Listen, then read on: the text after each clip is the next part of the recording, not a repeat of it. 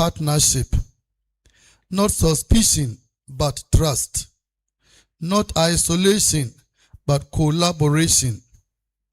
This forum, therefore, provides an important opportunity to reflect together on how Ghana can continue to strengthen its early warning systems, reinforce community resilience, and deepen collaboration among state institutions, faith communities, traditional authorities, civil society, and development partners.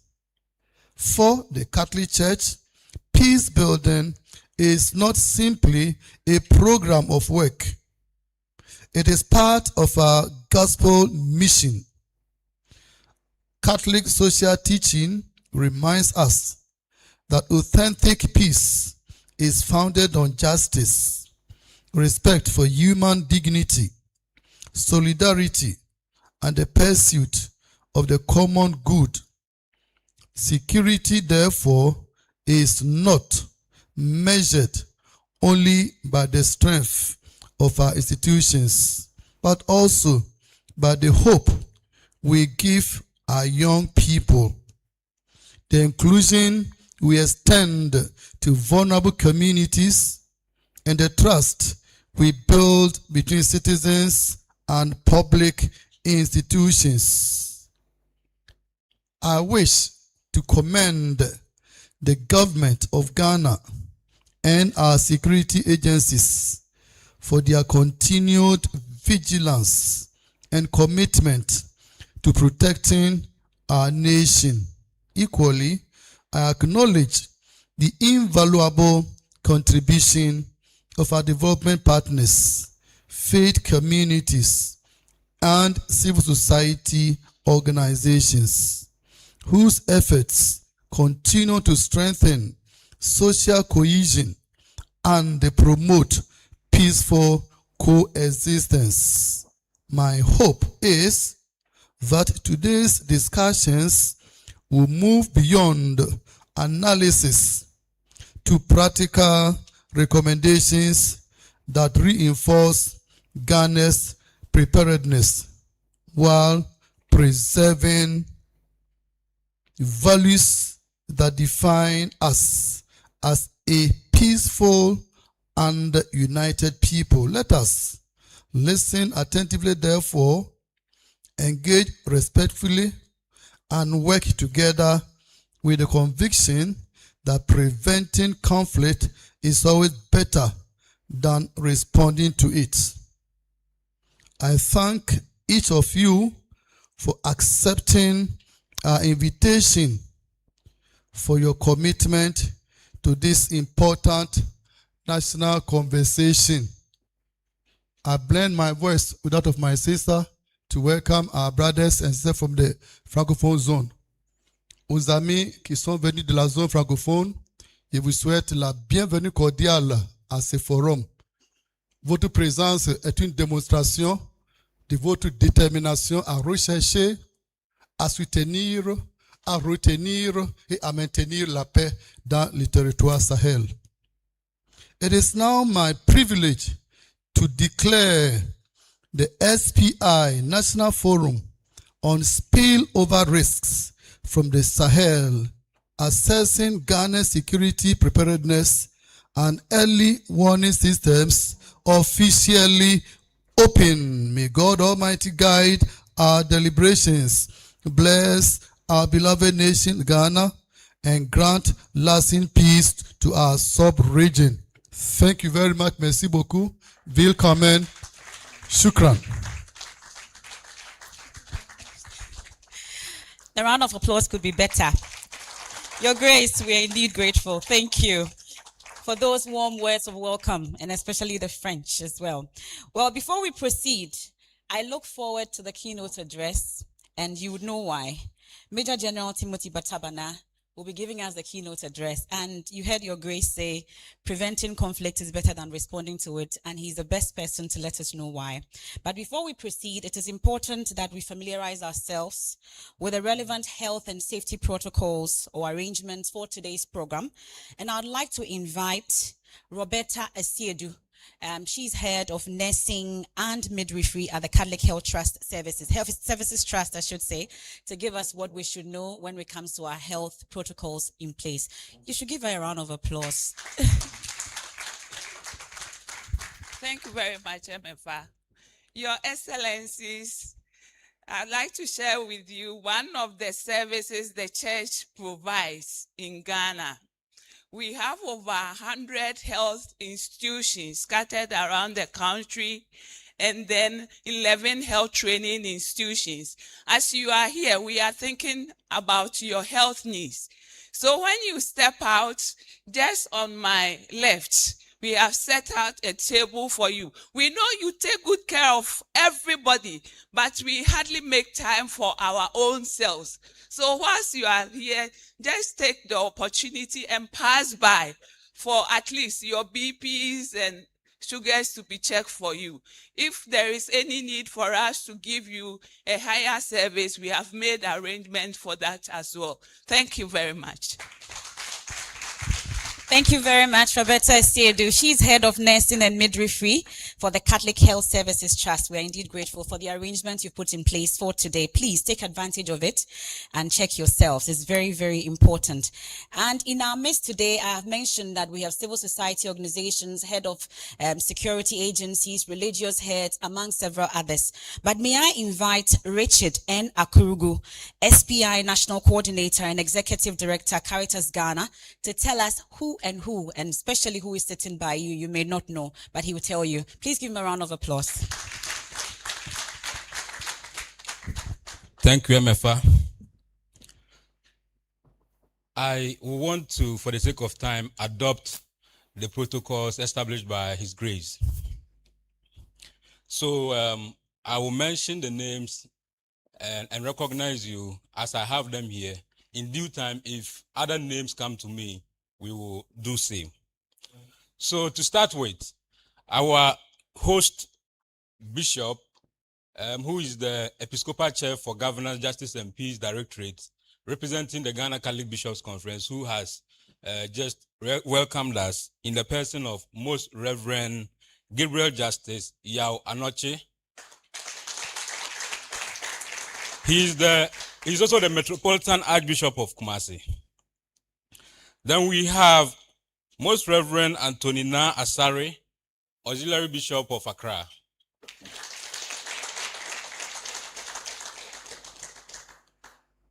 We have a delegation from the regional office of SPI in Burkina Faso, Ouagadougou. Leading the delegation is Reverend Father Herman Wadrago, who is the Secretary General of SPI.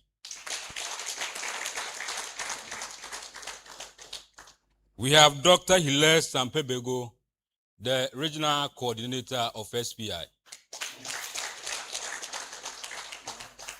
Then we have Mr. Nasir Some. He is in charge of advocacy and resource mobilization. We have Major General Dr. Timothy Batabana, our keynote speaker, and also the director for the National Fusion Center for Counterterrorism. We have Ms. Anna Lina Sabroso Wasafo, Country Director, Conrad Adinua Stiff Tank. We have Paul Macaulay, U.S. Embassy, Accra.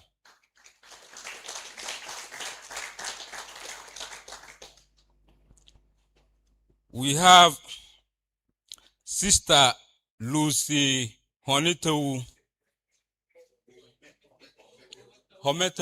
Sorry. Please let me apologize ahead of any accidents that may happen.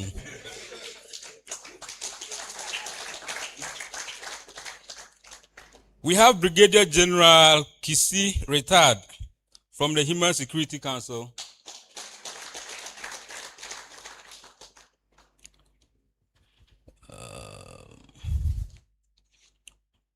We have Lieutenant Osei Marcus Asari, Ghana Armed Forces.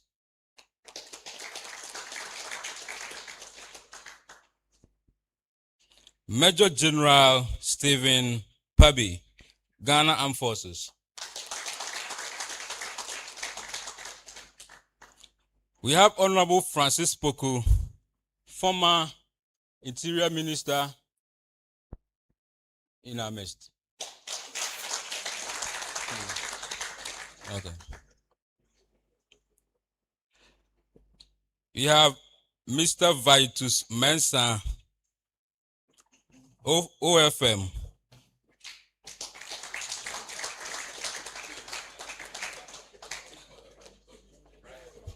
Oh, sorry, Father. the handwriting.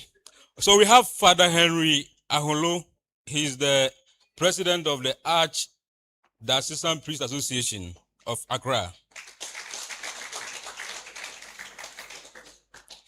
As I mentioned, as and when the Secretariat puts together the other list, we will come back and acknowledge you. Thank you. Thank you very much. And I think we need to take Mr. Akurugu to the military to always introduce the Major Generals first before any other. So please, apologies on his behalf. Thank you so much. At this point, we would like to take a message from the SPI Regional Office. And I'd like to welcome on stage the Secretary General, SPI Regional Coordination Office in Burkina Faso, all the way, Reverend Father Herman Odrago. Please give him a round of applause as he comes up.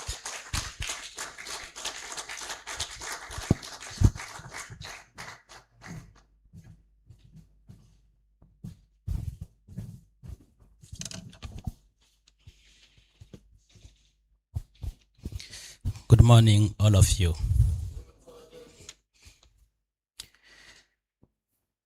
The woman who spoke first tried it in French.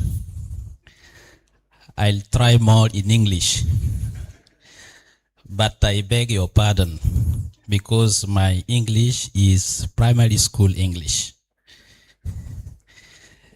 Excellencies, Reverend Fathers, distinguished general officers, distinguished representatives of state institutions, of our technical financial partners, of civil society, and the academic community. Dear brothers and sisters, members of the Great Sahel Peace Initiative family, it's with a deep sense of gratitude and fraternity that I address you on behalf of the SPI Regional Coordination Office on the occasion of this National Forum of Ghana.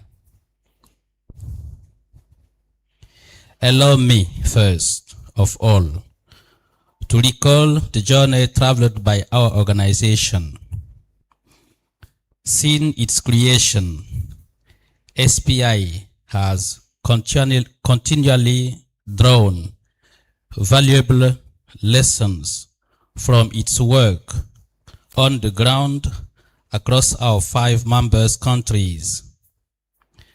The importance of interreligious dialogue as a bulwark against radicalization, the need to anchor our interventions in community realities, and the conviction reinforced every day that lasting peace is built first through trust between peoples and their institutions.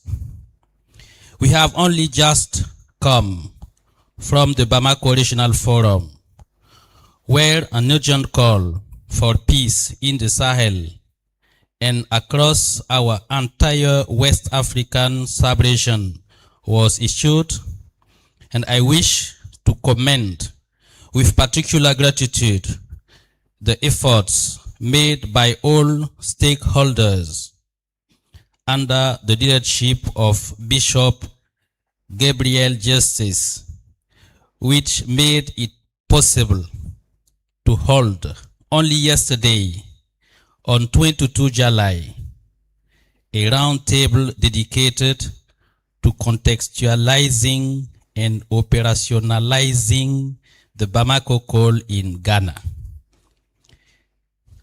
Excellence, merci.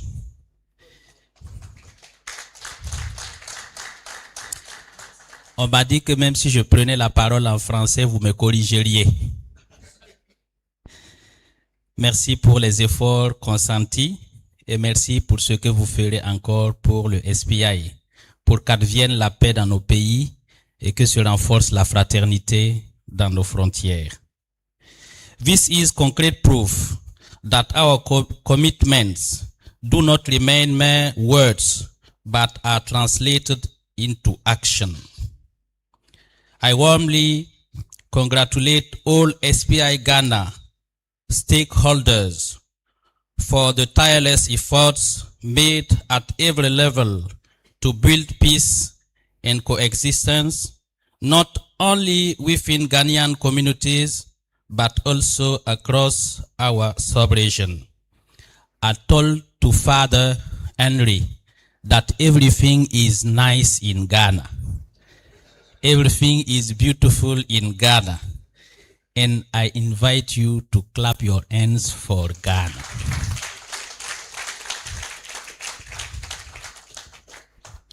Ghana, as full member of our 5 countries, is truly a blessing for SPI.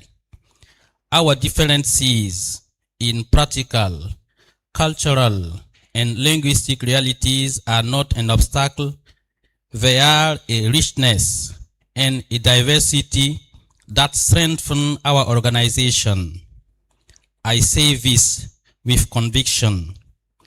If Ghana were not part of SPI, everything would have had to be done to bring it in. Thank you to Ghana, which opened its door to refugees from the Sahel and which works tirelessly for the return of peace and for peaceful coexistence in our region. May this forum be a fruitful moment of exchange, and may God bless you, and may His peace always be with you. Thank you very much. Thank you very much, Reverend Father. Merci beaucoup. Merci.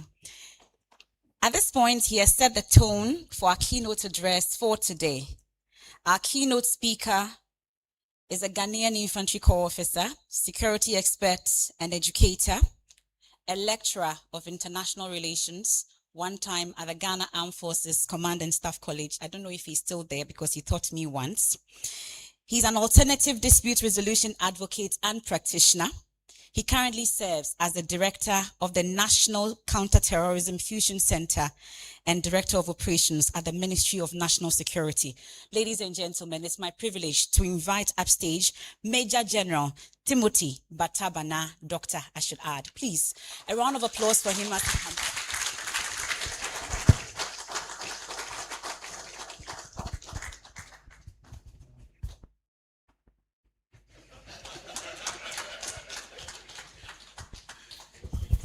For we the sworn sinners, we will always need grace.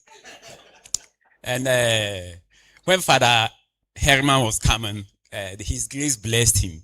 And somehow, I think I also merited more. Standing here will not be. I think when I stand here, it will be better. I don't want to cheat too much, Nisha. If I stand up there, I think I look too tall. So, good morning to us all.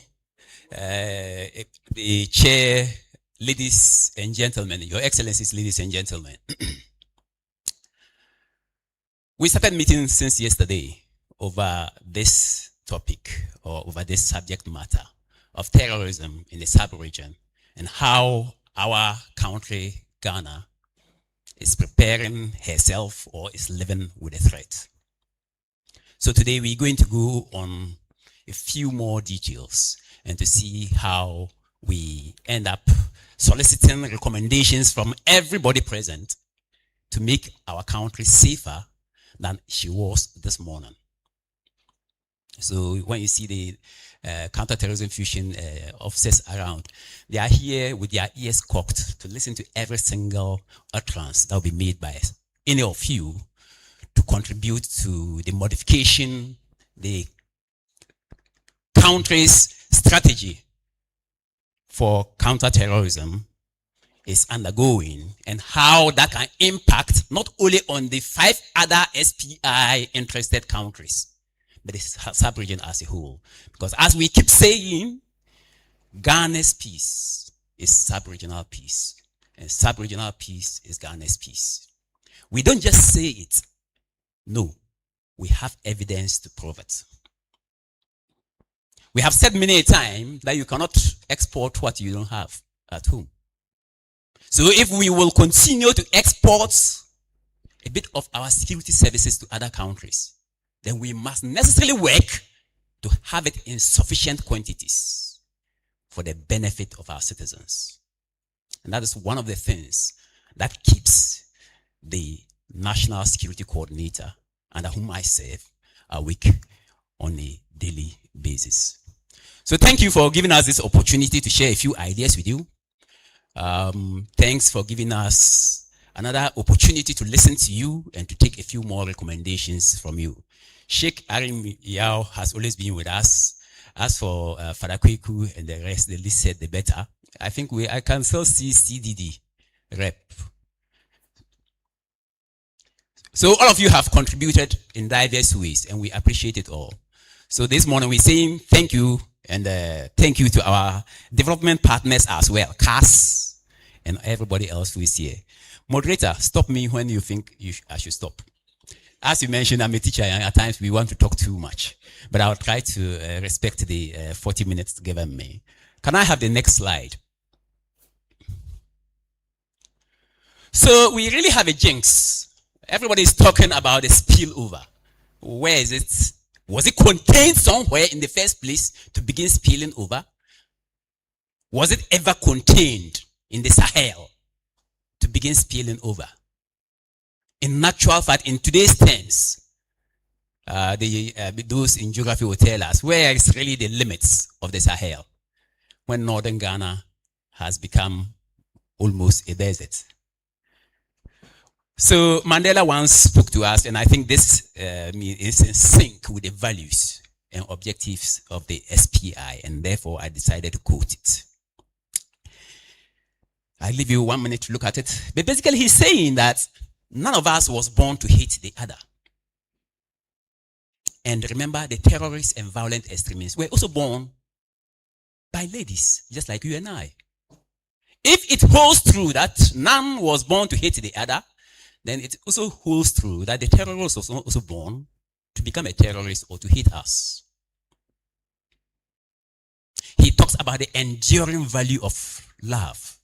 That's what he ends with, saying that the goodness in humans is enduring and cannot be dimmed by that of hatred. What he didn't add is that we must deliberately work at ensuring that goodness in humans remains enduring and really never get overtaken by hatred. Next slide. So for violent extremism and terrorism, you know, it's we're not going to waste much time on that. It's the like. We have a multiplicity of groups in the West African sub-region or the African continent. We'll look at a few of them shortly, that are all having a bit of interest or playing out in that wide spectrum. Next slide. It still gets manifested in we living in fear. Fear of our very existence, fear of our lives, fear that we cannot meet our routine. As a result, we have the strong men coming back in some parts of the West African sub-region. I mean, the coup leaders have come back thinking they can do better than the elected leaders. That is one of the manifestations of the threat of violent extremism and terrorism we have had. It, of course, feeds on the chronic conflicts, insecurity, persistent insecurity, or unending insecurities and insurgencies that we have had, resulting in humanitarian catastrophes. And as Father did mention, the issue of large numbers of refugees and internally displaced persons is certainly affecting poverty levels. If people were already poor, because they couldn't till their lands and get whatever was required, now they cannot even do the little that they were doing before. So certainly poverty levels are rising. We often say the endemic poverty we have is one of the causes or one of the push factors for the existence or survival of terror. Then if those levels are rising, then certainly that is a cause to worry. Then poor human capital development. And this is very serious. Let's take a moment and think about it. For the countries that are going through the intense part of terror, education or human capital development has been negatively affected. So in the next 15 years, they would have difficulties in satisfying their specialist needs. If you stop training doctors today, yes, you'll still be okay for the next 7 years. But in the next 15 years, when all would have retired, or when most would have retired, in the next 20 years, when you don't have engineers to work on your roads, then the burden will be borne by those countries that seemingly are stable today. So human capital development is one of the biggest threats or biggest burdens that the specter of terror has given us. Well, for human security, you can't talk without you can't talk about human security without talking about the health delivery services. For instance, if you take Ghana, we do not have a Ghana health service. Our health service is West African Health Service. Many of our neighbors, a good number within the sub-region, turn to Ghana for health services. I know those of you who can afford, you go to other countries, and many more flock here for specialist services when it comes to health issues. But as I mentioned, linked closely to human capital development, what will be the burden Ghana will have to bear in the next 15 years on the health sector? Exponentially, if you look at it that way, it gives you cause to think and reflect a bit deeply. Next slide, please. All right, so we'll just take a glimpse at the continent. We go through a few reflections and end up with a few issues Ghana has handled. Next slide. Ghana has handled so far. On the continent, we just to remind ourselves that we have had 3 distinct stages of the development of terror. The first one was, of course, when we had between the 2000s and 2010, when we had the localized and fragmented presence of terror. They were, virtually prodding us around, and then we thought that, all was fine. There has been an earlier presence. Remember that in 1998, we had the Arusha, Nairobi bombings. That were also terrorist activities. But in talking about the categorizations, we normally would have these 3.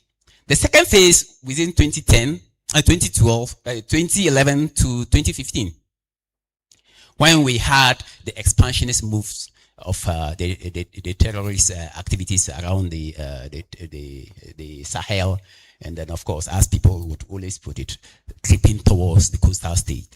And then we are in the 3rd phase now, where we have a dispersed but much coordinated network working not just at physical security, but also touching the economies of the countries in the West African sub-region. A country is not strong merely because it has a strong army. No. That is a fallacy. A country is strong when the state sources of power, that include its diplomatic network, including its economy, can be relied upon. Next slide.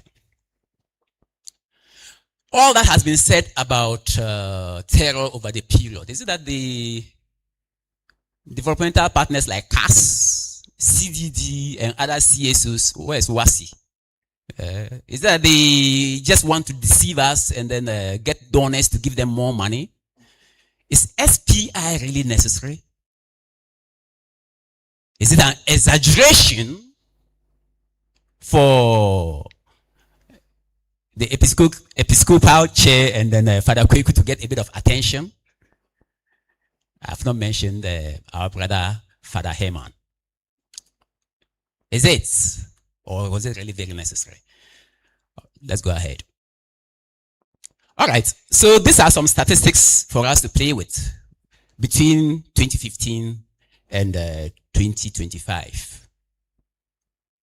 A period of 10 years. Within this period of 10 years, we had a total of 99,000 deaths. A product of a little over 23,000 attacks.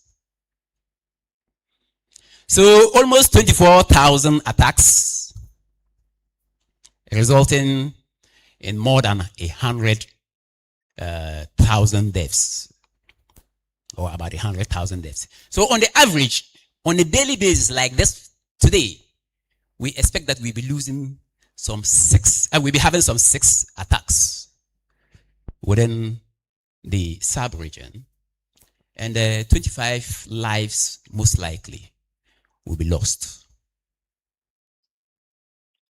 And this should be disturbing. So if you look at this and you are not worried, and you still describe it as an exaggeration, then maybe there's something that is that needs to be looked at. Because we're talking about human lives. We're not talking about, with all respect, animal lives. We're not talking about theoretical things. We're talking about verified data. Next slide. So West Africa has been the epicenter, and then the statistics point to that. Of course, we have other blocks who also suffer a bit from it, but of course, we are the leaders when it comes to almost everything that is bad.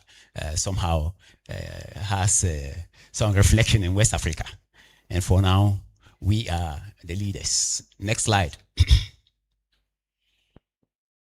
Next slide, please. Everybody gets to suffer, whether kids, whether children, whether adults, whether security personnel, or whether NGOs and civilians. So this are the statistics we have. A good number of civilians get killed because for obvious reasons, because of the level of vulnerability that they have. But the military and the other security services are not spared either. And as I mentioned, the other IOs, the international organizations, also get killed as well. Next slide.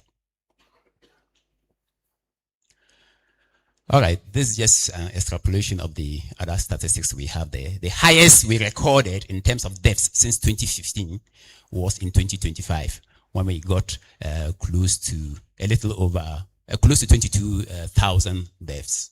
Next slide. So as we speak in 2026, has the situation improved? We would have wished that after losing so many in the last decade, we should be recording an improvement. We would have wished that after so many fora that Honorable Francis Poku and Co have organized over the period, that the situation should have been better. That the investment made by CAS and other CSOs, that our situation today should be better. Sadly, it isn't the case. As of last month, we had recorded just a little over 8,000 lives lost. product of some 2,000 attacks within the South region. So the first half of 2026, we had an increase of about 14% in fatalities. So our immediate concern is not preventing the large casualties, but also preventing the continuous spread and normalization of the persistence of terrorist activity. And pay heed to the word normalization in the assessment down there.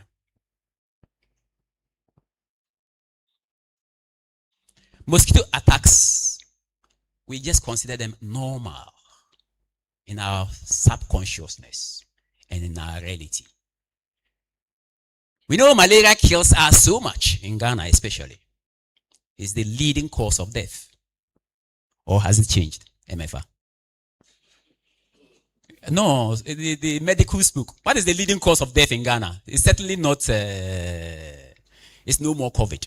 It's not COVID anyway. I think the leading cause of death still remains malaria.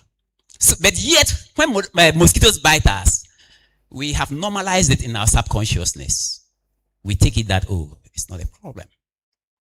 In some conflict areas, both in Ghana and outside Ghana, the noise of an AK-47 has been normalized.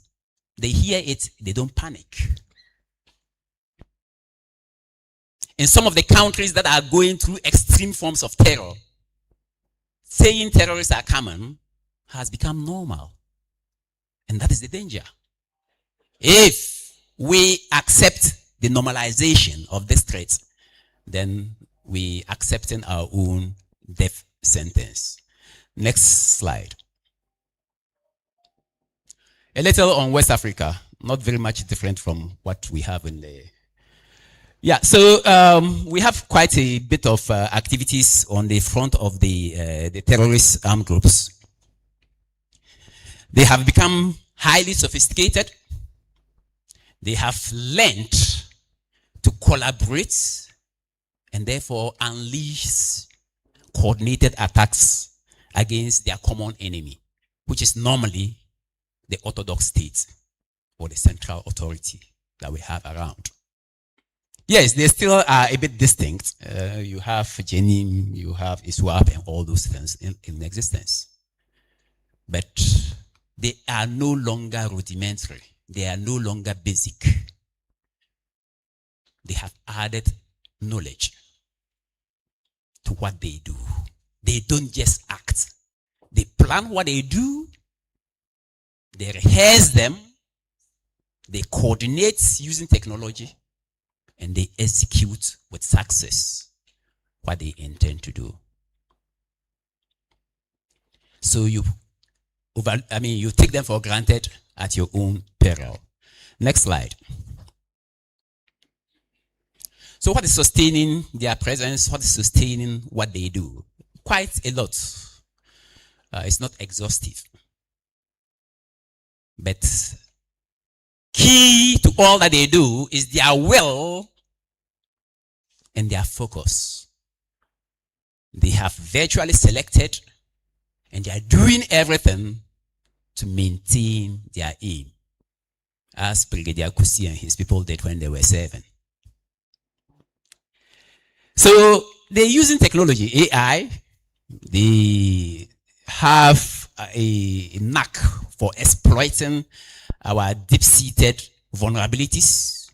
And they have, of course, the smartness of financing their activities. Finance or funds serve as the oxygen for their movement. If you're able to take the financing from them completely, then in that case you would have disabled their mobility strength. And that is one of the places they are smartest. Then, of course, we also have in our sub-region a lot of issues from leadership through to understanding each other. And that certainly provides a bit of fodder for their activities. An aspect for them to be able to exploit as well. Next slide. We have some challenges that are enduring. They are enduring because they are not going away anytime soon. This, again, is not exhaustive. But these are some of the challenges we face across borders. We have a population of about 440 million living in the West African sub-region. And they aren't very easy to lead. The challenges we face gets compounded on a daily basis by climate-induced challenges, our water bodies that keep drying up, and then the issue of understanding each other's ideologies and accepting them and accommodating them. And of course, as our systems themselves are largely structured in a way that make them reactive. Unfortunately, that is the lot of many of the 14 countries we have on the West African sub-region. Working at proactiveness is often a lip service. And this challenge is not going away anytime soon. They can get mitigated. They can get reduced. But we need to necessarily work at it. Then corruption and abuse of anti-terror laws. You know, the leadership of various countries have their different temperaments. Some of the constraining laws that you have that can make life difficult for individuals are the anti-terror laws of our countries. They can easily be abused by political leadership against political opponents. And there's evidence to prove that. Fighting terror itself also gives room for corruption.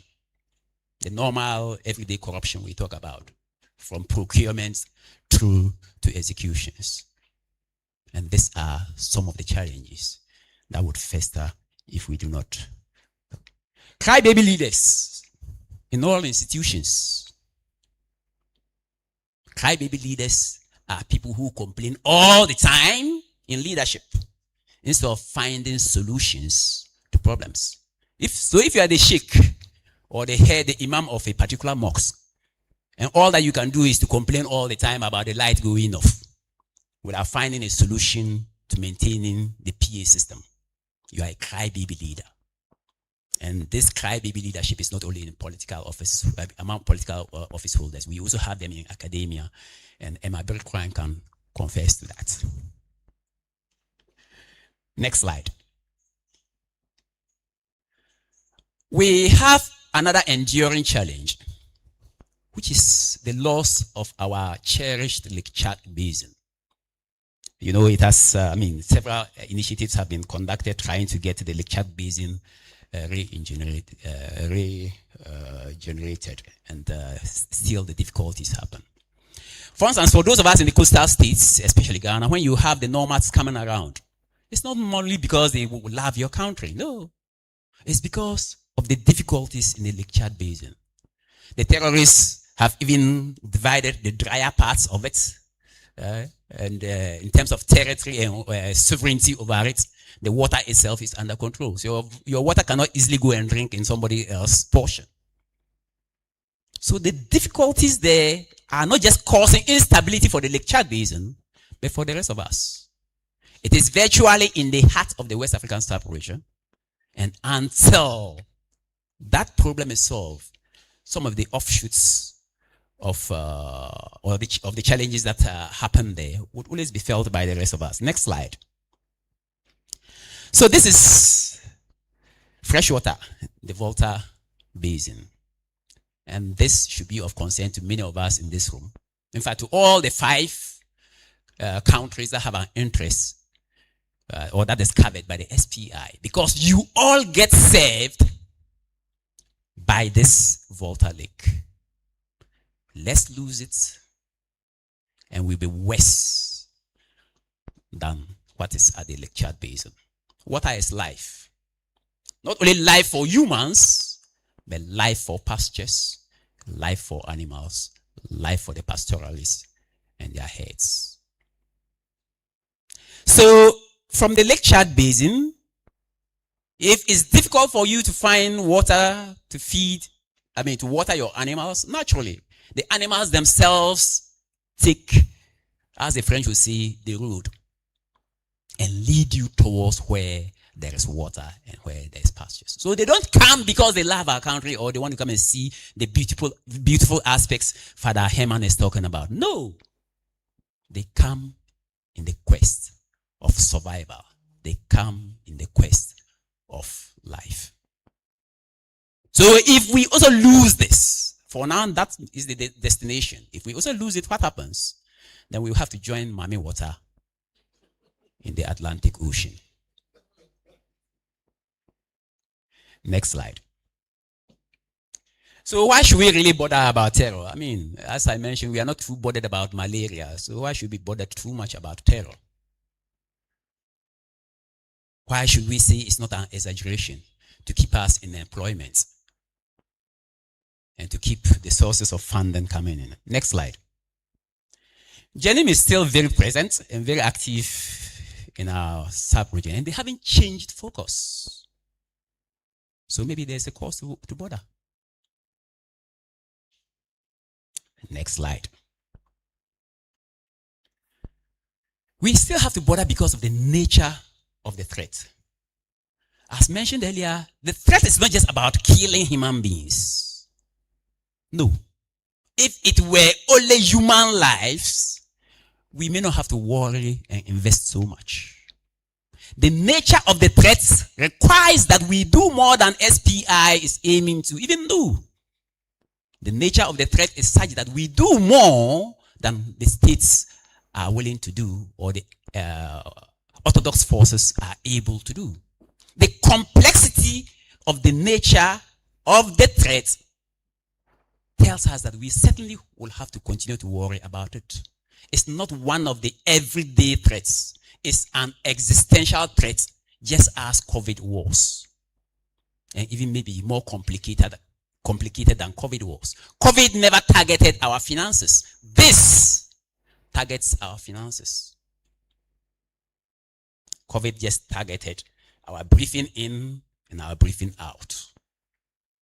Though, of course, it doesn't mean it didn't affect other segments of the society. So apart from the psychological aspects, and technology is very cheap. Everybody is able to get it. What the orthodox forces have, the terrorists are able to get. And then, of course, the abuse follows from that. They certainly remain loyal. You saw the two figures there, Ahmed Kufa and Co., to discrediting our systems of governance. And here, we're not talking about just political governance. We're not talking about political leadership. It includes religious leadership, discrediting them. It includes traditional leadership, discrediting that, and of course, everything else that we do. And what will be the effect if they are able to do it?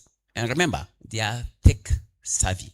So a lot of propaganda and narratives using social media and then the like. The citizens will lose faith in leadership. And once citizens lose faith in leadership, whether it's church leadership, whether it's country's leadership, political leadership, or whether it's economic leadership, then we are in trouble. And apart from that, the discrediting of our systems also results in misunderstanding between states or mistrust between states. So maybe one of the things the SPI may have to consider is that aspect. Does the president of Father Kweku trust the president of Hilaire? Not just among the 5, but maybe the 5 would be a good sample size to start with. To do a bit more of work, intuitive work, to arrive at something that would go beyond the current objectives and targets of SPI. Because whatever it is, you would always require leadership. And discredited leadership naturally would mean that nobody would have confidence in them. In fact, it will get to a point when the leadership would begin to self-doubt, because it is blood that runs through their systems as well. They are human, and it's natural for leadership to self-doubt periodically. We've already spoken about the human capital deficits, the statistics on the number of neighbors who are in schools in northern Ghana, northwest and northeast, as well as the northern part of Ghana, for instance, is astronomical. We've touched on the fact that the economies are our lifeline. And apart from that, the weakening of the entire state power should not necessarily be encouraged. So this gives us reason or cause to really be worried about the current state of terror within the West African sub-region. The survival of our nations itself is at stake, because the terrorists, as we speak this morning, have been able to take control of physical territory in quite a number of countries. So you would still go to the UN and give a speech as a sovereign state, but you have lost really, in real concrete terms, part of your territory to a ruler who would not sit at the table with you. Put together, the territory they currently control this morning is more than one of the biggest countries we have around the West African sub-region. And they control every single thing in those particular enclaves. Whether it's in the W Penjari area in between northern Benin and then the other areas and the like. These are realities. It's not an ancestor. They are our lived realities. So we have presidents walking around claiming to be president, which is true. But do not have 100% control of their territory. Some of us certainly get to believe what you see through info operations, social media. Then you see that my president is doing so well. Meanwhile, he cannot visit maybe 10 kilometers out of his palace. Are you really in charge? Is your state about to crumble? So there is cause for us all to continue to worry about the threat. Next slide, please. So what's the ultimate goal or intention of these terrorists? If we all decide to follow their philosophy, they will stop attacking us. It will be simple. I vote to be a terrorist. I vote to be your member. Naturally, nobody will come harassing you. They are looking at we changing entirely, not just swearing allegiance to them, but changing our entire lifestyles. That's why they target our governance systems. And as I mentioned, let's not be fixated on political governance. Let's broaden the concept of governance. That's why they target our education, human capital, development systems, our economic justice systems, and then our normal daily routine are all targeted. So our value systems, what we stand for, what we are willing to die for, are our value systems. These are targeted. Our very identity as humans in a particular political entity, targeted. And of course, that is to say our existence, either as a state or as a collection of individuals. Next slide. So the spillover, so I want us to go by the idea that it was contained somewhere and it's really spilling over. The analysts I have in the National Counterterrorism Fusion Center don't like the word spillover because they have evidence to prove that in 2016 there was an attack at Grand Bassam. So spill over to Mami Waters territory or spill over to coastal states. They have evidence to prove that Benin, Togo, and Nigeria are coastal states. So what kind of spillover are you waiting for again? They have evidence to prove that 8 Ghanaians only 2 months ago died because of issues of terror. They have evidence to prove that Ghanaians fighting alongside terrorists as terrorists, foreign terrorist fighters, have been killed. They have evidence to prove that a Ghanaian living close to Burma camp, Labadi, has been recruited. So what spillover are you talking about again? They have evidence to prove that the transit trade between their country and the landlord countries has waned or dimmed because investors in those other countries are not necessarily too enthusiastic about investing any longer. Therefore, imports have suffered. This is not a figment of their imagination. As I mentioned, they say it because they have evidence to prove it. If you have a different narratives to prove them wrong, you may do that. So the reality stares us in the face. There is also an apprehension that is building up gradually in the communities. At times, because of what we do, those of us who find ourselves in the civil society space. And then civil society members present, please listen to this carefully. In our enthusiasm to outdo each other, in our enthusiasm to arrive at, let's blame government, let's blame the security and law enforcement agencies and what have you.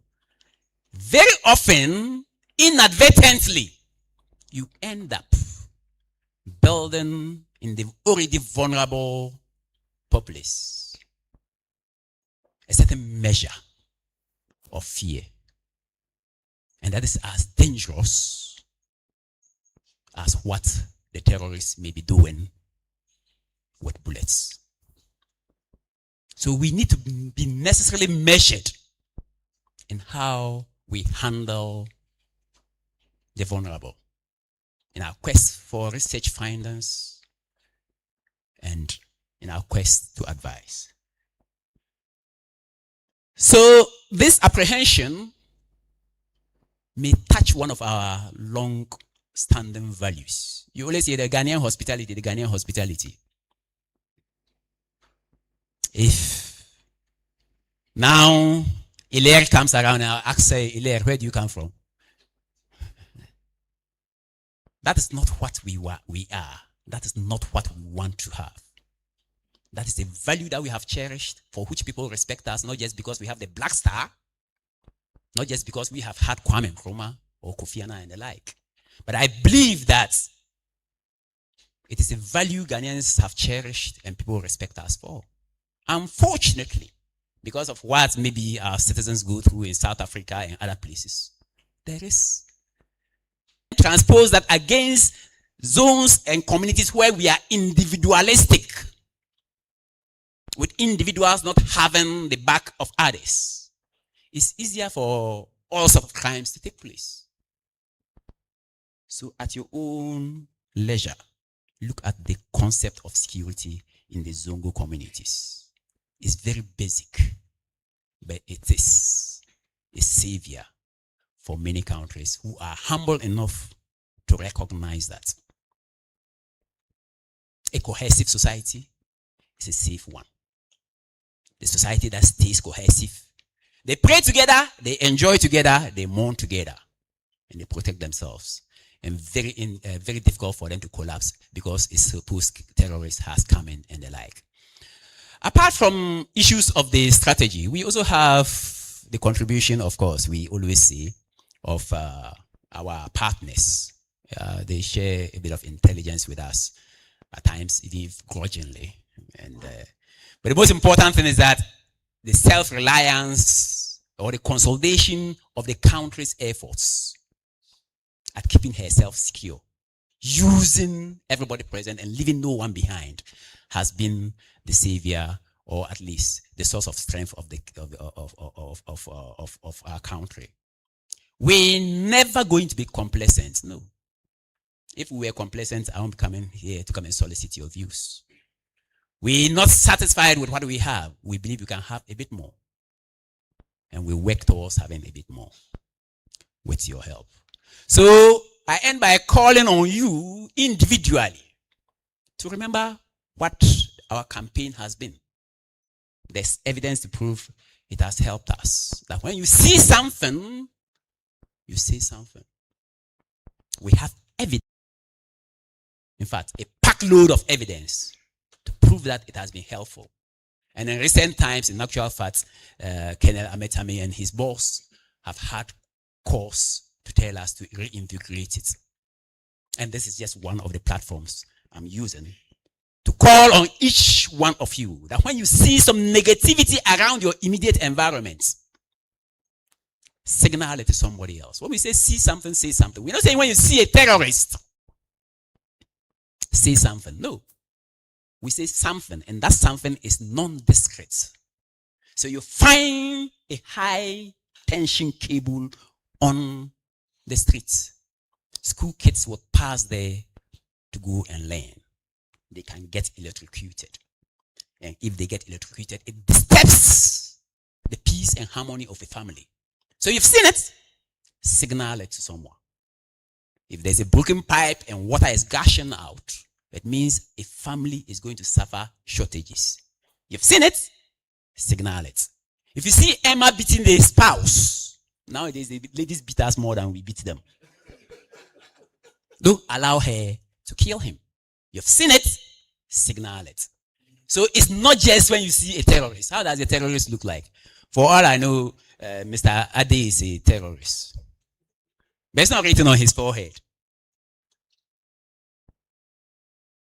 Yes, certainly if you have cause to believe he's a terrorist, signal it.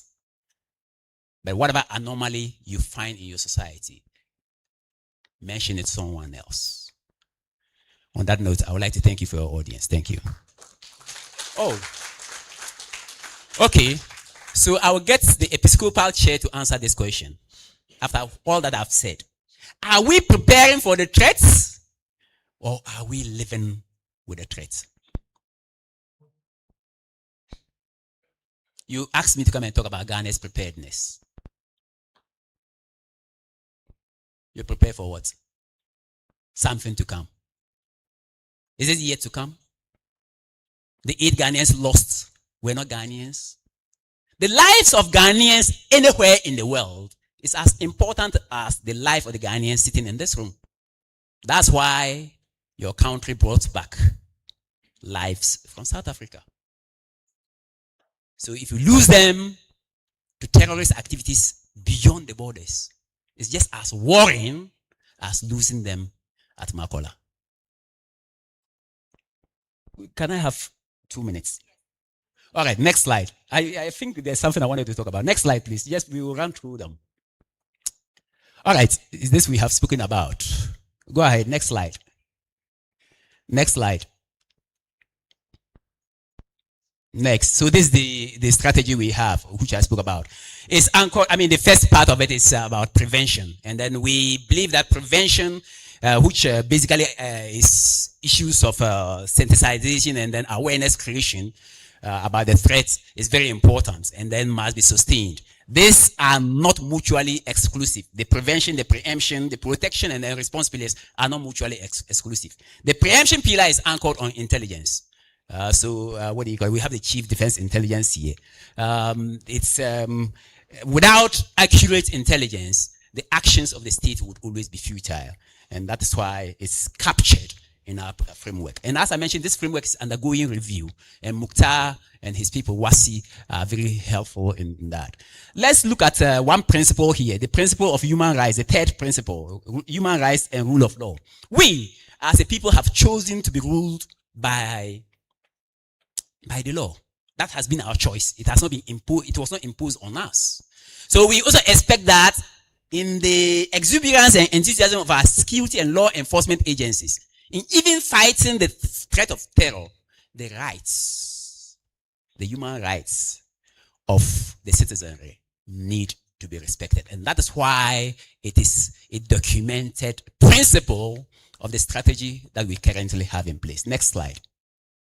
Well, this is just about the fusion center itself, and the central role it plays is the entry and exit points of everything that is terror in the fight against terror in the country. Next slide. The next slide. So I'll stay within my next slide. All right. Next slide still. Well, so some areas of interest. We spoke about governance. Governance is stronger when the grassroots governance is strongest. So the role of the DCEs, the role of the catechists, those you find, those who go and administer, communion and the like, on motorbikes. If they do their work effectively, then you can see the hierarchy itself. There is a pushback towards the efficacy of the hierarchy. So the disex and rexex, the stronger they get, the more tuned they are for this early warning systems and whatnot. The best comes from them. The only problem we have is that we have to continuously, with our partners and Mukhtar and Co, build their capacity. And then the state has done quite a bit in that domain. But as I mentioned, far away from complacency. Mukhtar, who is sitting here, is one of our research persons, and he returned recently from the upper East region, where he went to build the capacity, help contribute to the capacity of DCs as far as this is concerned. Some areas of interest. Migration is a problem. People are getting a bit edgy about migrants being around. But the problem is that Ghanaians are more adventurous than those who are even appearing here as migrants.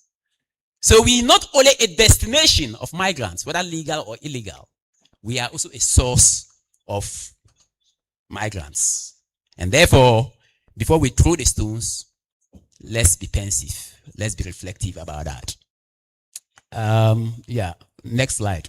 We do a lot with our partners across borders, whether East, West, and then the like. Well, I've spoken about the soft option, the campaign already. And you, the citizens, have a role to play. Go ahead, which is just basically report what you see and then keep your immediate environment safe. Next slide. Well, as I mentioned, it has saved lives, and we hope that we will sustain it. So please, if for nothing at all when you live here, remember to tell your friend that when they see something that is not right, they should signal it to somebody. And don't be discouraged that you don't get immediate action. Whatever it is, what you say has an effect on what people do. You see, recently an aircraft landed in Paga. Did you see how the community came out? The airstrip in Paga. For those of you who are Ghanaian, that is evidence of how deep the see something, say something campaign has sunk. That they responded to something they thought would affect their immediate environs. And let's encourage each other to do it, because nobody can do it alone. Next slide.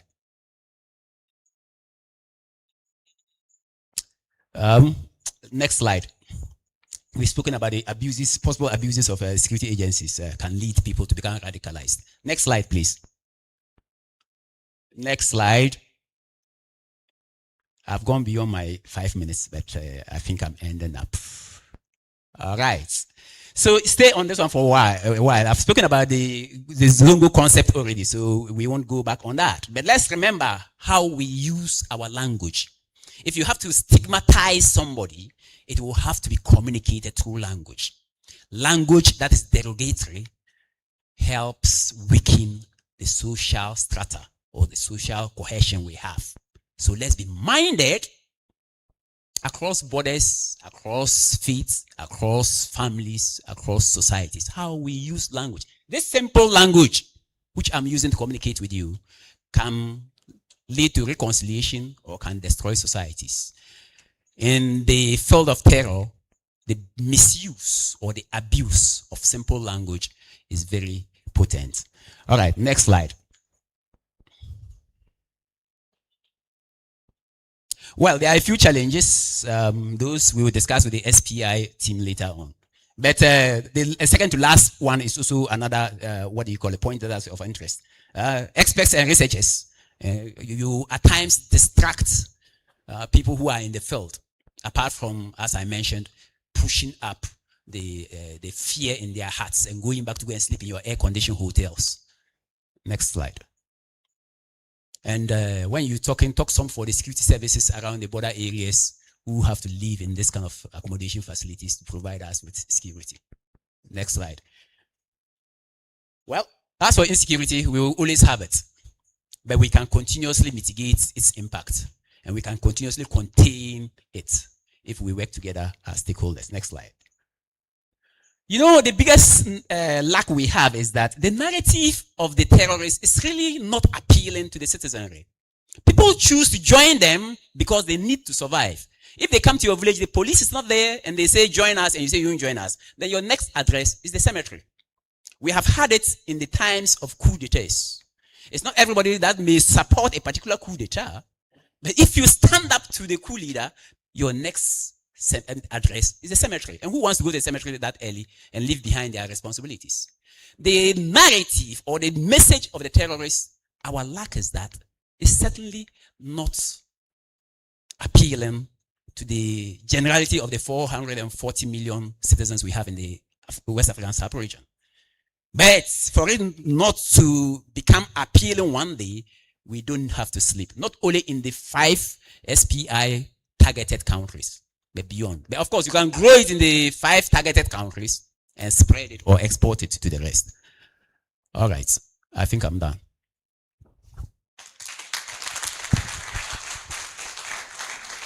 Doc, please stay with us for just a minute.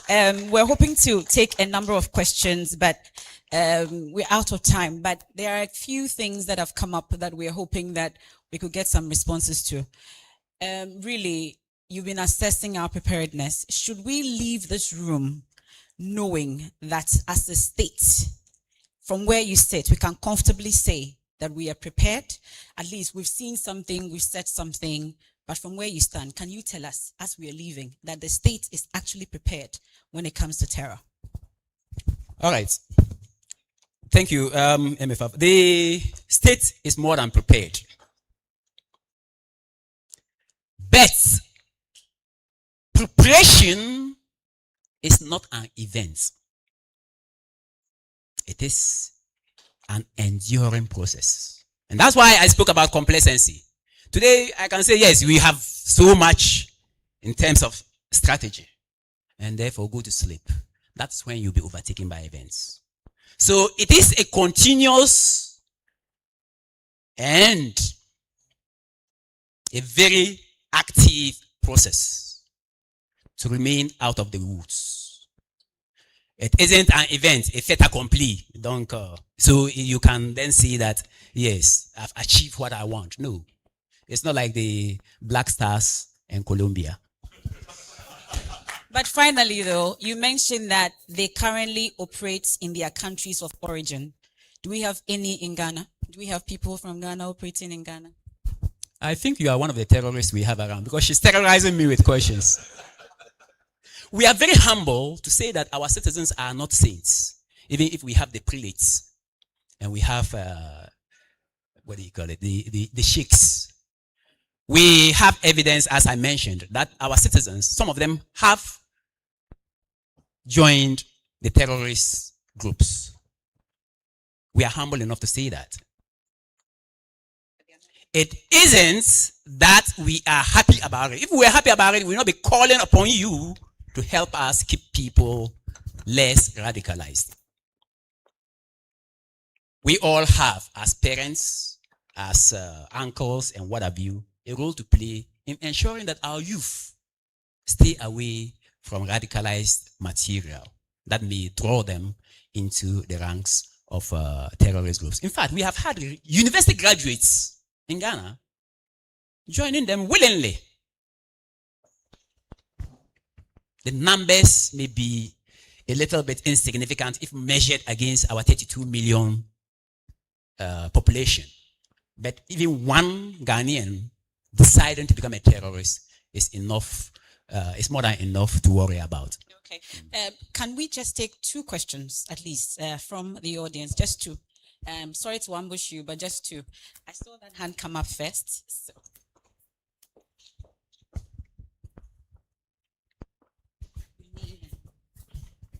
Thank you very much. My name is Alhaji Yusuf Kwenu. I just want to emphasize on this: see something and say something. If you see it, how do you say it? I mean, I've seen something. How do I say it? I mean, do you have some SOPs that one has to follow to be able to communicate explicitly and at the right time and at the right forum? Thank you very much.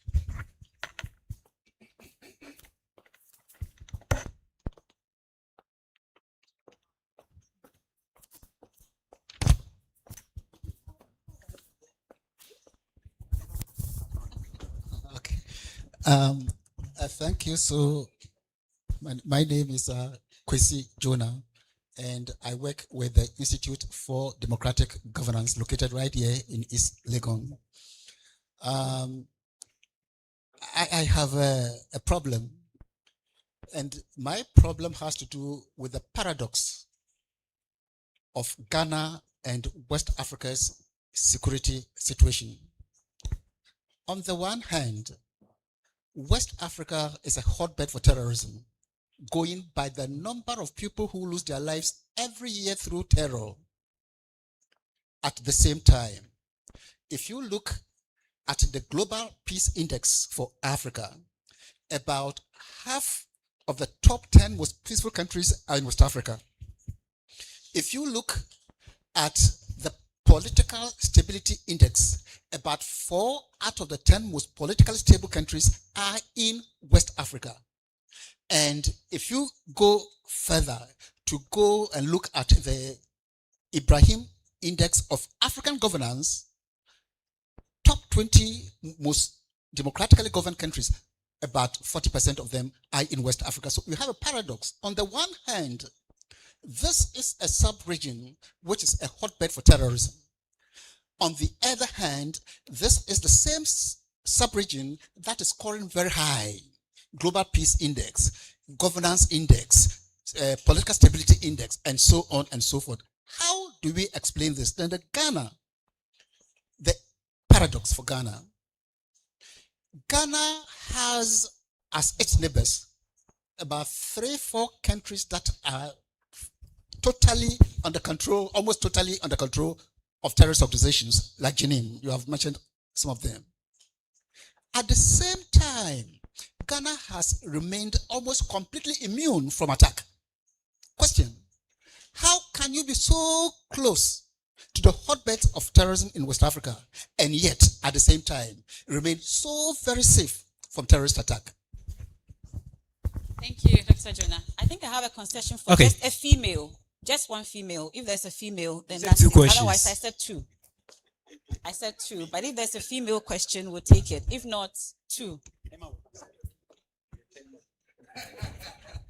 Yes, sir, please. All right, so thank you for your concerns. I don't know when Dr. Jonah stepped in or whether he's been here since the morning.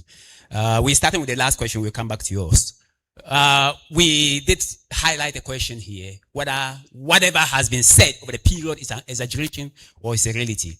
If that is well answered, then naturally the paradox you're talking about has been handled. How has it been handled? It gives you cause, especially IDEC, CDD, and all the other institutions, to begin to worry about the data you feed us with. Should I repeat? I'm a researcher myself. So it gives us worry about the data we get from our intellectuals. I'm not saying those indexes are flawed. But if they are really flawed, then there's a problem. And that is why for you in the CSOs, for you in the think tanks, you should also have a modicum of humility when you bring your data and government and professionals question the data. You do not speak ex cathedra, or you don't produce those, the data and findings ex cathedra. But the humility to accept us, practitioners and government, to question your data has been problematic. the measure of resilience, the measure of stability and security, very often the methodology used is not convincing enough. I'm not saying you don't make an effort. You certainly make an effort. But just as leadership and other institutions are not infallible, so it is with the agencies that produce some of the data there. Now, the paradox, as you mentioned about Ghana, I think we did say that attacking Ghana is not about killing human beings inside the territory. We lost 8 lives outside here. Outside the territory. That is sufficient for us to accept that our lives are not immune. We have never said that we are immune. And yesterday, Hilaire did mention it in his presentation as well. I think I did touch on that. Ghana has never claimed immunity and will never claim immunity to any of the transnational organized crimes or violent extremism and terrorism. And I did say this morning that sub-regional peace is Ghana's peace and vice versa. The Togolese are our cousins. You have Dagaba in Burkina, you have Dagaba in Ghana. They are cousins and brothers. So you can't kill my brother and tell me that you haven't touched me. We may be politically different, that they are francophones. So, vous êtes des francophones, non? Ou bien? Yes. It's a bold language we use to differentiate ourselves. The boundaries are artificial. We all know about that. You can't go attacking Mali and say you have not attacked Ghana. Do you know we have a consulate for Malians in Kumasi, apart from their embassy that's in Accra? We have a consulate for the Malians in Kumasi. What is the distance between Kumasi and Accra? Only about some 251 kilometers. But that tells you how important that country is to us. And that predates the arrival of terror. You have heard about the Ghana-Guinea-Mali Union. A union is what? For those of us who have spouses or for those aspiring to have spouses, a union, the two will become one. That's what Father Kweku says anyway. So we have tried to marry this. So you can't go attack Mali, as I mentioned, and say you have not attacked Ghana. Because we are intrinsically related. Geographically, we may appear a bit distant. The number of Ghanaians you have in Mopti, in actual fact, my former minister, some people said that we don't have a Ministry of National Security again. We just have the National Security Council Secretariat. The former Minister of National Security, Kandapa, the mother used to go to Mopti in Mali to buy fish, to come and sell in Kumasi. So his house, they call that place Fishmonger's Lane. That is how closely related we are. And like the SPI values seek to espouse, that these 5 countries, whether we like it or not, we have more things that bound us together than the things that separate us. So I think that is it. Dr. Jonah, we can talk a bit more after this. But then that tells you about the confidence. You're just confirming why my analysts must continuously question the data we get. With all respect, they question them, and then we will have to continue. When 2 weeks ago I was in New York, I told them, you auditors, allow us to audit and tell you how you are leading us. Ghanaians question the leadership of their political leaders every 4 years. And through various fora that MFI and Co provide. We have IOs, international organizations, that want to determine how we should go about a few things, but they don't want us to question the way they are influencing us. That's unfair. Because the fact that we may be in a lower position does not necessarily mean that we are, with all respect, underheads. On the issue of see something, say something. How do you say it? Let me repeat. Saying it is not necessarily saying it to government. You've seen something that is bad. You've seen something that will disturb your immediate peace. Say it to a neighbor. Say it to somebody you think is more responsible. say it to someone else, mention it to the police. You saw that we spoke about the DISEX and REXEX. I didn't have much time. That is the early warning system we have. We have the intelligence agencies all over the place. We have the CSOs and whatnot. You've seen something that is giving you an indication that you are about to lose the peace. Say it. We have telephone numbers, 999, that you can use. But as I mentioned, we're not expecting everything to be bottled to only those numbers. No. You are a farmer in a village. You've seen some trends of things that you think are anomaly. Tell your catechist. Tell your imam. Recently, a lady left. Okay, no. If you are leaving your roommate, fathers, they don't have roommates. You are, and then, buy one for me, buy one for my roommate. At least let your roommate know where you are going to. So that when you are lost, a word was left. My brother, are you okay? Yes. So don't necessarily look at the state. Remember that we did say we're not fighting terror with only the assets and resources of the state.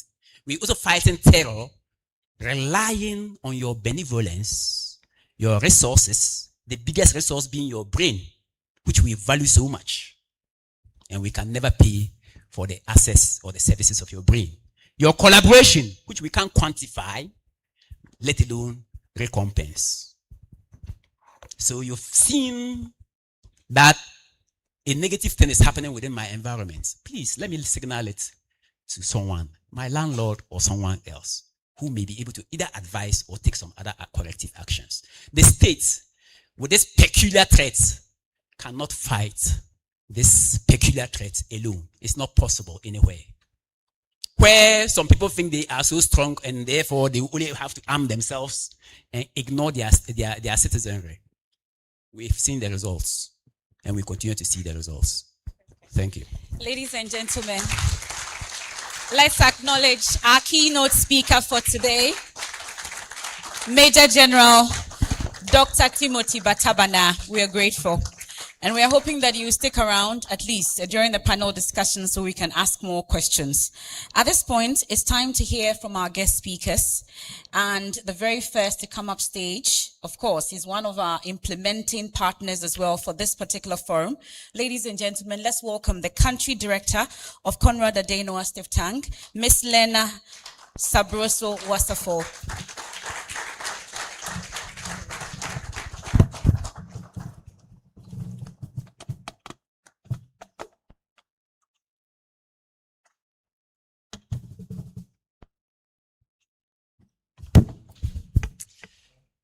Still good morning. Good morning.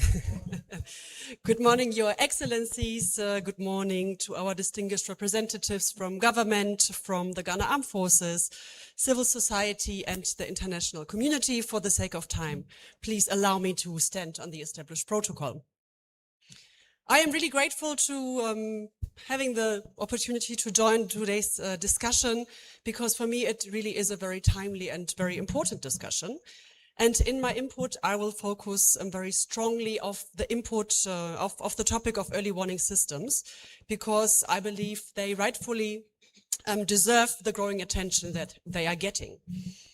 I'm equally glad to see that governments, that security actors, that regional organizations, civil society actors, and international partners, just as we have come together in this room here today, are putting their efforts together in really providing the necessary foundations and the frameworks that are needed to build effective early warning architecture in the region. So Konrad Adenauer Stiftung, or KAS in short, being one of these international partners, our work is guided by 3 strategic principles, and those are participation, security, and innovation. Together with our regional security program, which is actually located in Côte d'Ivoire, and our other country offices across Western Africa, we are continuously working on that topical intersection. And just like the Sahel Peace Initiative, with its own regional networks and resources, this also enables us to take on a comparative regional perspective, to connect conversations in different countries, and to actually identify relevant patterns. So there is one recent observation around early warning systems that has been highlighted repeatedly in our conversations with colleagues and with partners across the region, and that I want to share with you today. And that particular observation actually concerns the relationship between early warning, governance, trust, and digitalization. When we are discussing early warning systems and the use of digital technology, we often understand that technology as a tool for collecting more information more efficiently, to analyze larger volumes of data, or to actually accelerate communication. And these applications of technology are undoubtedly very important, but some of the discussions that we were having with our partners actually suggest that digitalization can offer an additional dimension that I believe deserves some greater attention. It was actually highlighted in the SPI Bamako Declaration, and we all know that local communities are often the first ones to recognize risk, long before other institutions or other actors actually see the same patterns or the same processes. We know that local communities are the first ones to observe growing tensions, that they see changes in the local dynamics, and they are also the first ones to actually notice the arrival of unfamiliar actors. So we do know that the existence of information is not the problem, but often that information actually remains very fragmented, and often it actually fails to reach the institutions and the actors that are capable of producing a timely response. We also know that distrust in public institutions and in some of these actors add to this problem, as does the uncertainty that reporting your concerns will actually lead to action and to making a difference. So therefore what we see is that the central challenge isn't really collecting or sharing more information. It is really about ensuring that the information moves between the communities, between the local authorities, between national decision makers, and of course the security agencies, and that the people involved in this process actually trust it enough to participate in it freely. So for that reason, I believe that early warning systems shouldn't just be about collecting more or better information. They should actually be about creating better information relationships. And please let me explain what I mean by that. I think this is one perspective where digitalization can contribute the most. Like I said, not just producing more data, not just transmitting the data faster, but actually creating a value in the flow of information that strengthens the quality of these information relationships. In practice, that means that in creating these high quality information flows, we need to base them on mutual trust. We need to actually make sure that information moves freely in both directions. We need to encourage institutional responsiveness, and we actually need to give communities the confidence that sharing information will lead to meaningful action. And digital tools can strengthen exactly that, can strengthen these information relationships by making communication more accessible, by making it usable in a more strategic fashion, by improving coordination, and also by creating faster and more direct feedback loops between those who observe and those who respond. So across the region, we are actually seeing different approaches that are seeking to implement precisely this principle. There's one example from Togo that my colleagues are talking about, where the Interministerial Committee for Preventing and Combating Violent Extremism has begun to implement exactly such tools in its early warning architecture. So the tools that they have designed very strategically are actually supposed to strengthen transparency. They are supposed to ensure that reports that are being submitted by communities are being recognized and are being followed up by public institutions. And that creates, from what I have heard, in practice, they haven't used it for long, but the first experiences were very positive.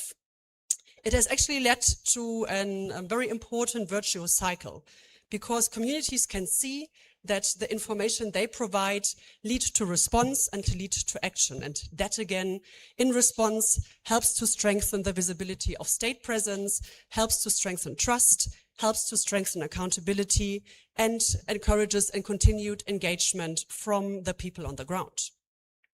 So I think this example illustrates how digital technologies can not just actually reinforce early warning systems, but can really reinforce effective systems of governance. At the same time, of course, it's very important to acknowledge the limits of this perspective, the limits of these particular tools.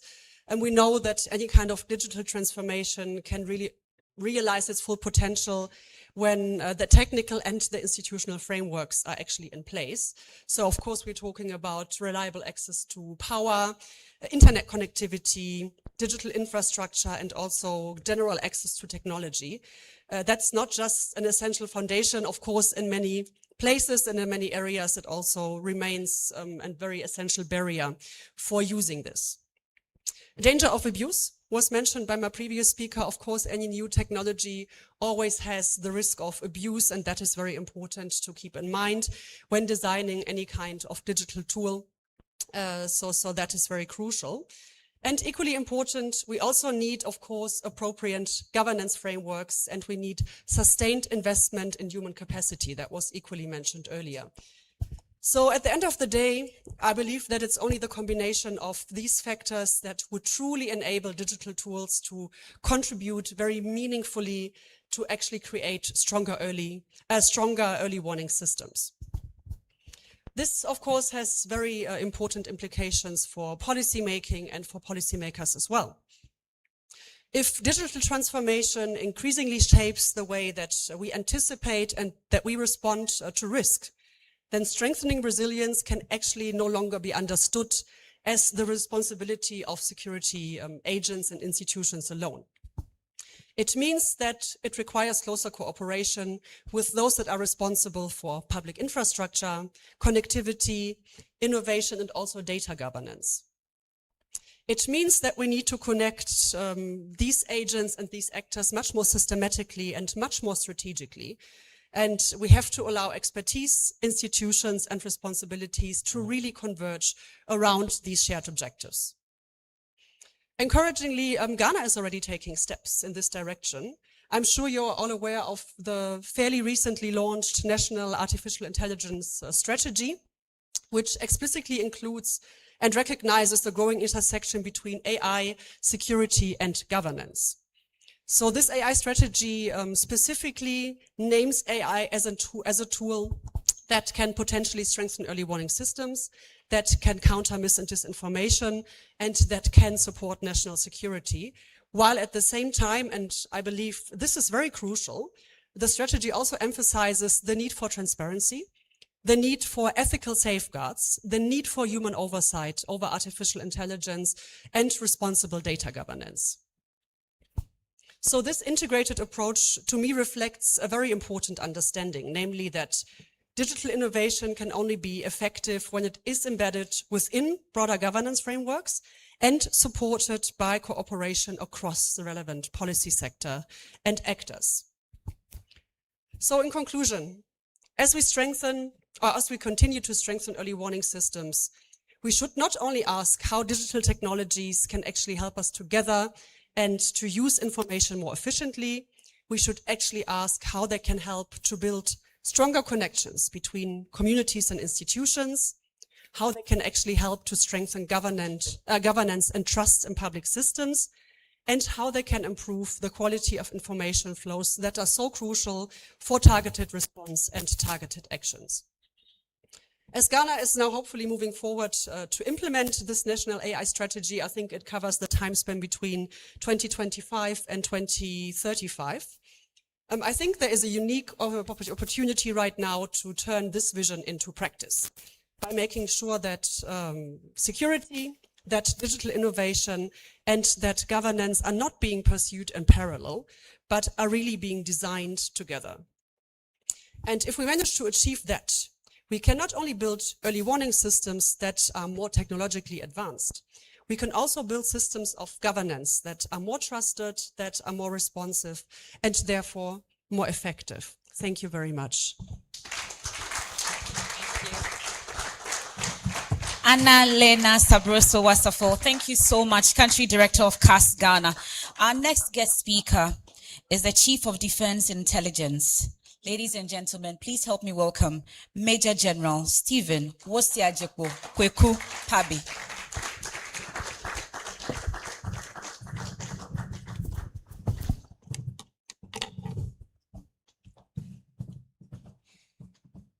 His Grace, senior clergy present here, CSOs, our boss, Brigadier General Ben Kusi, my brother Tim, Major General Tim Batabana, ladies and gentlemen, a very good morning to you.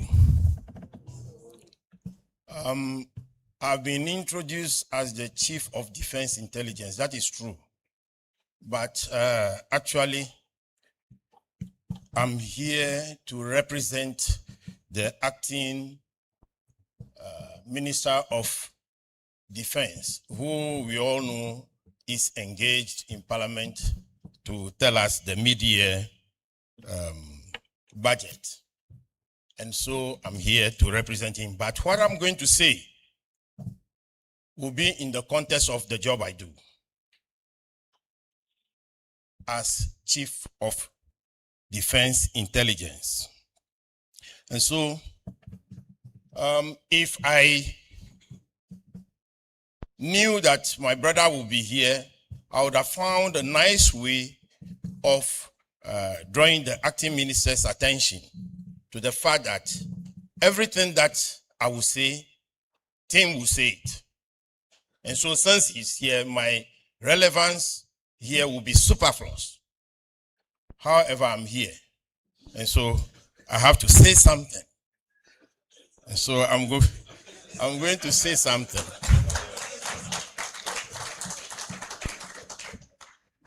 Ladies and gentlemen, we are talking about spillover from the Sahel. So spillover coming from the Sahel into our territory. And then we are also talking about early warning systems. Now, to touch on the spillover, we all understand what it means. However, I want us to draw our attention to practical issues, the real hardcore issues. Number one of which is the kind of things we as Ghanaians are doing, particularly in the northern part of our country, where we think that violence among ourselves is the way to go. Ladies and gentlemen, no conflict situation will produce a victor in this country. It will never happen. It will never, ever happen. One party, and I'm talking about those involved in the fighting, will win, whilst the other lose. It won't happen. Because it's not possible. And so we are doing what we are doing up there, sporadic killings, destroying properties, arson, and all the like. In whose interest? What we have failed to do, or better, what we have failed to realize or reckon is this. If you think that you don't have relations up there in the north, you are mistaken. Let's assume, without admitting, that you don't have any relations in the north. We are all directly affected by the conflict in the north. Because some of the food items that we live on in this country are produced in the north. And as long as there is conflict, they can produce those food items. And so you can feed properly down south. Is that what we want?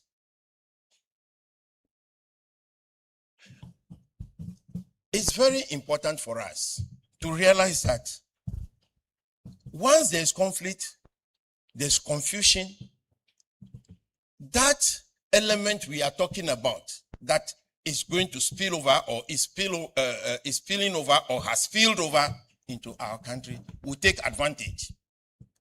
There is a principle we use in the military when we are fighting our adversaries, our enemies, and the like. We stand on this principle, and the principle is that your adversary has the initiative. And so as you sit there, if you intend to attack me, I wouldn't know. And so you have the initiative. You decide when, where, and how you attack me. It is only when you start taking certain steps to actualize your intention, your thinking, that if I have my eyes open on you, then I say, this person is planning to do something to me. Then I will activate my appropriate responses. And so if something is spilling over to take advantage of the confusion that we have deliberately created in the north, I was going to use a word, but MFA said we are under this, so I'm being careful. You see, because it doesn't make sense that we should have the situation we have created in the north, in Sampa, Nkwanta, and the like. What is wrong with us? If that situation we have created, someone else is going to take advantage of it and do us more harm, how would you know? And so that's food for thought. And before I forget, I want to pause here and sincerely thank the clergy and all of you who have put this together. Because once we are doing this, what it means is that we are trying to find solution to the problems that we have created. Very, very important. And so at the end of the day, this should not be talk shop. We should all individually and collectively take something out of here and go and implement institutionally, individually, or as a group. Now, the spillover, another aspect of the spillover that we probably wouldn't want to accept, but it's here with us. Because of the work I do, I know what I'm talking about. As somebody, a TikToker said, I know what I'm talking about, man.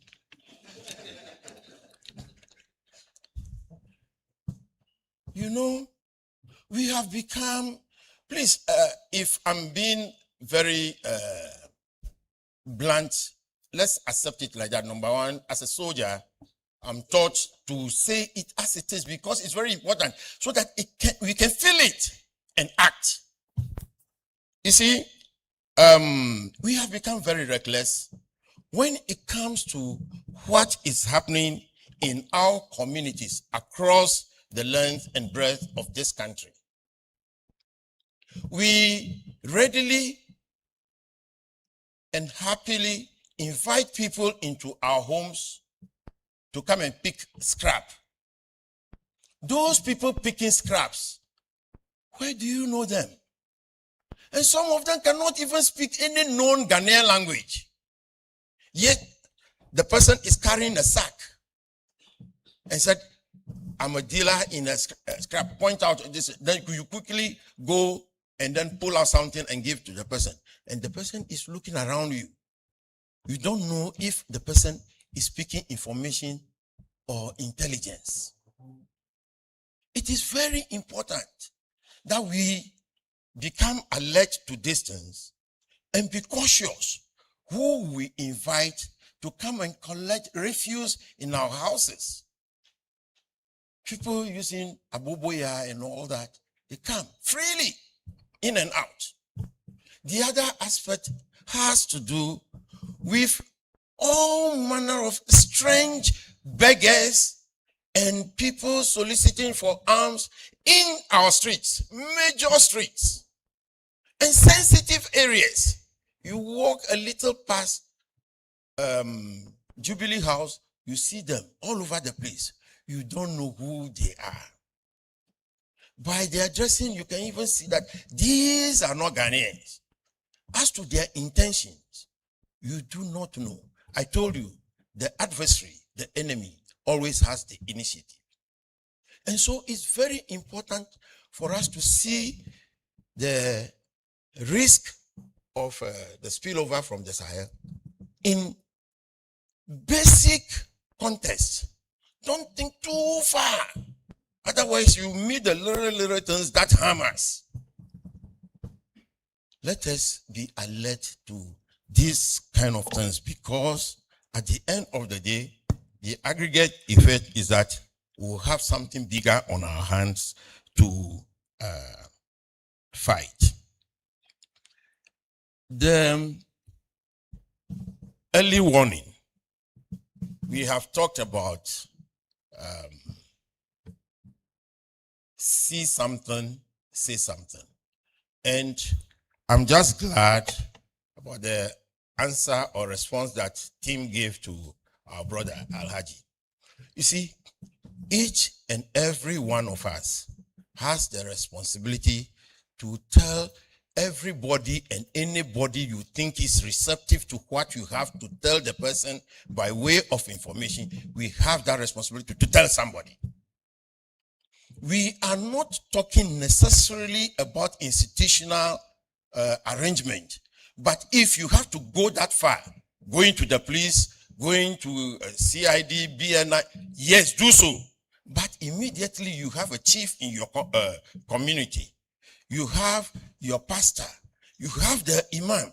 You have people in responsible positions, opinion leaders. Let us contact them. Let us tell them what we have seen. You are not trained as a security operative or an intelligence operative, but you as a human being who have lived, you have lived in your community for a long period. Fortunately, in our communities, everybody knows everybody. And so you have seen something that strikes you that this is odd. What do? Tell somebody if you cannot do anything about it. But telling is also doing. You are doing something about it. And so it is an integral part of the early warning system. As I stand here, I'm part of the early warning system because of the job I do. Normally, you will not see me doing this kind of thing in public because people who know what I do will be eager to listen to me. If I drop something by mistake, they will carry it.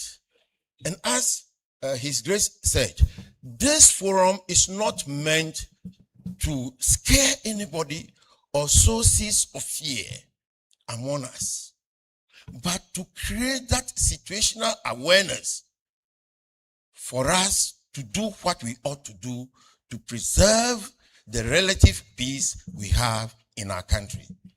That is how important it is. And so I want to end by saying that the task of keeping this country very safe from now into the future depends on all of us. When the Ministry of Foreign Affairs comes out with travel advisories, please let's respect those travel advisories, because institutional systems put in place to give early warning may have given early warning to the Ministry of Foreign Affairs, based on which they have come out with the advisories that, that do not go to this country or that country, or if you are going, do A, B, C, D. Let's respect information given out institutionally by state actors, the ministries and the like. But let us also remember that as individuals, we owe the responsibility of our survival to ourselves. Because If you hear of country A and there's no human being in it, it is not called a country. It is only where people live that will be referred to as a country. And so if we are faced with existential threat, then it means that you and I should take the responsibility of preserving our existence individually and collectively. Thank you very much. Representing the acting chief or the acting minister for defense, and also the chief of defense intelligence, ladies and gentlemen, Major General Stephen Wosiajipo Kweku Pabi. Thank you so much once again. And it brings us to the end of round one, I should say, of our event for today. We'll just gather around and take quick photographs. We make memories to ensure that everybody knows that we're part of the 2026 SPI National Forum. So we'll start. Our photographers, are we ready? Are my photographers ready? Okay. So please, I would like to invite those in front here to please come. Our speakers, our moderators, please come forward. Your Grace, Your Lordship, please join us. Sheikh, please join us up. We'll come upstage, please. Yes, please. Yes, please.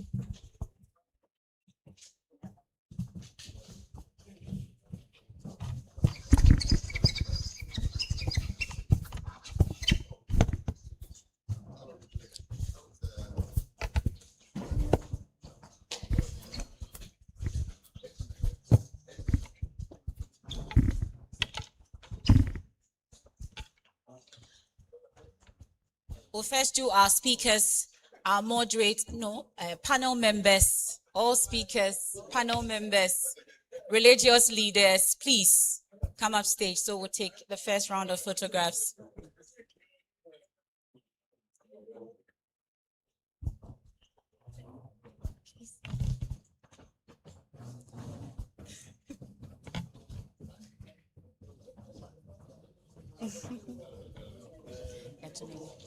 Try.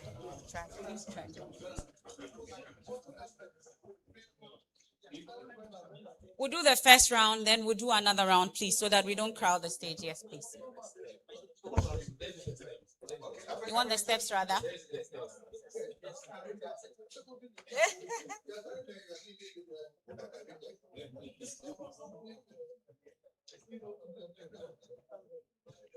Yeah. So the keynote speaker will be in the middle. Yeah, with them.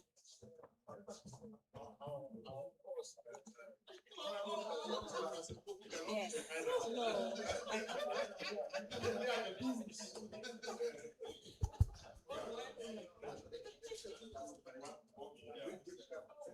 Is it okay now? Is it okay? No.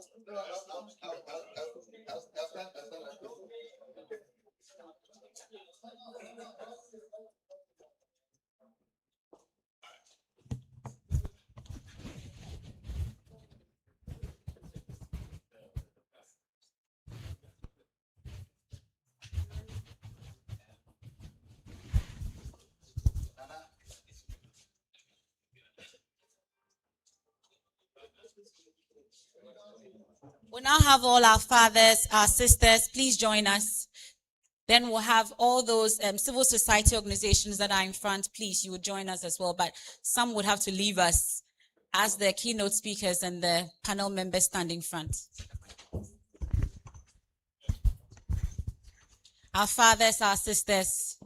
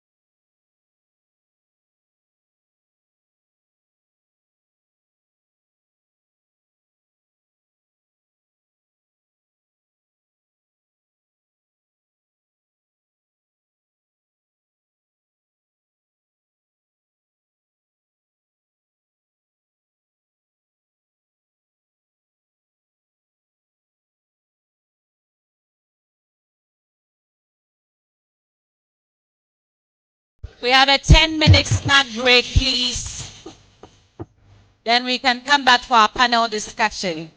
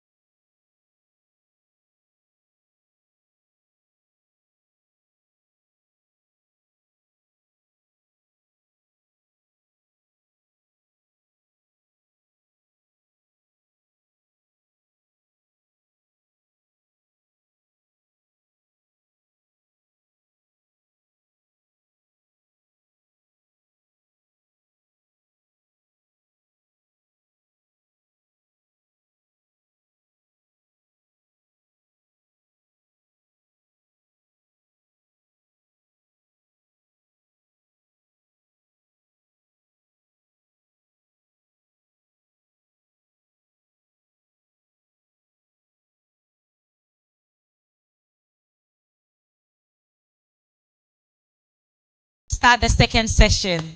Promises to be exciting. So please, let's make our way in. You can bring your food inside, please.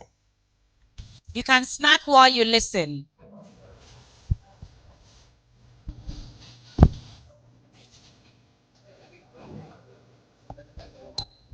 Ushers, please help me bring those outside inside.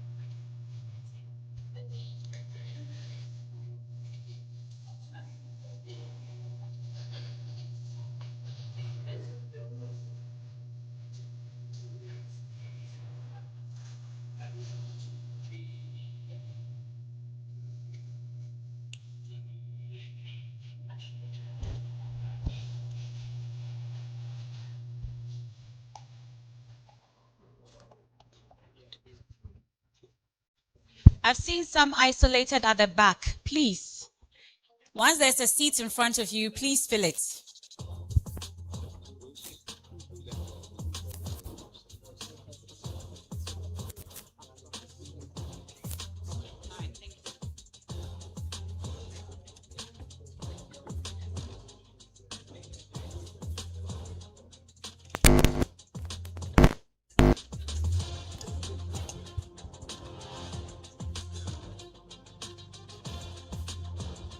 It's 31 minutes after noon.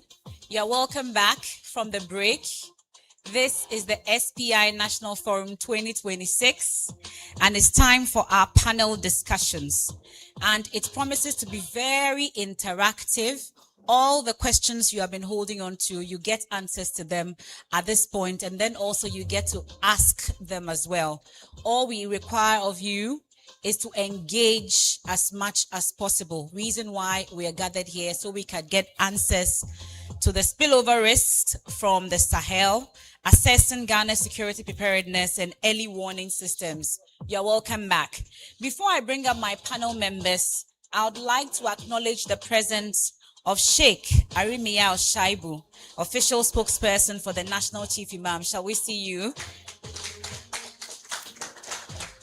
I would also like to recognize Dr. Hussein Zakaria, Kodiak Tamale. Thank you so much for being in our midst. And we've heard him speak already, but would like to acknowledge him. Mr. Kwesi Jonah, Senior Research Fellow IDEC. Thank you so much for being in our midst. I'd also like to acknowledge Edward Amprechum from the UNDP. Mr. Amprechum. He's still outside, but please give him a round of applause. He's here. Also in our midst, Jamila Mashood, Country Director, BRAC Ghana. Jamila Tu? Okay, please give her a round of applause. She was here as well. She just stepped out. Okay. Frank Boja, National Peace Council. Okay, he's here. I was reserving my panel members. Let's also acknowledge Reverend Father Clement Akwesie J, Secretary General, Ghana Catholic Bishops Conference. Thank you so much for being in our midst. I also like to acknowledge Mr. Mukhtar Mumuni Mukhtar, founder and ED, West Africa Center for Counter-Extremism, WASI. Well, it's good he's not, okay, yes, he's there. A round of applause for Mukhtar, doing a lot of work in that regard. Thank you so much, Mukhtar. Now, let's also recognize Esther much for being here. I think the only political party rep here, right? So please give her another round of applause. And then also from the GJA, Efo Maugbe. Yes, the Ghana Journalists Association is represented. Also from the Ghana Armed Forces, Colonel Eric Ametame.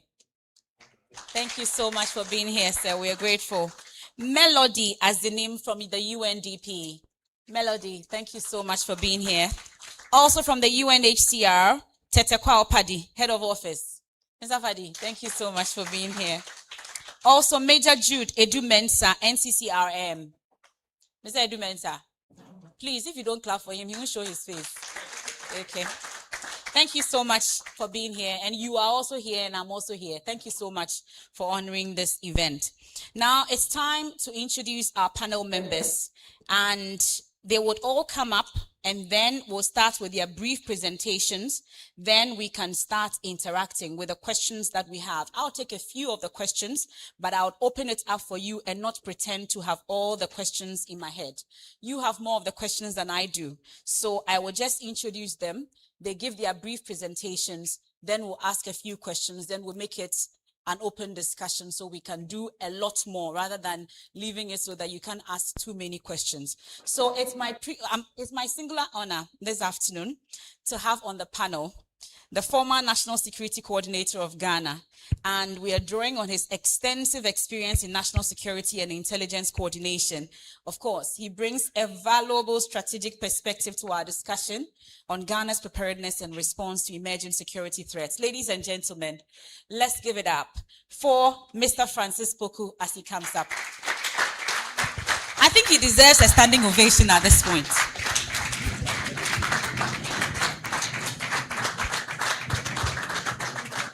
Thank you so much, sir. We are grateful. Also joining us is the Director, Department of Applied Research and Innovation in Peace and Security at the Kofi Annan International Peacekeeping Training Center. Ladies and gentlemen, please help me welcome Dr. Emma Yabrikuran.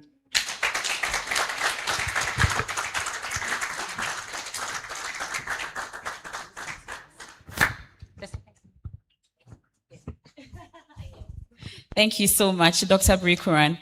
Also, measuring resilience before the crisis, the DRIVE Index as a model for Ghana's vulnerability assessment framework.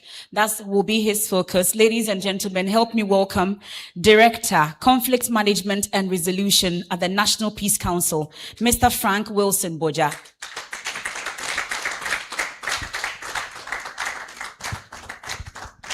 Mr. Boja, thank you so much for joining us. Also on the role of the church and religious bodies in enhancing preparedness and early warning systems, strengthening faith-based structures for community resilience. Ladies and gentlemen, help me welcome the Very Reverend Father Michael Kweku, is the Director, Governance, Justice and Peace Directorate at the National Catholic Secretariat. And for putting this together as well, we are grateful. Please, a round of applause once again for him. Now we start with our brief presentations from our panel members. And first to take the podium for obvious reasons is Mr. Francis Poku. Please, let's help welcome him as he gives us his brief remarks.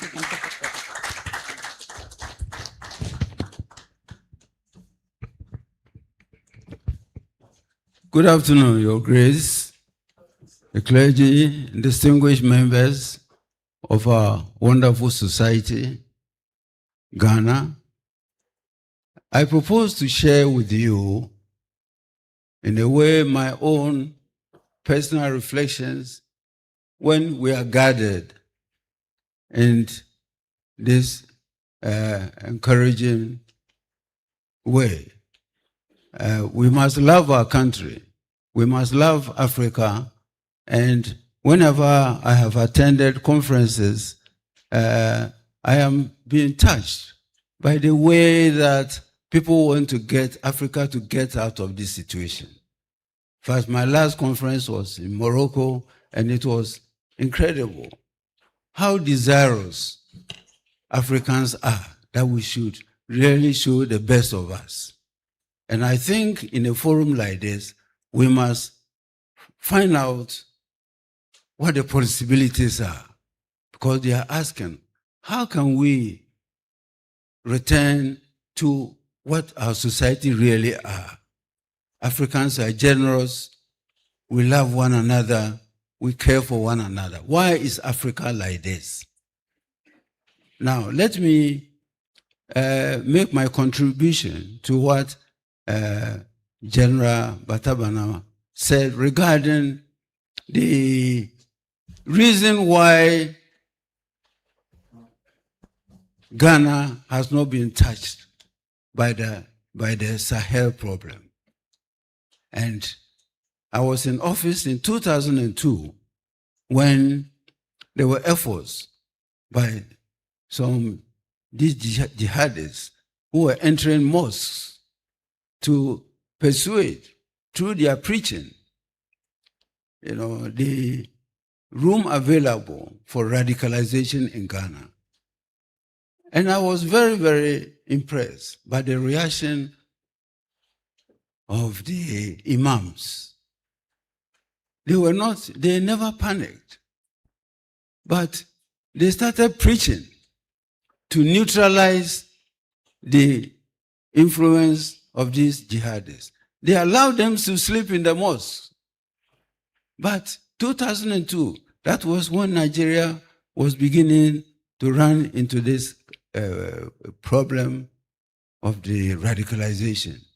And Ghana, we were not worried. The security agencies knew that this is what they were doing, but we trusted the imams, and we never had any problem at the time. So the reaction of the security agencies, reaction of the executive, those responsible for good governance, will determine the impact of radicalization in a country.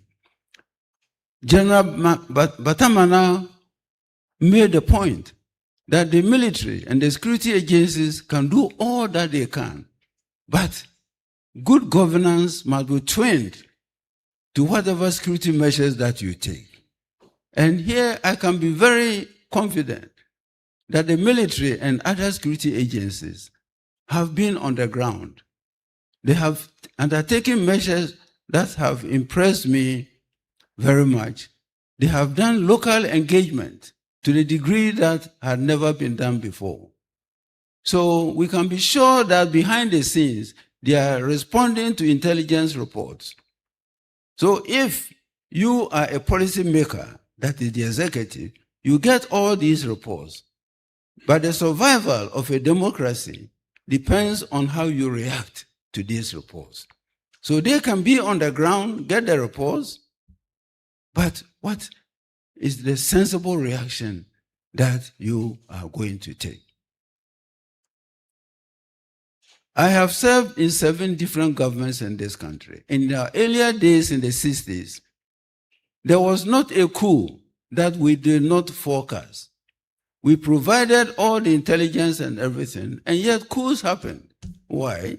Because the focus was on regime protection.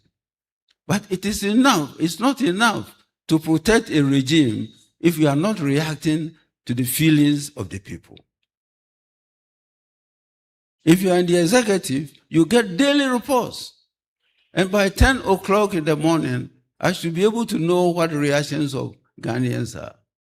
So you have to go to the executive, communicate to president, ministers, and everybody. This is what is happening. So security literally is in your hands.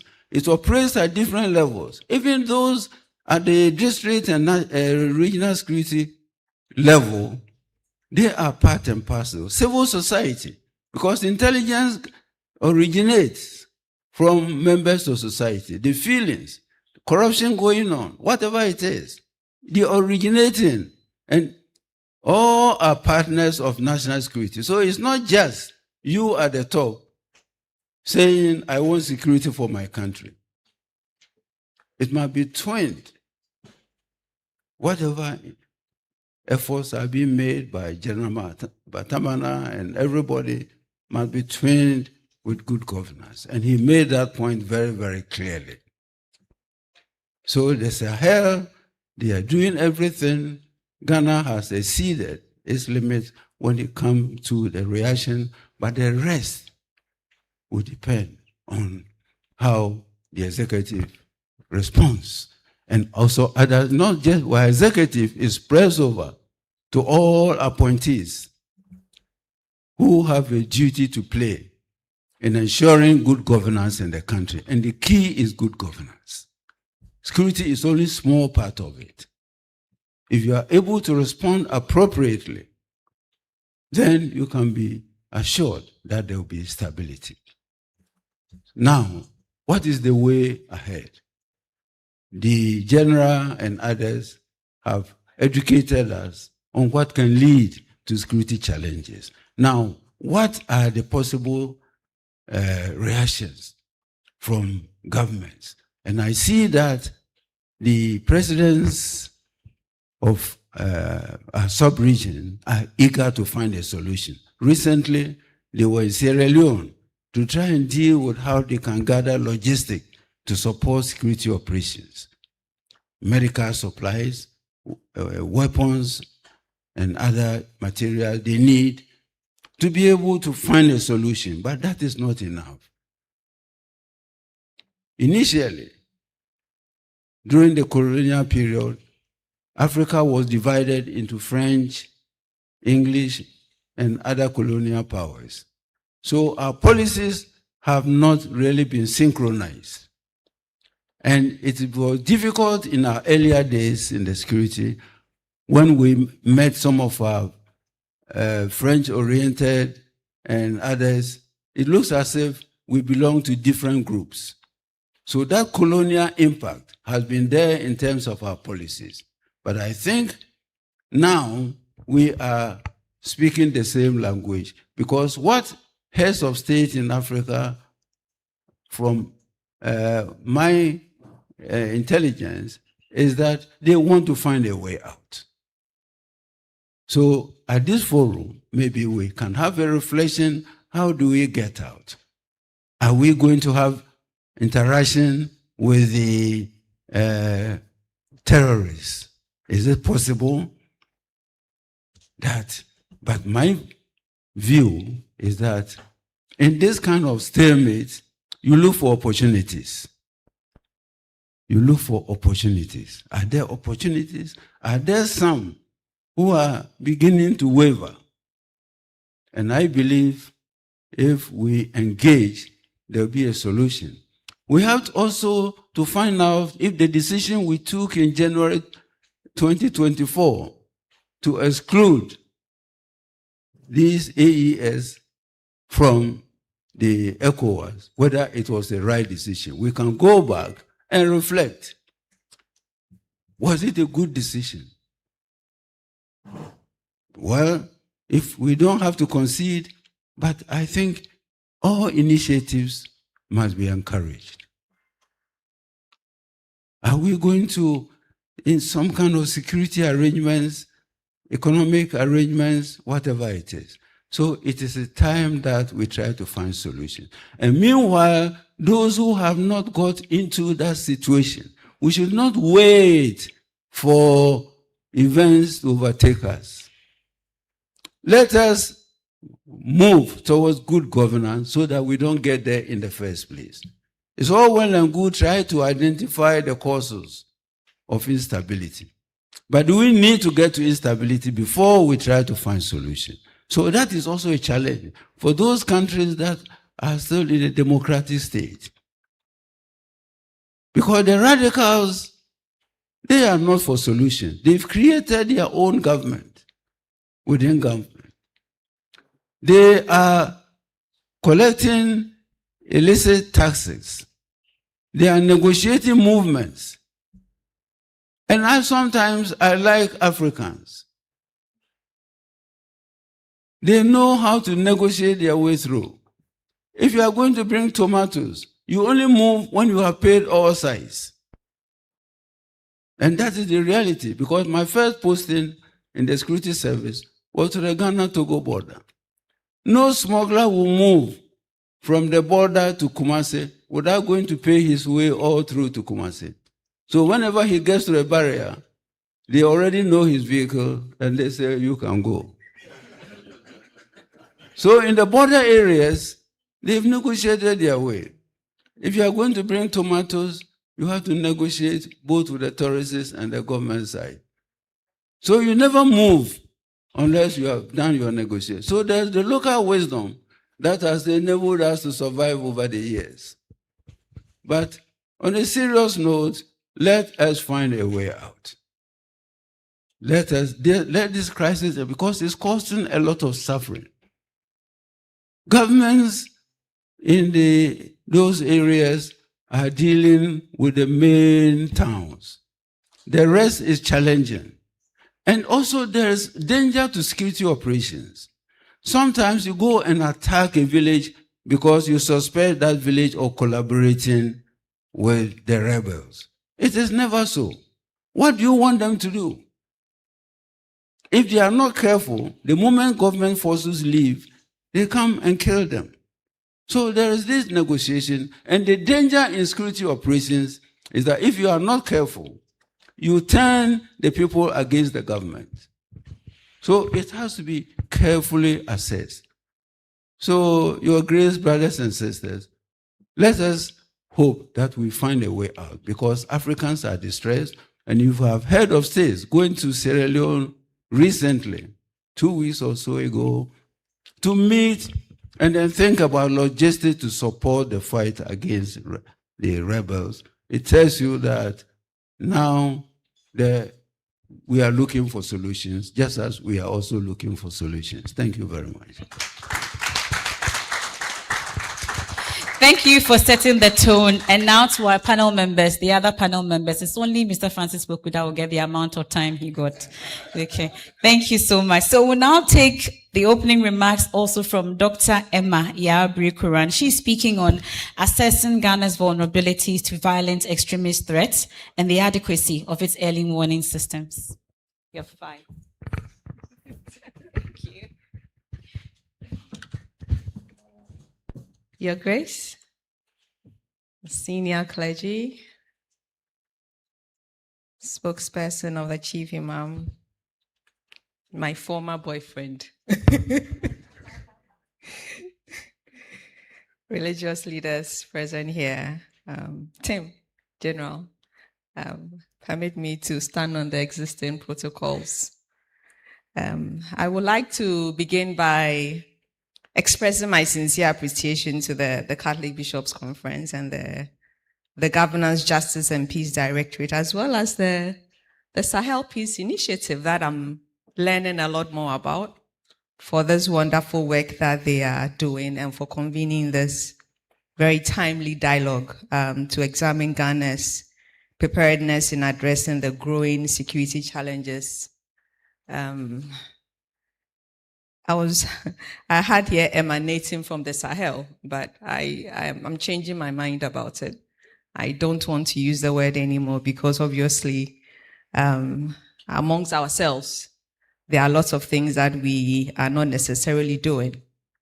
If you look at the security landscape in West Africa, it's changed significantly over the last decade. I think General Tim talked about the expansion of violent extremist groups from the Central Sahel, which has also increased the vulnerabilities of coastal nations, including Ghana. And while we have not necessarily experienced a terrorist attack per se, our neighboring countries, Benin, Togo, Cote d'Ivoire, have all experienced varying levels of attack over the last few years. And the recent killing of Ghanaian tomato traders in Burkina Faso shows us that we are already being affected by the insecurity in our borders. And so my presentation will examine some of the vulnerabilities of to violent extremism threats and assess some of our adequacy, the adequacy of our early warning systems. I may not necessarily be politically correct, if you would permit me. I think His Grace is here, so I would hide under the cover of his His Grace has already given me his cover, so I will proceed. I think General Tim talked about some of the challenges that we've seen in the region. And let's look at some of the socioeconomic and governance challenges.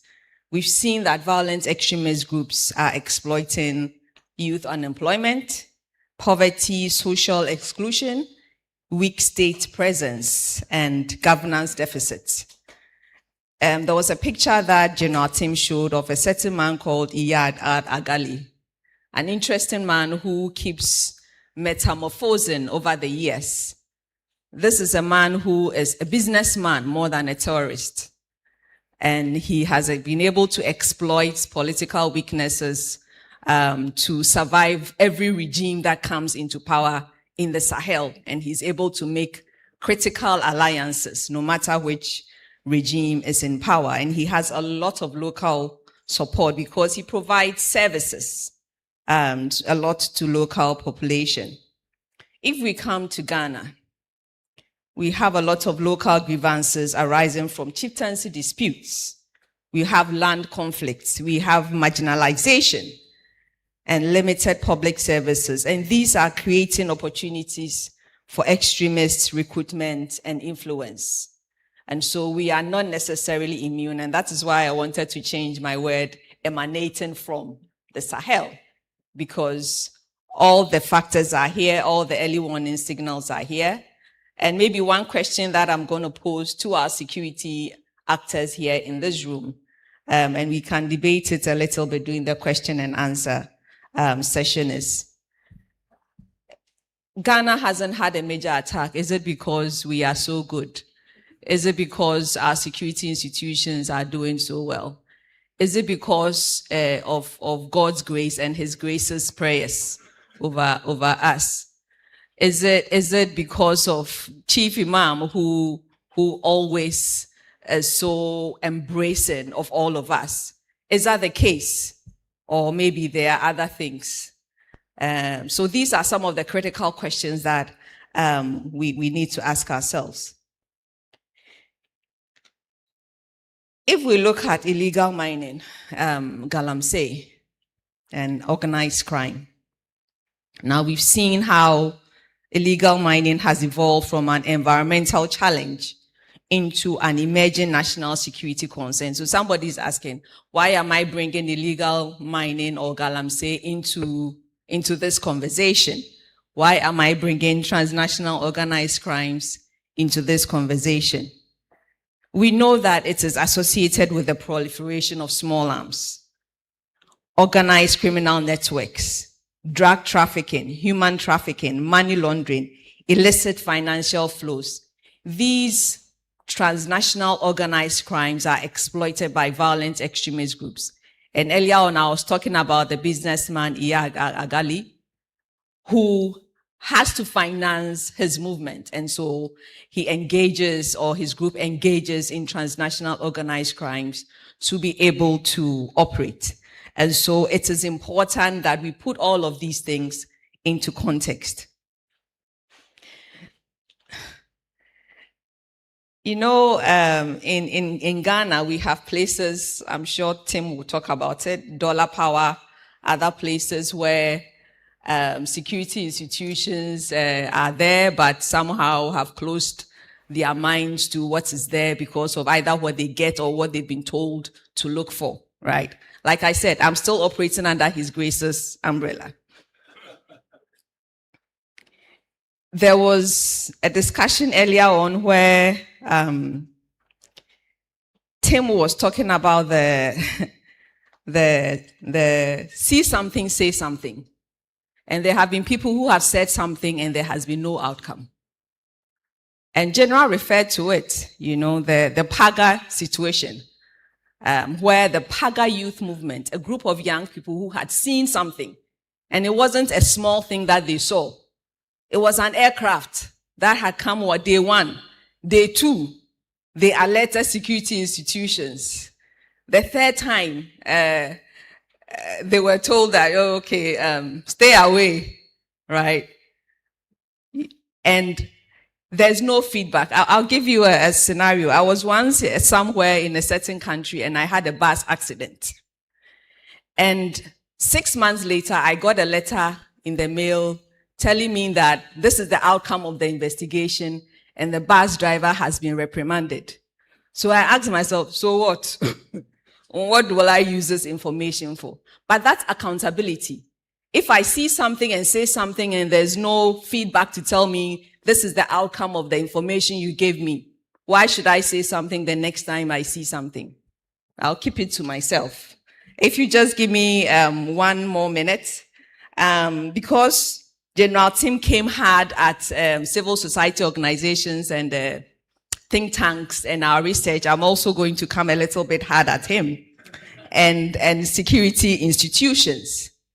We have security personnel who will sell Ghana for 50 Ghana cedis. And that is true. And that's a cause for concern. How do we resolve it? How do we ameliorate it?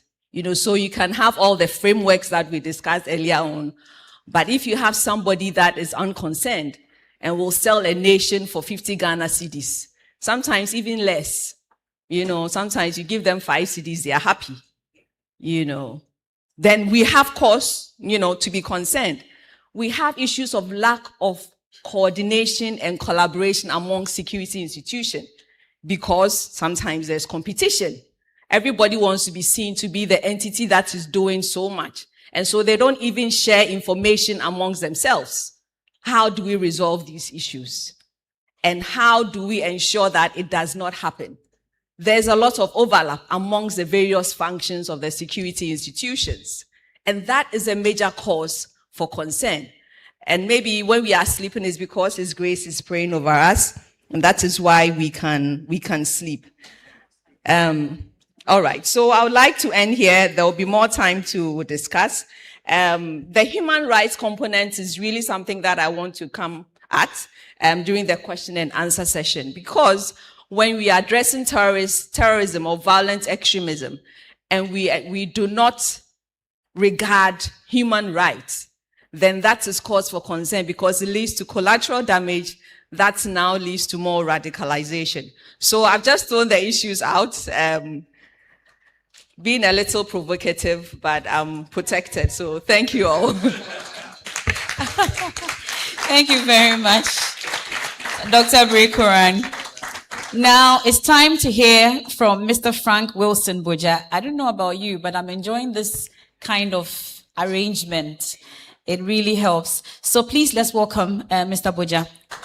5 minutes.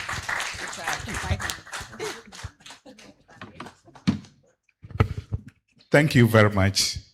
I'll just speak briefly on the DRIVE project.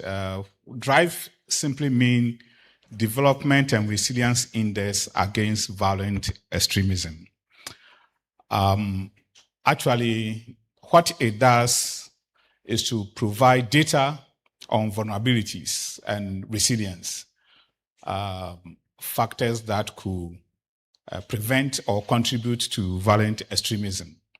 So precisely providing early warning data and also trying to help the target or the most vulnerable district work around some of the vulnerabilities, and also allowing leveraging in terms of how resistance capacity that we have in the country and other emerging issues that come across over the years.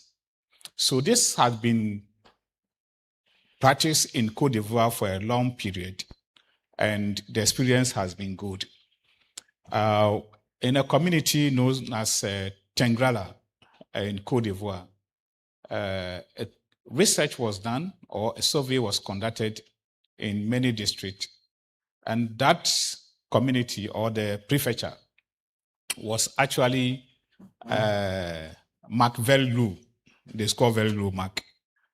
And when the report was presented, the head of that prefecture took it seriously, improved the conditions of the people, trying to put in place measures. And by the following year, their score had moved from 6.5 to 8.4 over 10. So that is how the DRIVE project works. Effectively in Ghana, this is how it's going to, or it's working.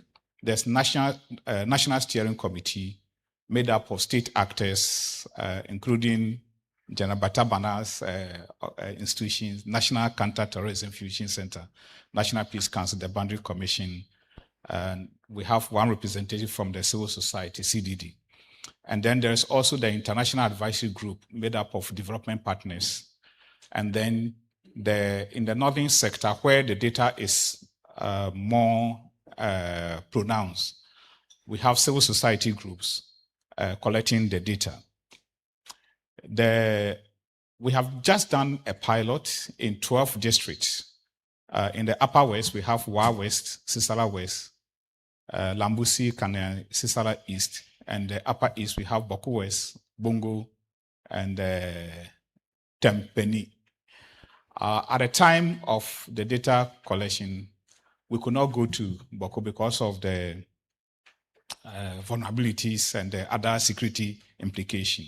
Savannah, Bole Bamboy, and Sola Tuna Karba. In fact, these two districts were selected because of the incident that happened last year in the Savannah region.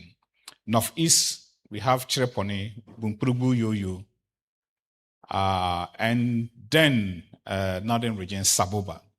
So what we realized was that, one, the first thing is that in Ghana, those who are asking why we have not been attacked, one of it is that there are alternative ways of resolving conflict in Ghana. There are institutions, the religious institutions, and also the traditional system. So beyond the legal governance structures, like the courts and others, we have other means of resolving conflicts. There's also social media present, no restriction as such, and that is where the security should also look at, because it is not restricted much, like other countries, Uganda and other places. Because of that, some other people also use it to do the negative things. Mr. Paddy is here. We have few refugee camps, actually, in Ghana compared to many other countries in West Africa.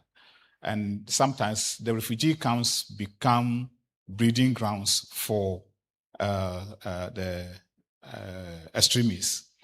And then there's also no reference to what we call the VDP, Volunteer for the Defense of the Homeland. In some of the countries that we are experiencing such things, the states get militias and other volunteers to act beyond the normal security institutions. We don't have such things in Ghana. One of the things that came up with the survey is also that largely many Ghanaians, particularly in the northern part, they know what will cause or will trigger the violent extremism presence. And some of them mentioned that sudden appearance of strangers. So General, who is the other general? I've forgotten the name. He mentioned it. Yes, that these are the issues that we have to look out for. Smuggling of fuel and motorbikes across and all that enables them to act in the way that, and then temporary disappearance of young people who move, go and socialize and come back. All these things are warning signs to us. However, there's something that is also good. There's social cohesion, and that the intermarriages is a good ground for us, that we socialize in the weddings and the funerals and the cultural interchanges are all in a way to help us. The other thing is also about religious freedom. Many people who were interviewed said that they have the freedom to worship. So where there's no restriction on religious freedoms, there's that resilience to fight the violent extremist activities. We went further to find out the institutions that they trust. And one of them is religious bodies. So thank you for leading the program here today. The other aspect is that the Ghana Armed Forces, General, your people trust you sincerely. And even the president, he also scored very high mark, 77%. The chiefs and local institutions are well respected. The only institutions that was not too good was the Blue Water Guards. And it's a new one. And, people who are resisting their work will definitely also wouldn't like them. So they scored them very low. So these are some of the reasons why we are not actually attacked yet. But I believe that we can do more. And one thing that also came up is that there's no restriction on Ghanaian children from going to school.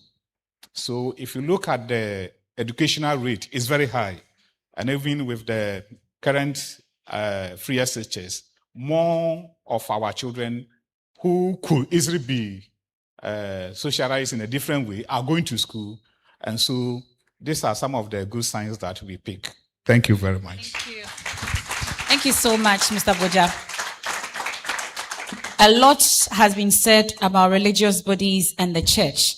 I think it's time for us to delve deeper into their role in enhancing preparedness and early warning systems, strengthening faith-based structures for community resilience. Please, let's welcome the Director, Governance, Justice and Peace Directorate, Very Reverend Father Michael Kweko.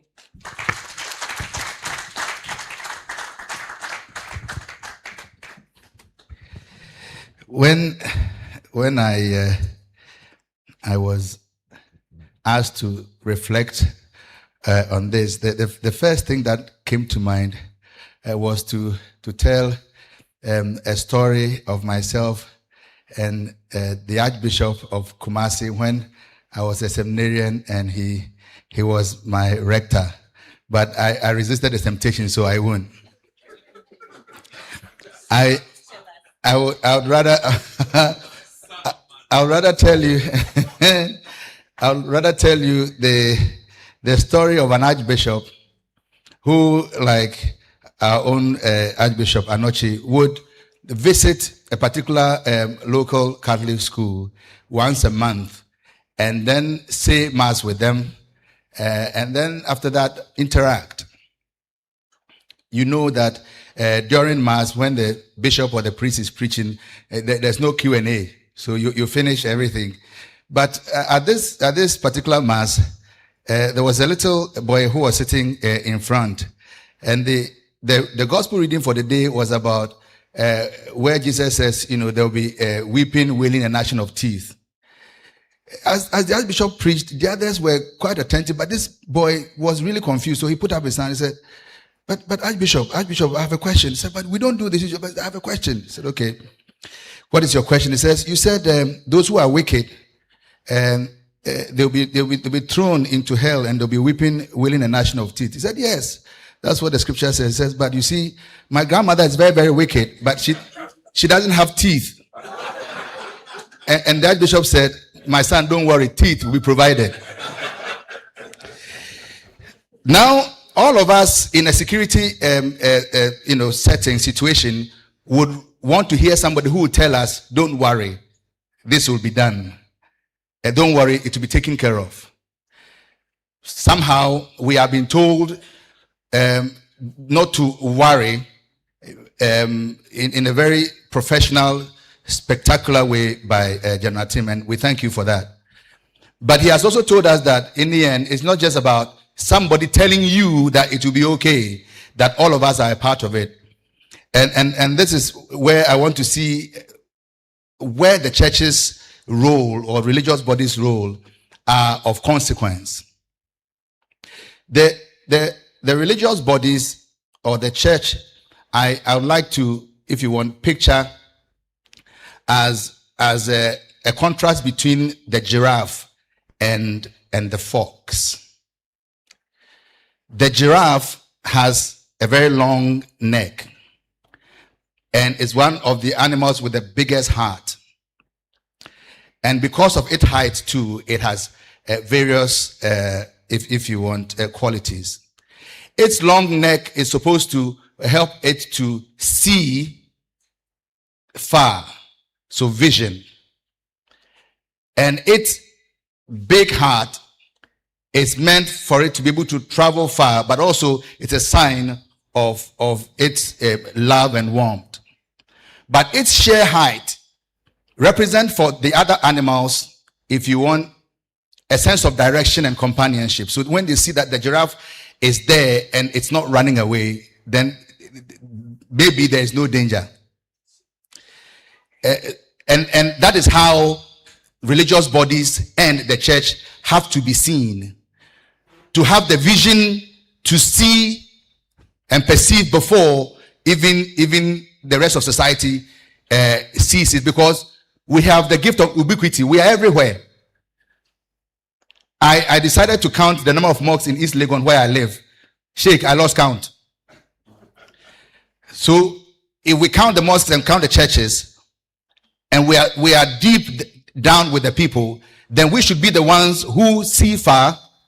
But beyond seeing far and perceiving first, we have to have the heart which is big enough to care. So that is part of the churches and the religious bodies' role. It will interest you to know that we have not just invited General to be the keynote speaker because we know he is good, because in fact he is good. But the Catholic Church in Ghana has a real streamlined relationship with the security apparatus of the country. General came to meet the bishops and told them how important they were to this exercise. And General has been generous enough to give us contact persons, who deal with us on a daily basis. If there's this thing here and they feel we should know, they tell us. And of course, we also pass it to the bishops. So this relationship for me is very helpful. But of course, what about the various societies that we have in the church? Justice and Peace Commission. They're everywhere. Parish, deanery, diocese, various youth groups. They're everywhere. I mean, today we've seen sisters here. I don't know how many of you know that sisters, beyond just saying Hail Mary, also have a particular outlet to deal with, gender issues, conflict issues, and all of that. We have priests who are not just experts in security matters, but also in development and economic matters, which are necessary in building the blocks that we have. Father Terence is in charge of our Human Development Center. He has put up a scheme even to help some people who are struggling with financing their small businesses. Well, I wonder how many people would go wanting to be radicalized if they knew that they could be helped to start their own businesses. But let me end on this. For the church, for religious bodies, schools are not just places where we pass on information. They are places where character is formed. They are places where what we call privileged, specialized knowledge is brought down to become common knowledge, which, if you want, direct action which is necessary to fight radicalization. Our hospitals are not places where we only heal physical ailments. There are places of encounter and comfort, compassion, where the human person is told that we want you to be well because you matter. And most conflicts, are fueled by a sense of neglect and people feeling that they don't matter. Because in the end, the constituency of the church and religious bodies are not the territories. They're the human person.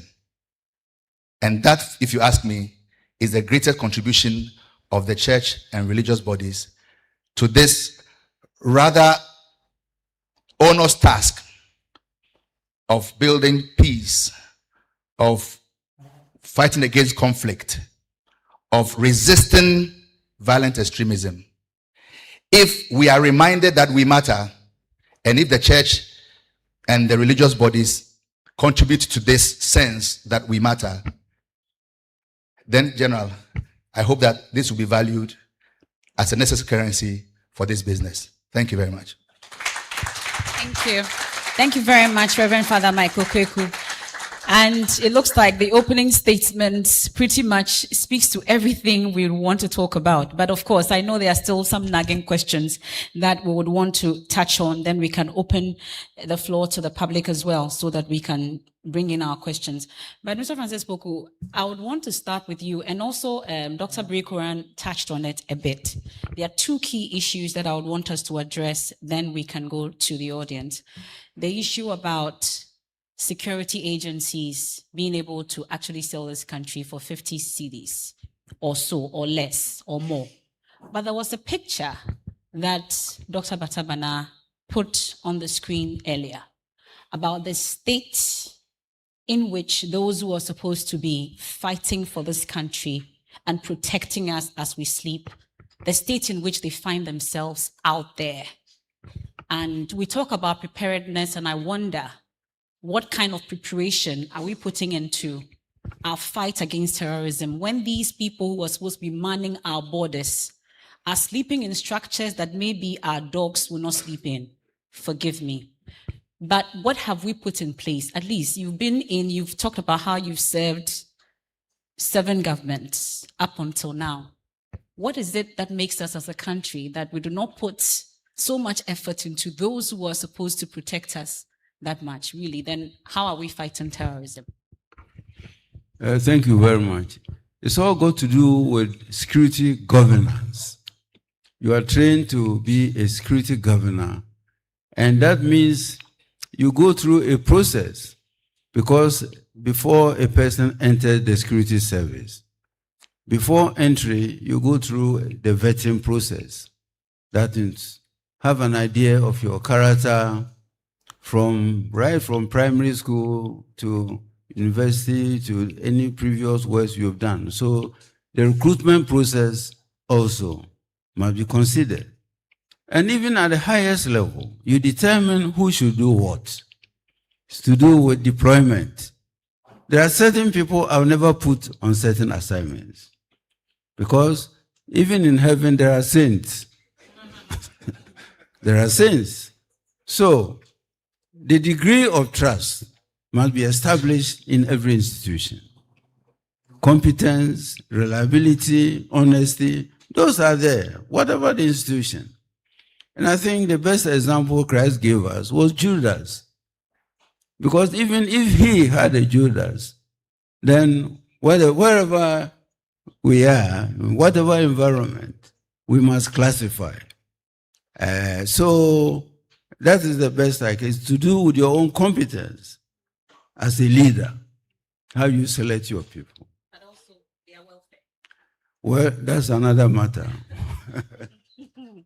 Well, in Judas's case, some would say he warned Jesus about the way he was being taken care of, giving all the money to others and not taking care of them. Isn't that what we are experiencing? If we are not taking care of the people who are supposed to protect us, if they come, wouldn't they take the 50 cedis? Yeah, they will certainly take the 50 cedis, and then they will also want to be the ones that take the decision on who takes the 50 cedis. And so that's why we are having the the problems that we have. We've seen that increasingly we have our priorities wrong. That is why, and in general, I don't want to put ideas into your head. In certain places, when a certain security entity feels neglected, they will cause a little skirmish, and then it will reset the minds of those that need to give the money to say, let's pay attention. let's pay attention to this group, and then they get the resource. It's been done, right? But that is not what I'm advocating for. The point I'm saying is that it's important that we get our priorities right in this country, and it seems we do not have it right. We seem to relax, we are unconcerned, and we have left our security institutions to fend for themselves. They are not always innocent. There are lots of them that cut deals with the political class and undermine their own institutions. And so there's so much that is happening that we need to emphasize and work on. There's no perfect institution, and I think it's important that as we are helping, or as a state is helping the security institutions, they too, as Mr. Poku said, also weed out the ones that are causing problems. And it's extremely difficult. I think as we are cleaning up, more are coming. As you clean, more are coming. And I think they are doing a lot of good work. But as you said, they need a lot of support. I'll stay with you briefly because you mentioned the issue about the information that we give, what exactly it goes into, and is it accounted for? You talked about your accident and how months after you were giving a report about what it was used for. In our case, See Something, Say Something was launched, I think about 4 years or so ago. Do we know what exactly that has produced? You talked about the systems in place, really, the information people actually give, but what is it used for? Are we supposed to be accounted to? What do you see are the weaknesses in these early warning systems? I think the See Something, Say Something campaign was very good. But I think where it was missing was the lack of education on what specifically to see and what to report on. And so I'm sure General will testify of the fact that they received a lot of information that they couldn't do anything with. But they also received, as he reported, information that they also were able to act upon. So I think beyond the campaign to say, see something, say something, we need to educate Ghanaians. What are the things that should draw your attention? Because, I mean, earlier on there was a conversation around when they are strangers. But, we always see strangers. Is it every stranger that we should report? What are some of the things that we need to look out for? We are not saying every person should become a security analyst or an intelligence specialist, but at least, we need some direction to know what to see, how to look further. Otherwise, it will just be kokonsa that we are doing, and so we need a lot more work. And I think that campaign started, and then it just died as quickly as it came, and it didn't move any. Oh, somebody saw my source. I'm so sorry, kokonsa. I thought you've been here long enough to know kokonsa. Gossip, exactly. So I think that the campaign needs to have been sustained, but it started, died, and nothing much was heard about it. Okay. It's really good, but it needs a bit more work. Well, Mr. Poja, I know that you want to contribute to it, and then also Mr. Poku also wants to add to what Madam Birikuran was talking about. So maybe we'll hear from you, Mr. Poja, on it. Then I'll come to Mr. Poku before I come to you. You can. Okay. I think that in terms of the campaign, what has happened to it is that we have all, as practitioners and those of us working around these issues, have sent our work to the northern part of the country. So we are more concentrated in the northern part of the country than in the southern part. So that is one thing that we have to look at. I always tell my friends within the security circle that too much concentration in the northern part could leave the south and the middle belt vulnerable, in the sense that at a point in time, the United States of America thought that these people were coming direct to attack us. They beef up all the security at the ports, at the harbors, and all that. The people came in, stayed with them for a long time. They learned and then acted. So if we should lose sight of the southern and the middle belt, maybe we are creating more of the vulnerability. However, if you go to the northern part of the country, they know a lot. They know a lot. And I can testify that they know a lot. So I think we need to spread the campaign across the western corridor and the western corridor and the eastern corridor, and also the southern and middle belt. That is what we have to do. So when you say they know a lot as compared to what you have witnessed here, at least you did a survey. Yeah. So tell us, what do they look out for there that those in the southern part do not look out for or actually raise concerns about? Because somebody, Dr. Villadmientri Dansu mentioned that there was a bag that was left at the Accra Mall trying to test whether people will actually raise concerns about it. And that bag was there the whole day. Yeah. Nobody raised concerns. Okay. So for that, because of the long period of engagement and multiple actors, civil society groups, the security agencies themselves, engaging them, they have become aware of who is entering a community. And so when you enter a community, they are expecting you to report to, let's say, the chief of the community, or a police station, or immigration officer, or depending on which security agency is present in that community. They know about such things. And if you look at what I said, that they are also more, or they trust more of their local institutions, the chiefs, the religious leaders, and all that.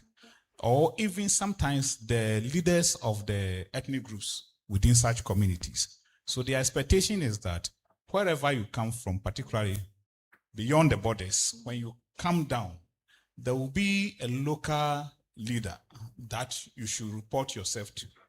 And in some communities, they have made that arrangement with even those who they know that will cross the border, even with those who come with the cattle and all that. So they report to a certain institution. As I said, that is not moved down here. And that is what maybe is the gap that we have to look at. Okay. Well, before I come to you further, Mr. Puku, you wanted to add something too, so that you can use this. Yes.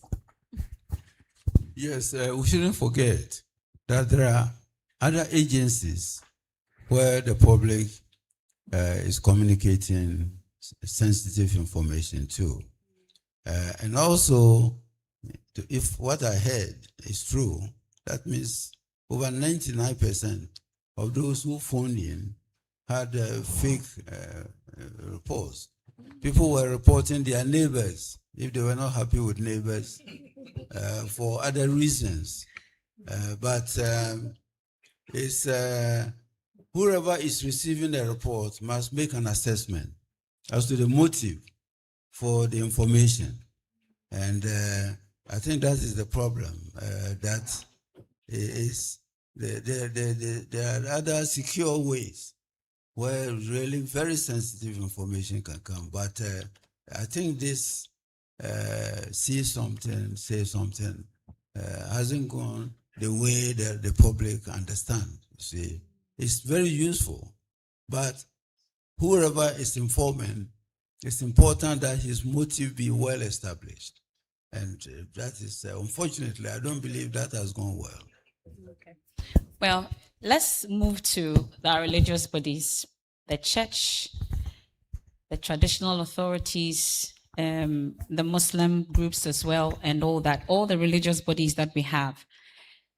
Is it really interfaith as it ought to be? Or is that the Muslims are working in isolation, the Christians are working in isolation, traditional worshippers are also working in isolation, such that it's just scattered? Okay. Well, I have a feeling that if Sheikh Hussein was here, he would educate us even better on that. But I'll give you a scenario. Sometime last year, I was there and I received an email from CRS to go and do a fellowship at Notre Dame University. The one who sent me the email, well, now doesn't work with CRS. She's the country director of BRAC. But I'll mention her name, then you will see whether she was a Catholic. She's called Madame Jamila to Moshood. She's here. It shows that some effort is being made, but a deeper understanding of what true dialogue means ought to be had. Because as Sheikh would tell us, just an aggregation of religious people with goodwill does not amount to real interreligious dialogue. We ought to be able to find common grounds for common action, to be able to determine what we can do together for our own good, rather than being, if you want, parochial in our vision and our interest. Because I remember very much, there was a time not long ago when, and this was even within our church, we asked for a certain amenity from a bigger body, and they said, "Oh, we have no money."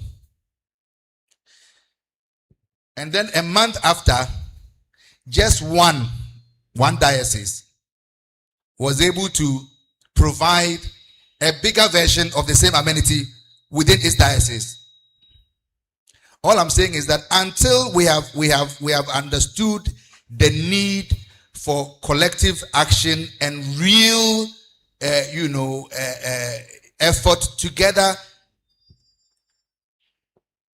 to be able to fight this, it will just be coming and being nice, which we are very good at.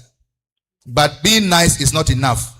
I think we need to be able to go deeper and find what we can do together.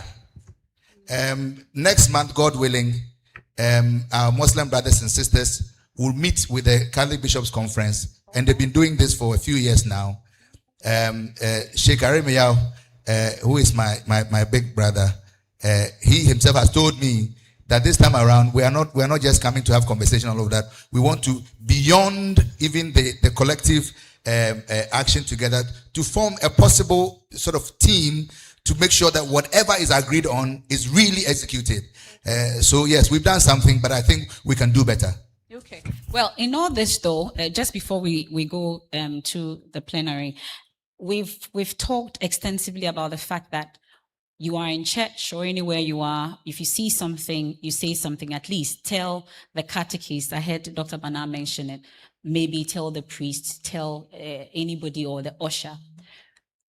Do they know what you're supposed to look out for? When you tell the lay person or you tell the priest himself, is there any form of training that has gone on such that when I tell my imam, they know where to go, they know what to do with that information that they get? I think it's a yes and a no. General has proposed to the bishops the formation of security committees at various levels, and that is being worked on. Conversation has been had, and we're going to work on that. But I remember talking to my boss, Father Henry Aholu. I help him out on Sundays. So one of the days I asked him, boss, but if, beyond, sometimes you hear, when you're going for collection, take your bag along, because there might be thieves and all of that. I mean, it is good piece of announcement, because of course you don't know who the thief is. But who, beyond the announcement, is really responsible for looking out for A, B, or C? If you saw something happening in the church, who are you supposed to talk to? We haven't put in those protocols. So we say generally, see something, tell somebody. Well, Father is saying mass. Yeah. By the time he finishes mass, your purse has reached Abubulushi. So all I'm saying is that we need to be able to put in place the protocols. At our level at the National Secretariat, we're working with General and his team to be able to articulate the protocols at the various levels. And we hope that at the diocesan and then parish levels too, there will be bodies and protocols to direct people as to what to do when. Okay. Well, let's come. You help. Thank you, Father. Shouldn't be thanking you. Okay, so we'll take the first batch of questions and contributions. We'll take 5. Preferably females first, but it's fine. So I have Sheikh. Oh, yes. Okay, so we'll do, yes. So we'll do the first 3 and then outdoor. Thank you very much. This one, I want to give it to Major General. We see the influx of foreign nationals who come and they parade on our streets. From a purely security point of view, and within the context of what we are concerned about, has there been any attempt to even find out who they are and how to register them, even if they have to be allowed to stay in the country? Which are the areas that we could have organized some network to ensure that as they come in, we know who they are and what are the possibilities that through them some terrorists can enter. The other issue, see something, say something. I want to use the communitarian spirit of our communities, or what we call social solidarity, or shared responsibility of care within our local communities. I visited one of my teachers long time ago at a village called Obonsar in the central region. As a Karachi, I was in my white shirt and tucked in my trousers, well dressed, and I boarded a bone shaker in the village. So I was waiting for the car to get full, so I'll be transported to Mankasim where I could make further my journey. Then an old lady looking at me in the car walked slowly to the car. Then she looked at me and said, Abrante, now say her. Yes, an old lady. She thought I was not a familiar person. So Abrante said, now say her. Do you all understand Fanti? No. Now, young kind of cheer. Abrante now also ofi her. Ofi Kroimo. Do you come from this village? That's the question she asked me.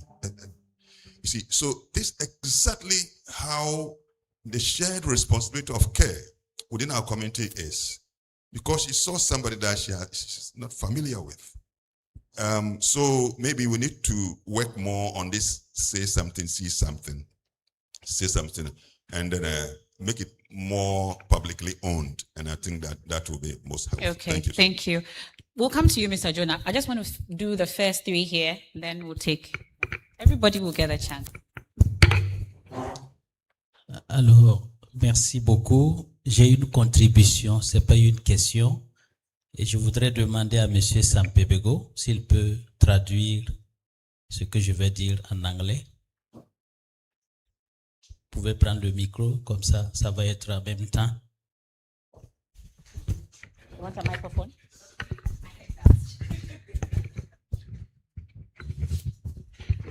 Alors, il y a une question qui est revenue à plusieurs reprises. Le problème est-il déjà là ou est-il à venir, c'est ça? Oui. Voilà. He's saying that a question was asked to know if the problem is to become or it is already here. Alors, je voudrais dire que si ici au Ghana, on constate des cas de radicalisation, on constate des cas de pauvreté et de corruption, c'est que les conditions sont en train d'être réunies et le terreau est favorable. Et si la graine du terrorisme est semée, eh bien, c'est parti. Donc, autant on ne peut pas dire qu'on est prêt parce que se préparer est un processus, autant le terrorisme aussi avance, n'est-ce pas, dans un processus donné. What I want to say is that if we are experiencing or seeing some signals of corruption and all other things, all other drivers of violent extremism and terrorism in Ghana, it is like we are gathering all the elements for the problem to exist. Je voudrais aussi dire que face au terrorisme, il n'y a pas de complaisance à avoir parce que nous connaissons des pays qui ont été complaisants avec des groupes quand le terrorisme n'était pas encore arrivé dans leur territoire.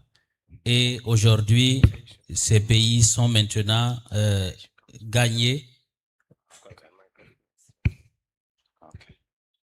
Sorry, I was disturbed.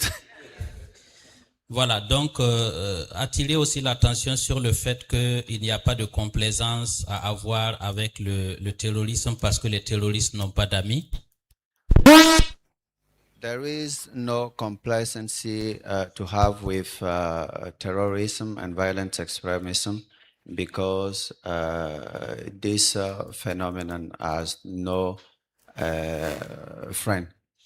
Dans certains pays, on a abrité, il ne faut pas cacher. Au Burkina Faso, on a hébergé des gens qui étaient au Mali, qui ont travaillé comme des indépendantistes en son temps, à qui nous avons offert le couvert et le gîte, et qui aujourd'hui sont devenus des terroristes avérés. Et dans les villages, quelquefois quand les terroristes arrivent, ils cherchent à rassurer les populations en leur disant « Nous n'allons pas vous attaquer, c'est pas vous qu'on cherche, c'est d'autres personnes ». Et quand ils arrivent à s'implanter, ils se retournent maintenant contre les populations. Taking the example of Burkina Faso, in the past we hosted some terrorism on the banner of independentists, and what they did was to ensure local communities that they are not enemies, and they are trying. They tried to ensure local communities, but we know after what they were able to do against those communities. Quand le problème a commencé au Mali, les Burkinabés aussi se sont posé la question, est-ce qu'il est là ou pas encore là? Et c'est sans doute la question qui a été posée aussi au Niger. Est-ce que le problème est déjà là ou il n'est pas là? Et un beau jour, ça a éclaté. When it started in Mali, we were asking ourselves this question to know if the problem is already in our country or it is coming. And it was the same in Niger, and we saw after when rapidly it comes inside the country. Le Ghana a la chance parce que le Ghana voit ce qui s'est passé dans les autres pays. Vous êtes témoin de ce qui s'est passé dans les autres pays, et cela devrait alerter davantage les Ghanéens pour qu'ils ne se disent pas le problème n'est pas encore là. Le problème est là. Le problème est là Et quand nous lancions le SPI, les premiers pays qui constituaient le SPI, c'était le Niger et le Mali et le Burkina, qui étaient gagnés par le terrorisme. Et le Ghana et la Côte d'Ivoire sont venus par solidarité pour dire nous sommes tous frères et nous allons travailler ensemble. Et le fait qu'il y ait ce flux de réfugiés qui s'accompagne aussi de certaines pratiques, de certaines personnes qui ne sont pas toujours de bonnes personnes, tout cela peut être un facteur déclencheur ou en tout cas favorisant donc l'implantation du terrorisme dans nos pays. Okay, the Ghana has the chance to see what the Central Sahel countries are experiencing as problems with terrorism. So I would say that Ghana has time to get prepared to counter this phenomena. But we have to consider that the problem already exists in Ghana to be more aware of this problem. And he also added the fact that the membership of Ghana and Cote d'Ivoire in SPI is a good asset for us. Those who are already responding to the crisis and those who are working on the prevention where the prevention window is still open.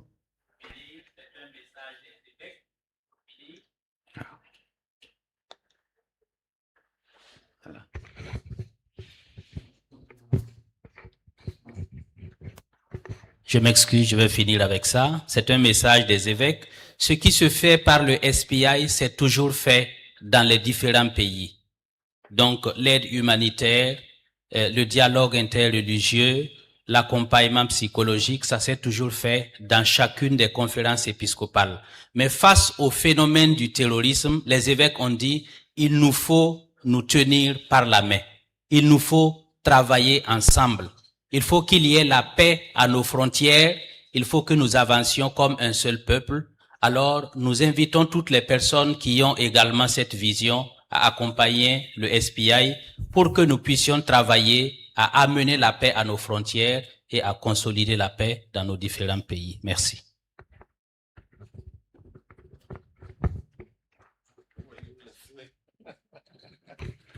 This is a call for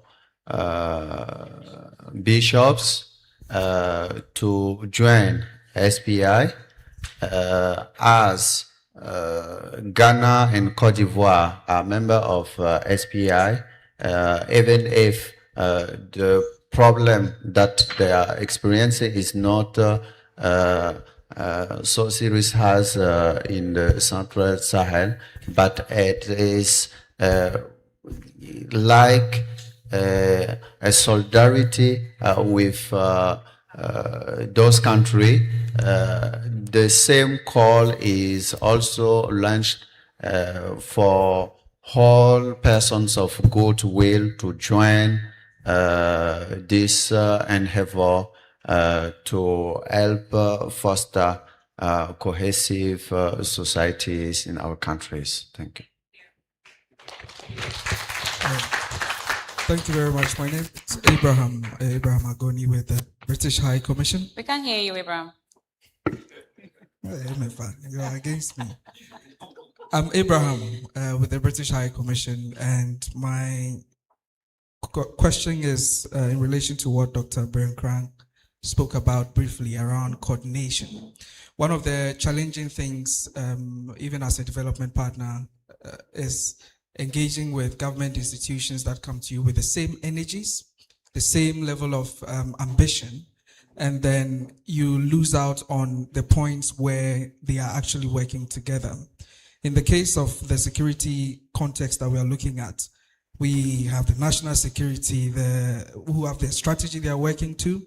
the CT Fusion Center, there's the AES Envoy's Office, there is the Ministry of Foreign Affairs, of course, that also has a mandate around that. There's the Ministry of Defense and a plethora of other government agencies that all have specific things that they want to do. I guess it's one of the questions I wanted to put straight to Major General Batabana around what is consciously being done at this point to try and reconcile all of the strategies that are already in place, such that if a development partner wants to support government of Ghana in building resilience or preparedness or early warning systems, then you know where to engage. But at the moment, it's the UK, for instance, is relating with the national security and relating with other security agents on different levels for different priorities. But it's, for me, for this particular forum, I'm just curious to know how pragmatically these things really could be reconciled. And then just briefly around the capacity and expertise for religious leaders for managing information, what specific ones you're looking at, and if already there is an interest to start something in the pipeline, it would be good to also take that away. Thank you. Thank you. Partnership has come. He's quickly taking his notebook. Good afternoon. My name is Melody Azinim with the United Nations Development Program. Mine is more of a contribution, and then maybe there'll be a question. Just to add on to what Abraham just said about the coordination, I think it's very important to know as a country which institution is the lead in terms of coordinating when it comes to issues of our work around preventing violent extremism and countering terrorism. I give an example because we work on a regional project that has other coastal states. And for example, in Togo, where they have the CIPLEV, I don't know the English version of it, but when it comes to everything around counterterrorism and preventing violent extremism, this is the main institution. You can't go talking to any other person. And I think sometimes in Ghana, that is one of the challenges, because then we tend to talk to different institutions here and there. You don't have that clear coordination. So I think it's something we also need to look at to be very clear, because you can have that coordination body and then you have the other institutions that work under them. So once you are dealing with them, if there's a specific area, then you can be referred to that specific institution that have that mandate to engage with. And I think that makes it easier for our colleagues in Togo to really have that. So I think it's something that we need to look at. General is here, we've been discussing and supporting them even in the review of the framework. And to also talk about the issue, contribute to the issue about the see something, say something. I think it's something that also needs to be looked at very carefully. Because in our work over the years, I'll say like a span of 6 years now, we started some work with WASI 2019, build on. One of the challenges is the issue of the accountability. You know, when community members report something to you, they want to get feedback that whether it was really true when you follow through with your investigation or not, so that in future they can feel confident and part of the process to come back to report. But if they don't get any response, then it's like, okay, maybe it was not even relevant, so why should we keep bothering ourselves to report? And I today understood a bit more of the levels of the reporting, you know, from what General said during his presentation. Because like Dr. Emma said earlier on, during the initial sensitization of the see something, say something, it was more focused on like just about the threats. But today, I got to understand that even issues of development challenges at the community level, you know, about issues of broken pipes and all those things need to be reported at a certain level. And I think this is what we need to initiate the campaign and to be very clear about the levels of reporting. But even with the levels of reporting, there are certain communities where depending on the kind of threat, you can report to the chief, you can report to the assemblyman, but if it is beyond them, the phone networks don't even work there. And they need to contact the security. The road network is very bad. I mean, last week I was in Busa South, and then just from Navrongo moving towards Sandema, we were getting Burkina Faso's network. You know, we're getting network from across. Even from Damango, when you're going towards Sola, you're getting a network from across. And it makes it difficult to even communicate internally in Ghana. Okay. So these are things that we need to look at, because sometimes some of the things and the response required goes beyond the chief, goes beyond the religious leaders in those communities and need to be taken to the security. Okay. But then access is also a challenge. So let's look at all this in a holistic manner to make it even more effective to help all of us deal with the issue. Because like Father said, the threat is here, but we need to be better prepared to respond. Thank you. Thank you very much. I'll take the fifth one. I'll come back. I'm Sedi Yakubu from the Ahmadiyya Mission, a retired Deputy Commissioner of Customs Preventive. This issue of coordination is so important that we have to look at it very well.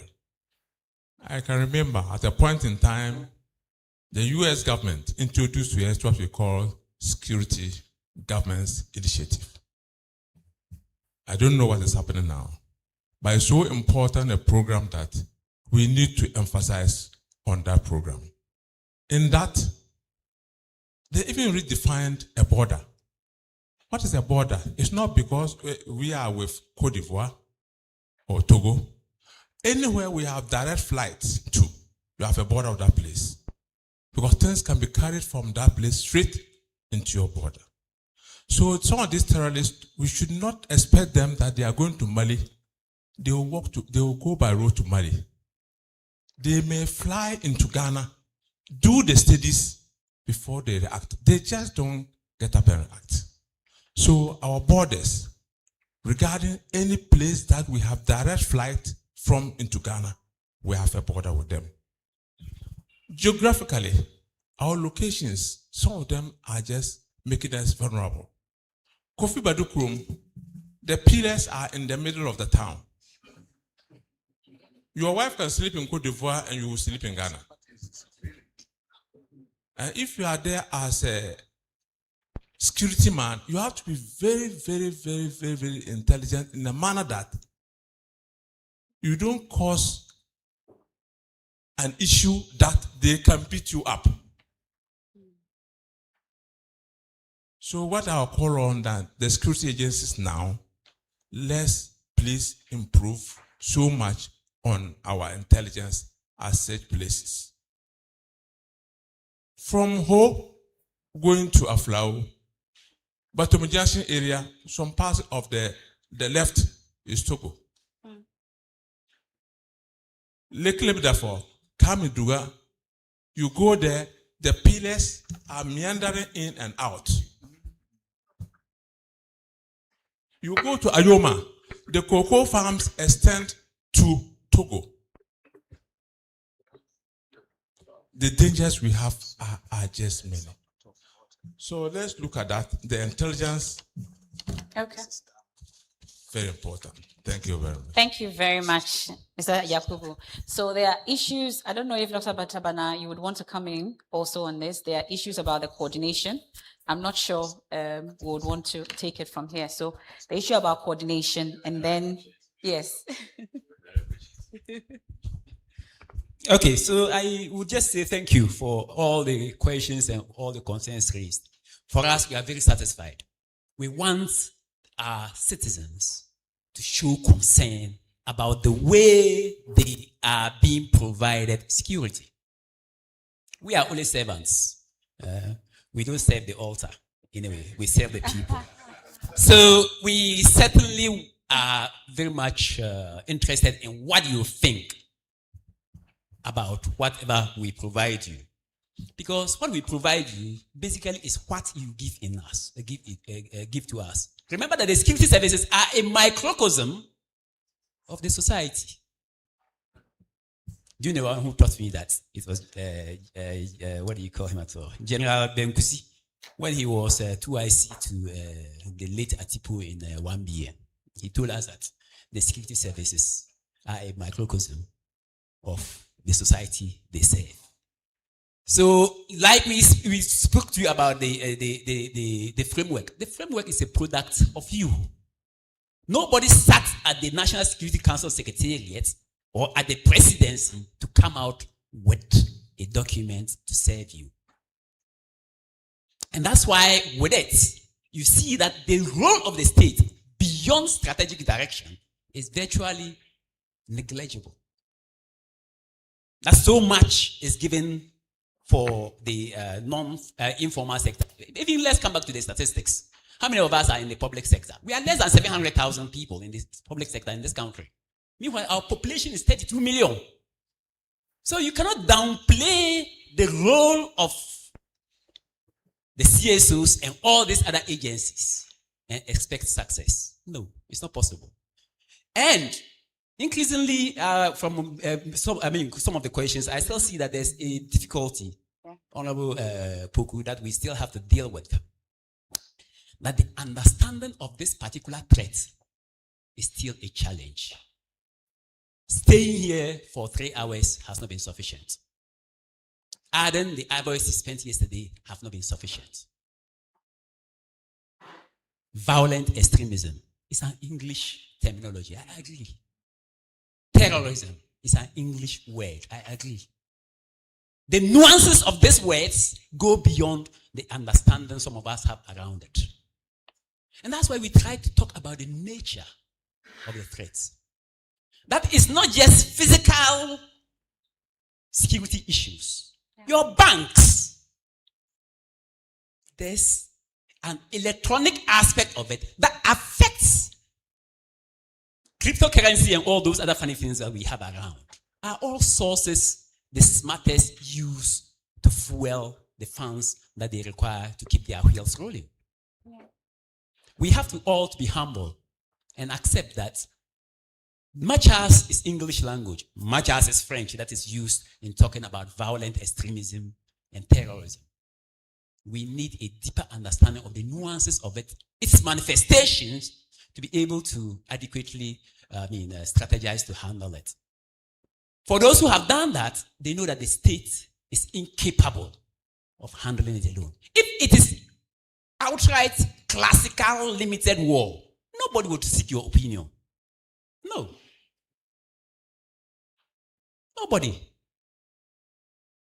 If it's sufficient for the intelligence agencies to provide us with the accurate information we want to be able to secure the border with Togo, nobody would require you. Because we have BNI, well-resourced, well-experienced, and we have the DI, we have PID. They are all there, but for classical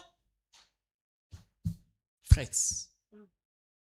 But the nuances of this particular threat we're talking about go beyond the capacity of just the state law enforcement agencies. Okay.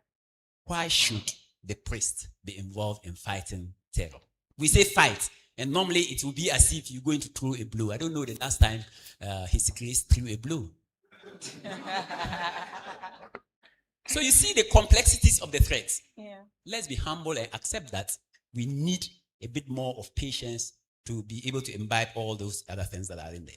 Now let's get to the issue about the influx. The influx, this is Kwame Nkrumah's Ghana. Mm-hmm. Our foreign policy has 5 pillars. One of the very important pillars is Pan-Africanism. The second one is talking about good neighborliness. We spoke about the value of the Ghanaian hospitality today. These are values we have. Do we want to neglect them? Do we want to jettison them because of terror? Let's answer. We can choose to. And that's why I drew your attention to the danger that people, I don't want to use the word xenophobic, but you can scratch the lower limits of xenophobia without knowing you are scratching the lower limits of xenophobia. And that's why I cautioned you about the language you use in addressing me, in addressing my neighbor. You can just be xenophobic without consciously deciding to be xenophobic in your own processes. And I believe if we are honest with ourselves, we know that there are times we scratch the base of it. Migrants. Who here can tell me where the grandfather comes from? Apart from the ones who are supposed to be the original Ghanaians, as far as this territory is concerned. Sheikh, where does your grandfather come from? Don't answer. I'll ask His Grace. So these are the issues. We have long-standing historical complexities. We can't go bath in any river to divorce ourselves of those complexities. But we can survive, and we have survived with those complexities. We can continue to survive with those complexities. We just have to make a conscious effort. Okay. So yes, the migrants come, GIS is doing its best. They do the registration. They do screening before the people filter around. And what I know for sure is that even last week, a diplomatic effort is being made about addressing the presence of the beggars here. We have repatriated them, I think about 3 months ago. For those of you who are media savvy, you would have known that we repatriated some. But listen to me, and carefully too. People, I've already told you that they don't come here because they love Ghana. They are running away from fear.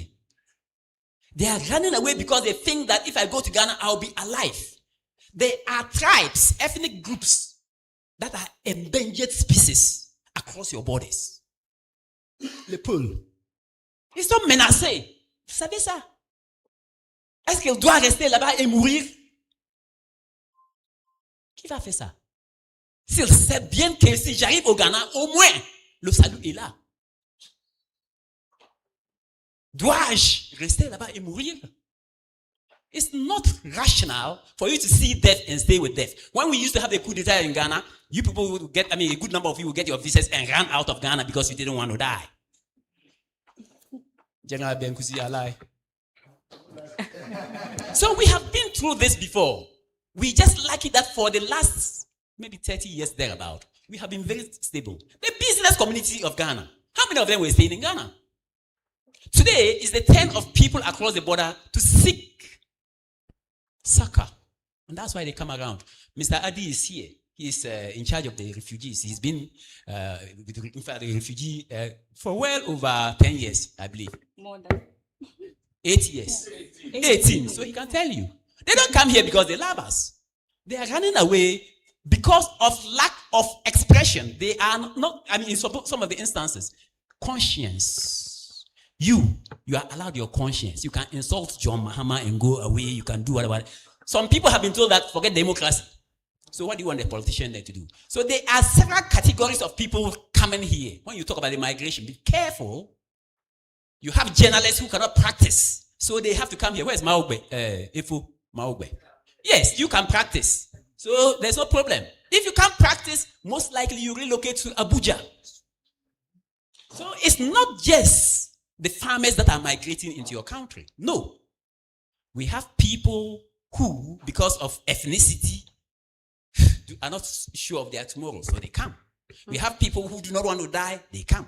We have people who are not allowed to practice their trade, they come. Should Ghana begin to reject them? We can, if we decide to. Then where is the compassion we're talking about this morning? Okay. Compassion may not be in our legislative books. No. But certainly you require it if we really believe we are humans.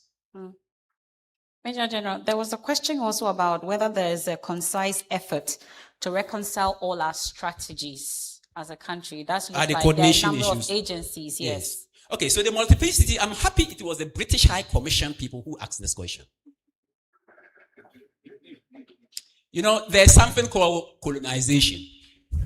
And afterwards, we continue the practices our colonizer left us. So I'm speaking English to an audience that is more than 90% Ghanaian.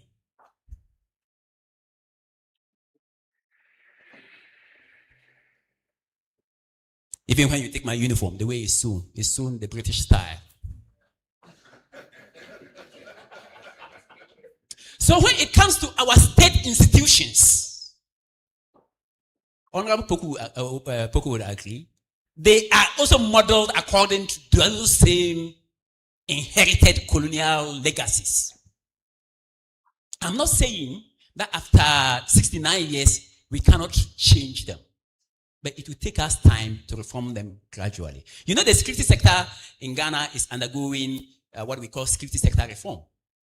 After the National Reconciliation Commission issues, we have ever since that time always consciously tried to reform one thing at a time.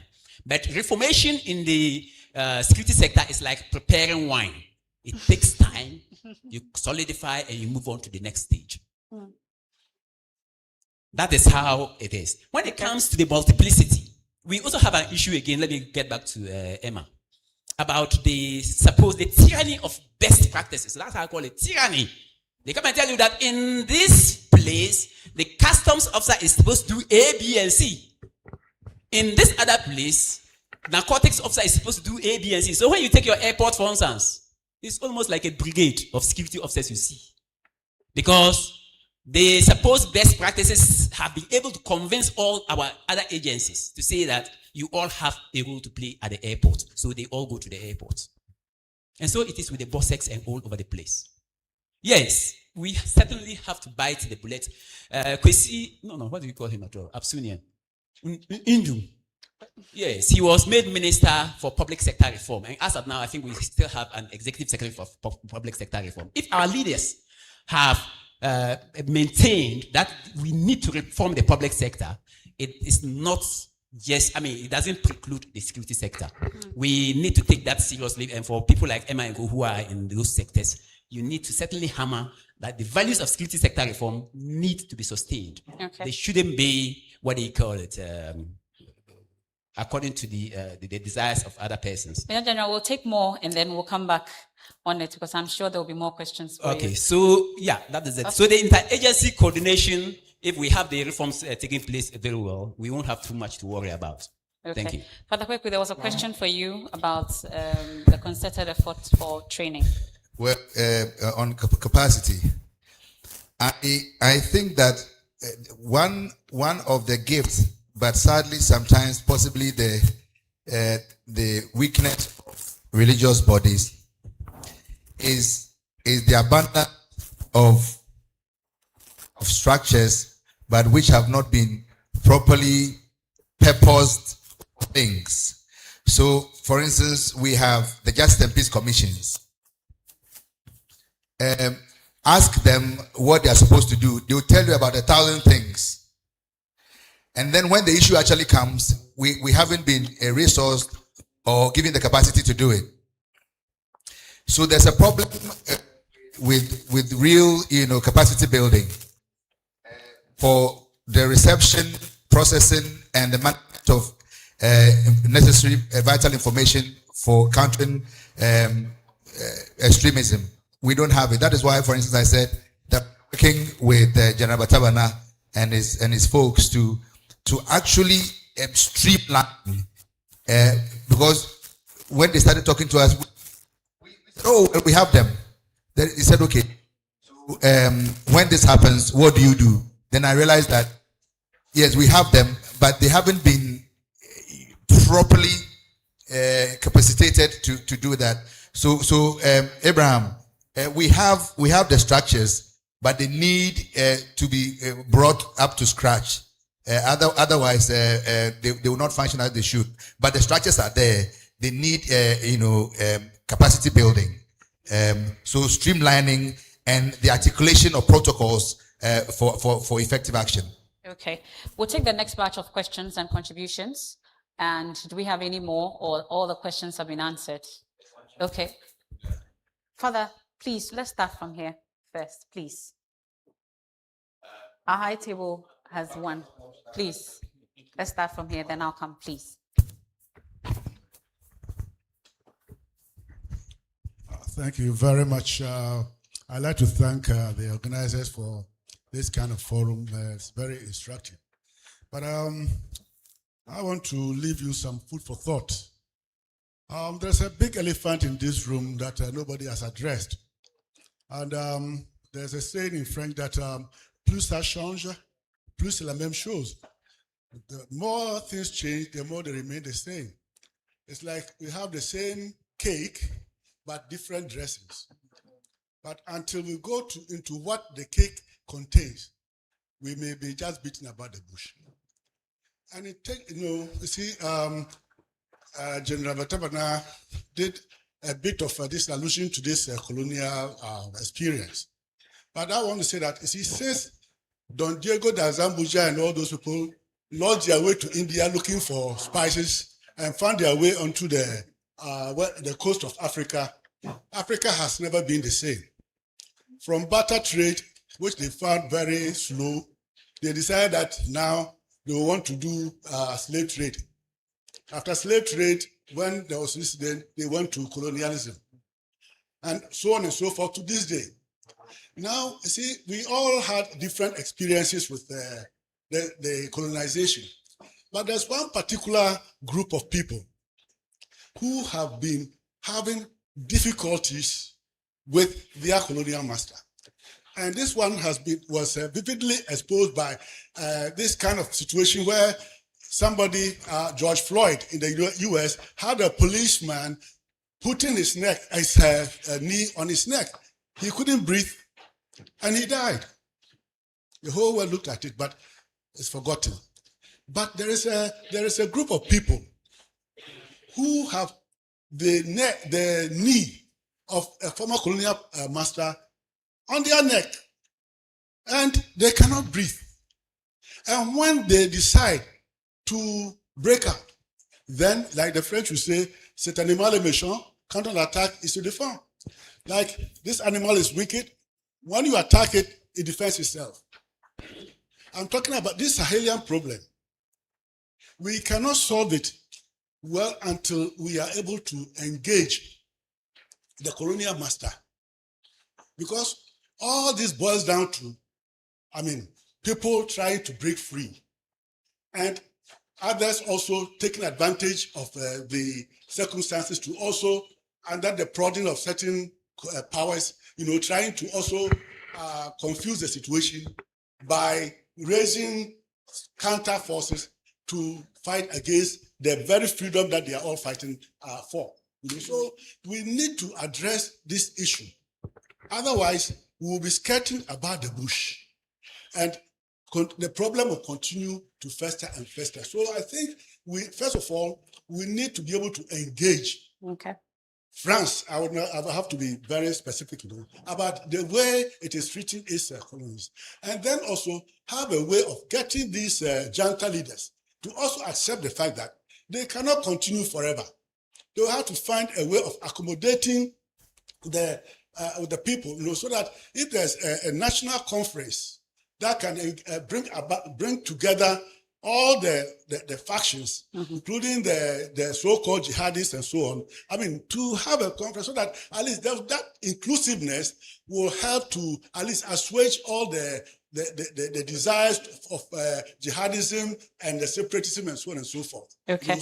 So I think this is one way of looking at it. So I'll leave it to as food for thought. Thank you very much. We'll come to the gentleman in the pink shirt. Yes. If we make it as brief as possible, we can take as many as we can. Thank you. My first question goes to Dr. Birikran. That is, how are the socioeconomic vulnerability that militant groups exploit, which you mentioned, few of them you were talking about, they form alliances, and then they also take advantage on land disputes, chieftaincy disputes, and then organized crime network. Now, how are early warning system tracking them? Okay. How are early warning system tracking them? And then the next one goes to Mr. Francis Puku. Mm-hmm.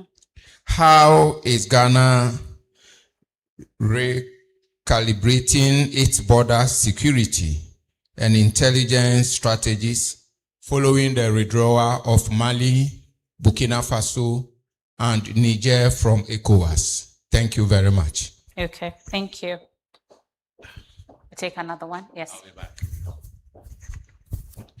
From yesterday's interaction and today's, I've come to understand Your name, sir? Christopher Vojogbe. Father. Okay, Father Christopher Vojogbe. Today, 32 years as a priest. Congratulations. Oh.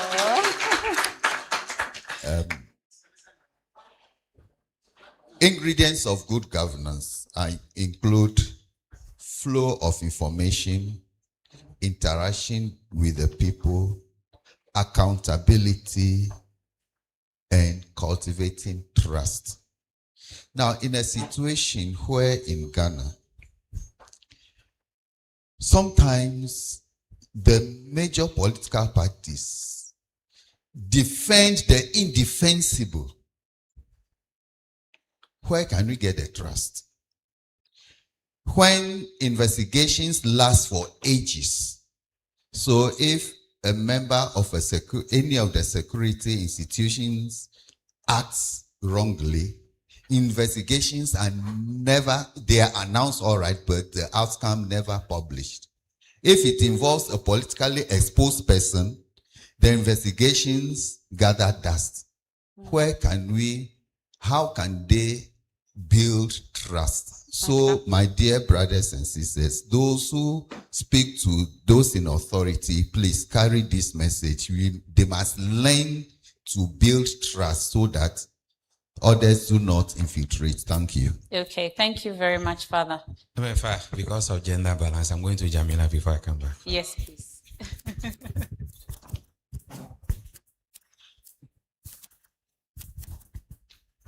Thank you very much and good afternoon. I think he's introduced me. My name is Jamila. I work with BRAC. To add that Sahel Peace Initiative, I'm not new to it because I was with Catholic Relief Services, and to acknowledge the good work that the initiative has brought. Indeed, parts of the Ghana-Burkina Faso border, there's been very significant work from SPI that prevented a lot of conflicts in the past and ongoing. I think from the reflections, I wanted to see if, what's their name, NCC, how involved they are in this process. I think I've been on this initiative. I have not seen how active they are on this initiative. And I think one of the things that we're taking forward is when we see something, we say something. In the past, NCC has played a critical role in educating us of our civic responsibilities and others. So to just get the NCC to play a very active role in this initiative. The other thing that I was also looking at is our collective responsibilities. So I think the churches, the mosque, the traditional authorities have a very, very strong role. When you look at, should I say, us as a people, our value systems have changed.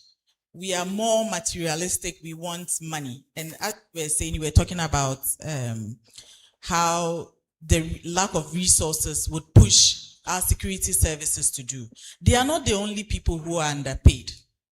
There are many others. If you even see people that they extort money from, there are people that they are better off than.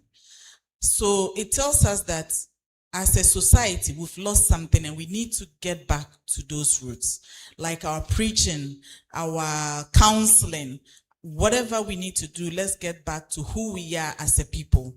We were proud, we were very patriotic people who believed in earning small and doing, not earning small, but being proud of what you earn legally and making good use of it and believing that those are the blessings that have been given to you. So we need to get back as a society to just, should I say, bring back our values as a people. while holding, I think the society is what brings the security services.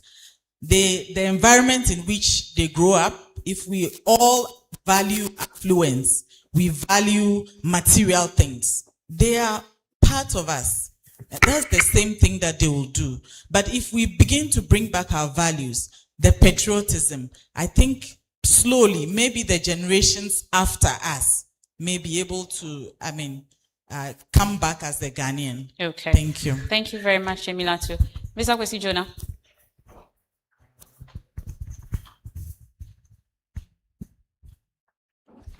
Thank you so very much for the opportunity. I have listened very carefully to all the panelists, and one very, very vital question that remains unresolved is all of Ghana's neighbors, Cote d'Ivoire, Togo, Benin, have been hit by violent extremism. What are the main reasons why Ghana alone has remained unattacked for so many years? When I listen to the contributors, the panelists, I get two sets of binary answers. On the one hand, we have some of the panelists saying, oh, we have very moderate imams who preach against violent extremism.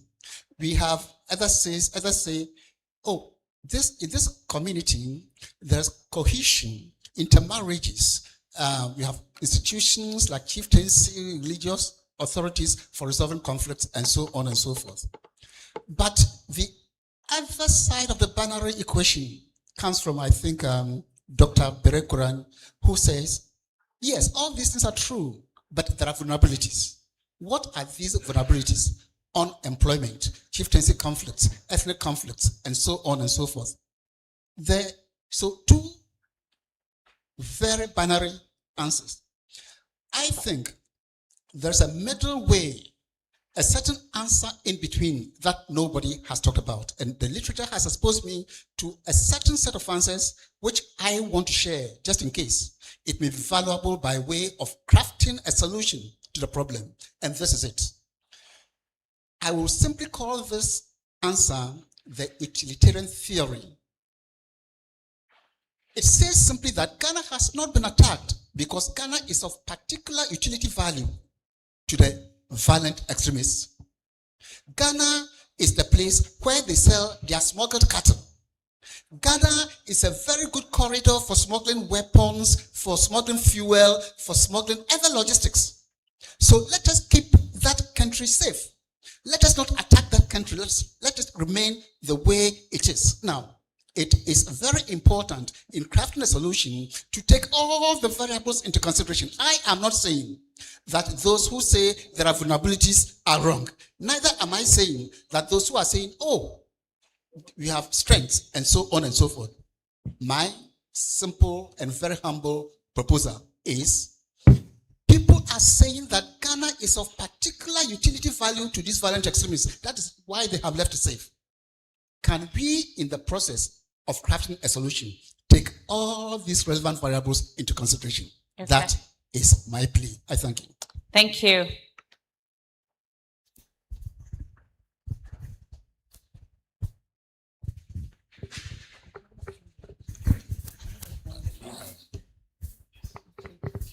Okay, so I'm Tete Paddy. I'm from UNHCR. Mine is a very brief one, and it builds on what has already been said, the coordination.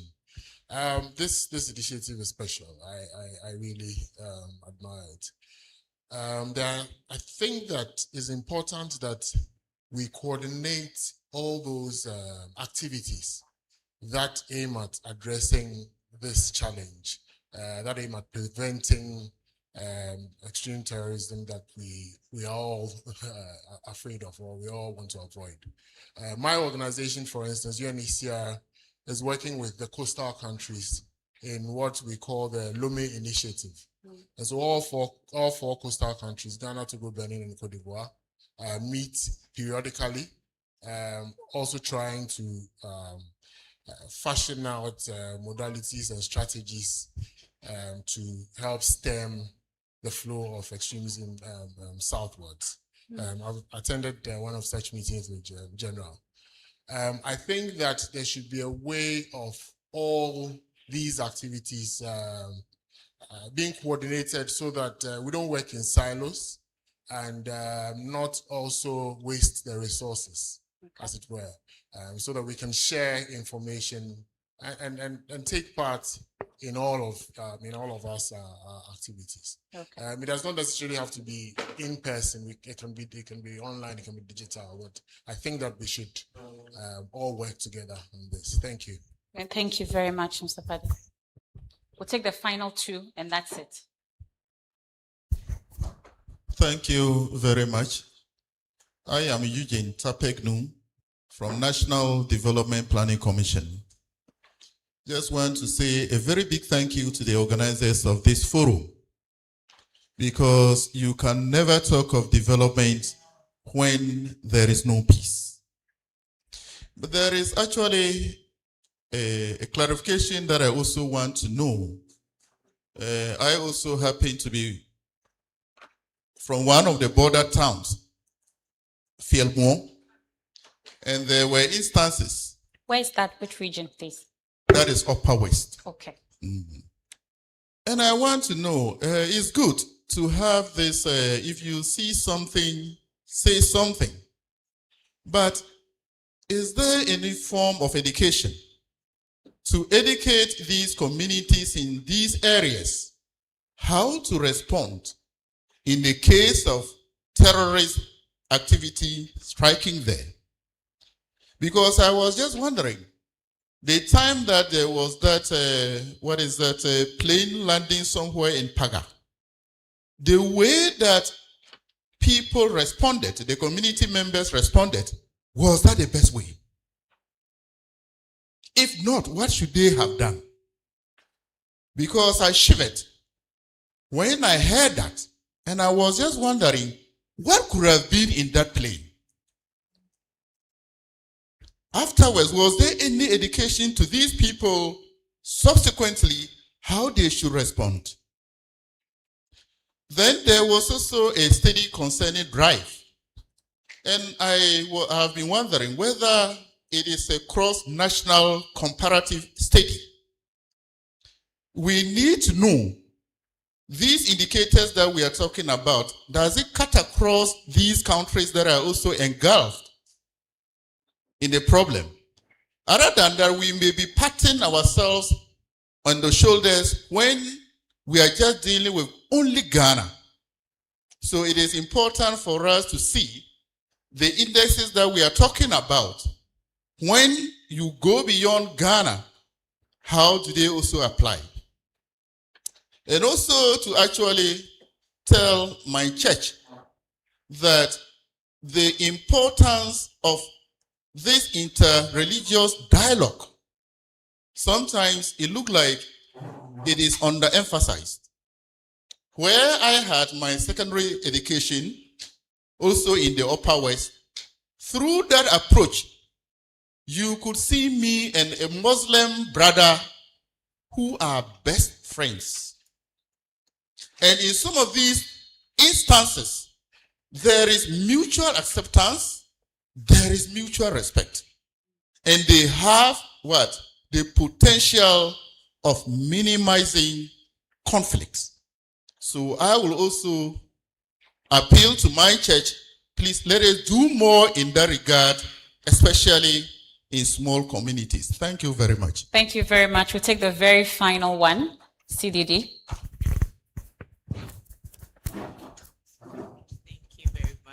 Thank you, MFM. My name is Sharon Willis-Brown-Alcott from CDD Ghana.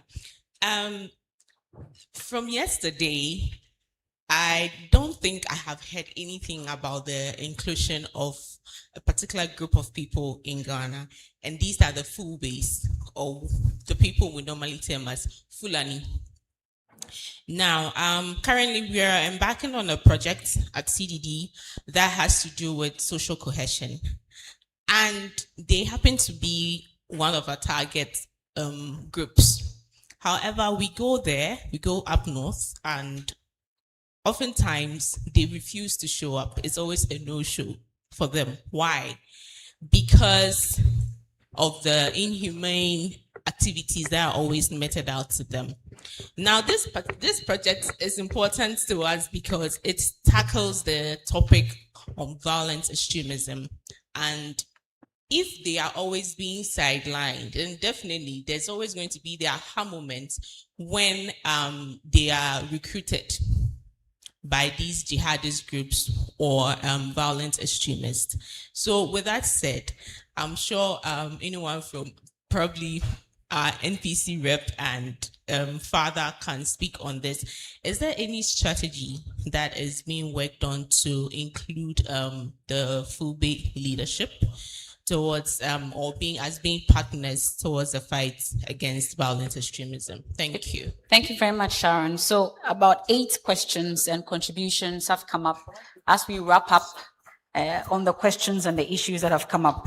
So, Mr. Poku, there was a question for you on the border security and the fact that some countries have left ECOWAS and how Ghana is recalibrating. Yes, that was the word, amongst others. That was the question.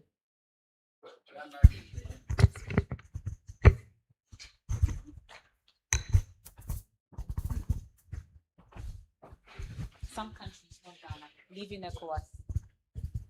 Well, thank you very much. There are a number of related security matters that I wish to clarify. Question of coordination is entrenched in our constitution. The role of national security in protecting this country. And it's so important that it comes right from the presidency, who is the chairman of National Security Council. And in this council, every sensitive department is represented. We have the security agencies, the BNI, research department, police, they are all members, immigration. So apart from that, we have cabinet ministers because they are for implementation of policies. And you see, national security threat is a very wide concept. Anywhere where we find a nation threatened, it's a national security issue. Because what a person involved in Galamsey is doing is what the terrorist is also doing. They are all killing. So for security assessment, the two are the same. So national security must identify all the possible threats. And that is why we have the National Security Council in section, I think, 83 of the Constitution. And then we've had a new security law to 2024. The last was amended when NIB was changed back to BNI. So there is a security law and coordination from the diplomatic service in response to the gentleman from the British High Commission. There are channels. There are liaison channels. There are agencies within the security that deal with the diplomatic service and other foreign agencies. So everything is constitutional, is legal, and when we are making assessment, we have what we call stakeholders. Who can contribute to national security. So it's not just the established agencies like Presidency, National Security Council, BNI. We have the various agencies, the civil societies. And those of you in civil societies, you realize that you've been interacting with the security agents because you all matter before we make security assessment. Members of the public are taken very, very seriously because it's from them that you can get your security reports. And when I was in charge of national security, my best friends were those who were very critical because they were offering free consultancy. There are issues they raise that the government may deny, but we go and find out what really the truth is. And believe it or not, they were my best consultants because they are truths that people don't believe, but they will lead you to actually what is happening. So national security assessments must take into consideration what the whole public is saying. You have that, we call it open sources, and they are legitimate. If Joy FM is making a program, there is a lot I can take from that program. Those who have worked in departments and are retired, they were a very fruitful source of information. They were involved in wrongdoing, but now that they are out, they will come and tell you what was happening. So please, it's a serious issue. It involves the life of the people. Okay. And we have to determine those threats facing the country and find meaningful way of addressing them. And when you have briefing of presidents and other stakeholders, national security is more critical than even what the public is saying, because you got the lives of people in our hands. So I think the key issues are addressed. Yes, thank you. The border areas, we have the district security councils, regional security council. They all meet to address the local challenges. And apart from that, we have national security initiatives who make the nationwide projections. And national security is also involved in all that is happening in these border areas. Thank you very much. Thank you. Dr. Bikran, there were issues about socio-economic vulnerabilities and the fact that you talked about exploitation of land and chieftaincy disputes, amongst others. We're hoping you could touch a bit more on it, plus the early warning signs. All right. Thank you very much, and thank you so much for the questions and contributions. I'll just touch on the socio-economic vulnerability issues. I think there are different factors or reasons why conflicts arise and why we become vulnerable. And one of those that we talked about was the socioeconomic vulnerability. And within General Timms, he's also an academic. For those of you, he tries to pretend as if he's not one of us. What Dr. Timms people will call the structural factors, and those ones involve all of us. They involve all of us. They involve the churches, they involve the mosques, they involve the governments, they involve civil society, to ensure that people do not feel alienated, the inequalities, the social tensions, and those are all structural factors. Sometimes they are there, but they often do not necessarily lead to conflict until there might be triggers and tensions. And that's something that we need to look at. The structural motivators will be where General Timms people will go and do exercise somewhere, and then they would clear 230 people and then put them all counter back. And, after a few weeks, they release all of them back into society because they really haven't been able to pinpoint which ones are terrorists and which ones are just petty criminals or those who were just playing drafts amongst criminals, and then those ones will lead to tensions in society and grievance, and then it causes problems in our society. And I think those are all factors that means that all of us need to work towards. And I know that sometimes we are quite critical of the security services, but it says that, preventing something, nobody will know when you have prevented something. We always see when there's trouble, but the preventive work, nobody sees. So I think, Dr. Jonah, I certainly subscribe to the utilitarian theory that they need Ghana for something. They need a certain semblance of utility. My only issue with that is sometimes it takes away our agency. It means that they are the ones that are controlling, they are the ones that are in charge, and we are doing nothing, and they can sort of, like chess, play us.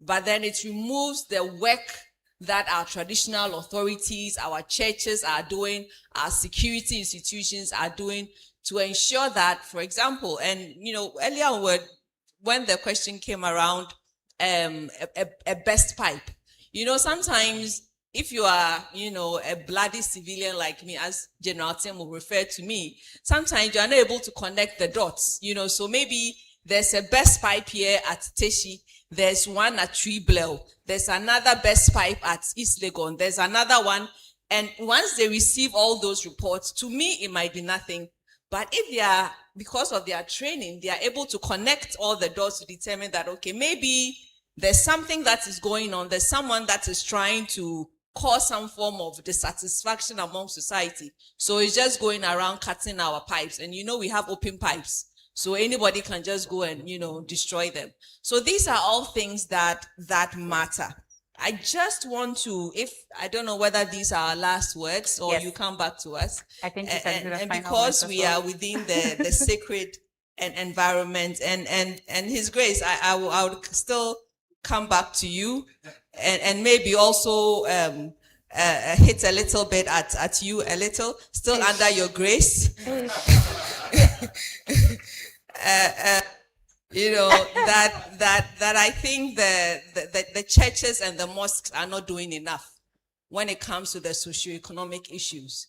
When a person enters our mosque and they enter our church, it's a contract. I think sometimes we look at the government and we say the social contract is between the citizens and the government. But once a person comes to our church, it's a contract and they come regularly. We give them communion. They come give offerings. They pay their tithes. It's a contract, and I think we are not doing enough. If sometimes, there might be misplaced priorities. If the churches and the mosques, we are interested in building edifices that people will come and look at us as museums. Oh, wow, what a beautiful edifice. And people are sitting in these places and they are poor. I know sometimes, there's this scripture that, Christians, we tend to bandy around. The poor will always be with us. Even Jesus said that the poor will always be with us. So it means we cannot do everything, right? But I think when it comes to the socioeconomic and the structural issues, there's so much that we are not doing. I think we need to do more. My ex-boyfriend, Sheikh, we need to do a lot more for the people that walk through. He is my ex because he hasn't been looking for me, so that's why he's my ex.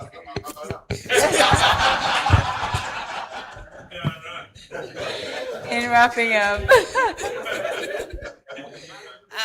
So I'd like to end on that, and I think our security institutions are doing a lot of work under very constrained circumstances. And, we don't give them enough credit for the great work that they do in our country and in our region. Thank you. Mr. Boja, there was the issue about trust. Yes. And inclusion. Yes.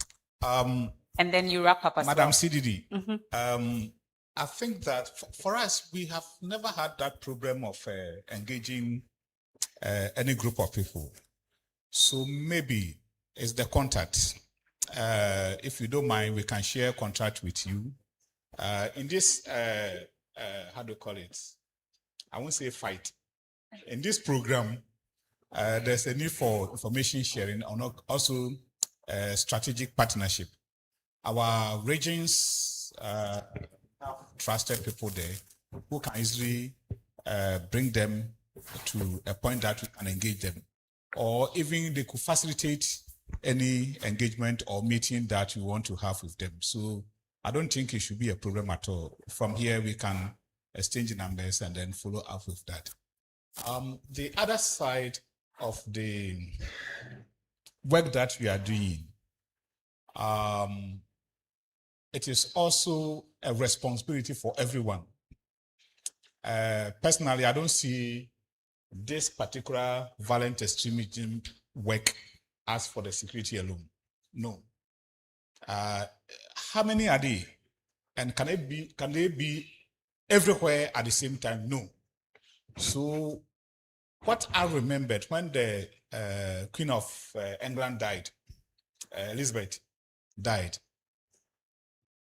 they interviewed an ex-security head, Honorable Francis is here, and the question the BBC put to him is that at that time there were a lot of skirmishes around, even in Europe and Africa and the Middle East. So they put a question to the ex-security head that is Britain or England safe to carry out the funeral? And say yes. Why? Because they have engaged a lot of the civilians and they have surveyed the civilians.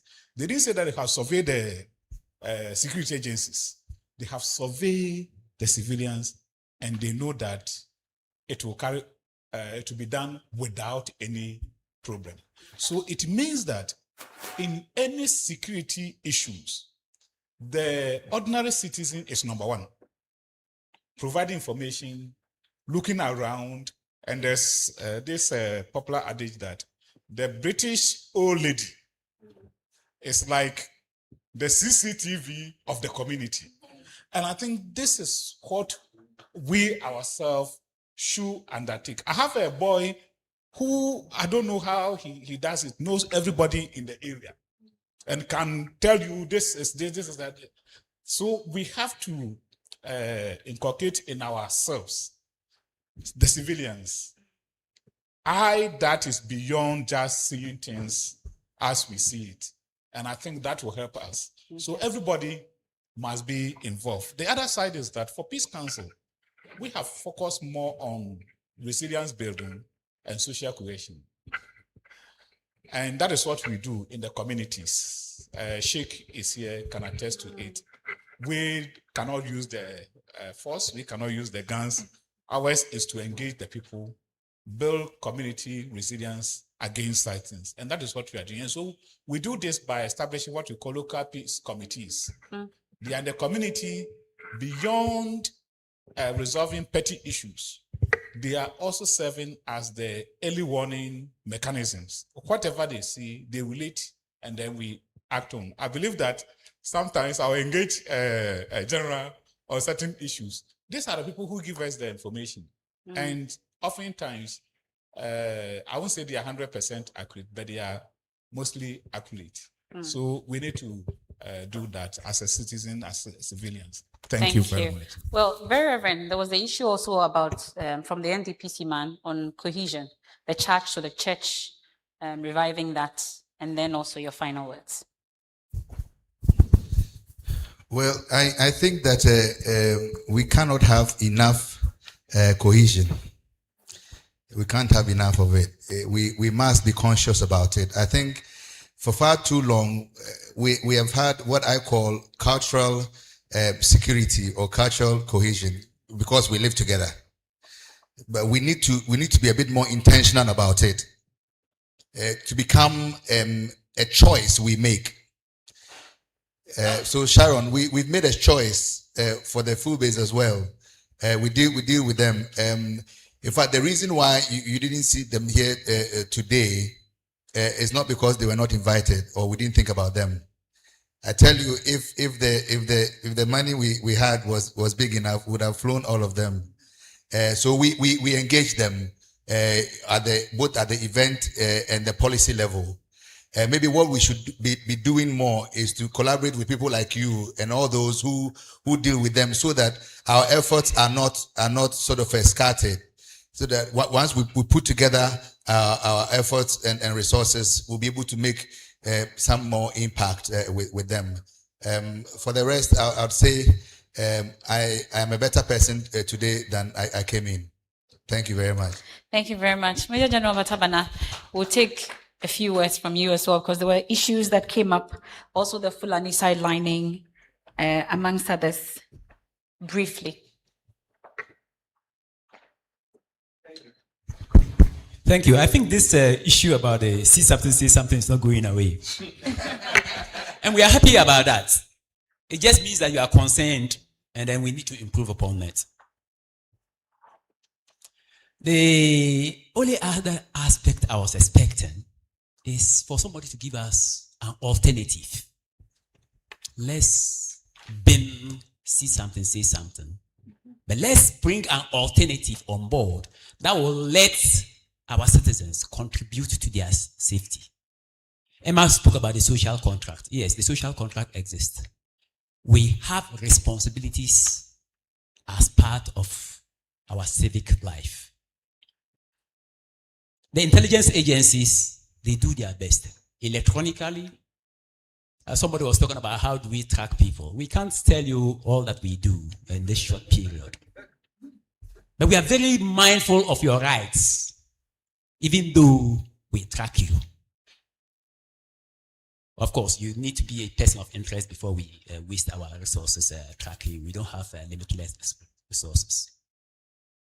But where we have shortfalls and gaps, that's why we see, when you see those things, notify us.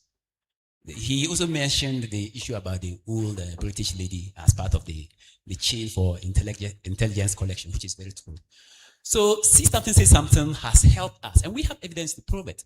You were talking about, and then Emma also, about the issue of the aircraft. Very often, the sensational part, the media takes it. The follow-up parts, they are not too interested. If they had contacted the DISEC there, they got a written feedback, not a verbal feedback. They got a written feedback as far as that aircraft is concerned. That aircraft had been in Ghana since the Kufuor administration. And it is one of the, what do you call it, the act with one of the embassies out here. Whether the people did the right thing or not, we were talking about, let's be judgmental about the actions they took. Certainly, unlike the Francophone countries and other countries where security training for our youth is compulsory, for us, we have not chosen that. So you grow up the way you are, and if you're not too much exposed to some of the security issues, certainly we don't expect you to know what you have not been taught. That's why we have national service, a national service scheme in the military, for instance, in Ghana, since Achampon's time, 1975, when he brought it in. We've not been very consistent with it, but it's possible for us to discuss a bit more.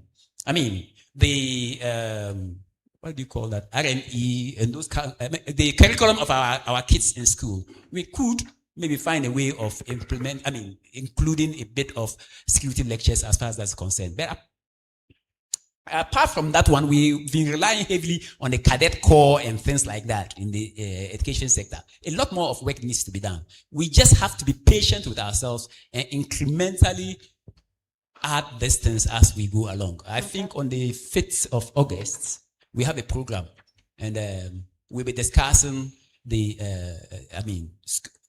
with the youth, a bit of the security issues. We're going again to Suani to meet the youth again on these issues, the people who are learning and who will be our better leaders tomorrow. Okay. On the issue of the full bay, there is so much that's been done for the full bay. The unfortunate thing about it is that they have a broken front. And that broken front is because of egoistic matters. Issues of pure greed. In actual fact, let me tell you, it's not necessary for me to, but I will. We gave them what in Ghana we call a tier rubber pickup. We gave them in February this year a tier rubber pickup. That tells you how interested this state is showing in the welfare of the full bay. And if you give them a pickup, naturally it means you provision, the pickup cannot run on air. Yes, but how they meet you halfway is the issue. The infighting, once they've seen, so these are issues that we have as humans. We have to continue, I was talking to Father.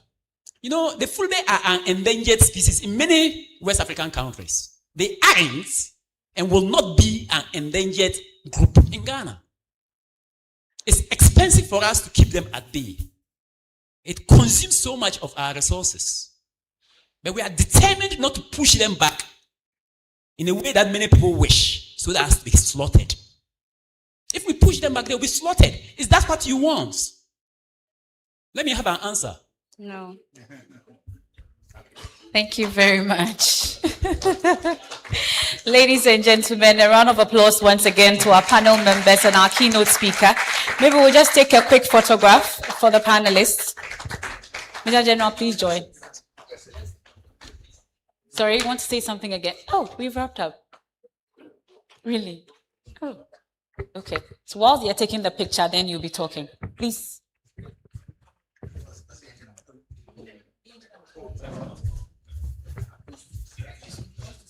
Yes, yes.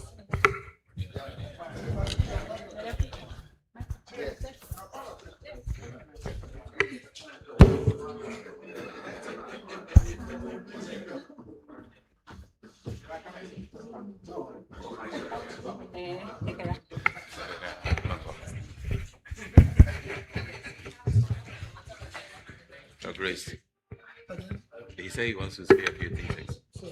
Merci. Alors, Monseigneur, si vous... Ah, il va transmettre, traduire pour moi, s'il vous plaît.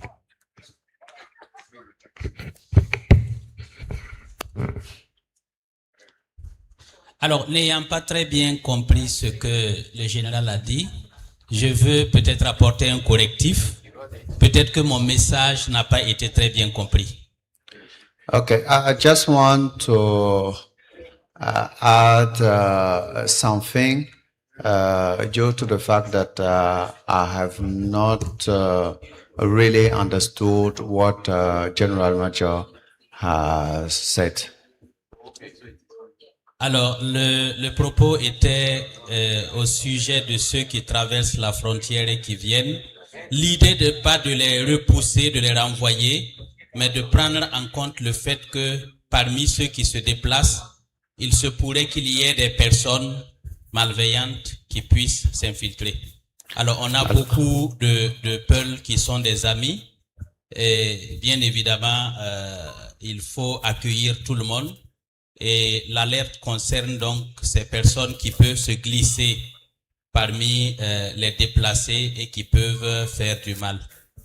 Sinon, il n'y a aucune ethnie ou aucun groupe culturel à exclure. C'est juste la vigilance qui est de mise pour que parmi ces groupes-là ne figurent pas des gens qui peuvent nuire.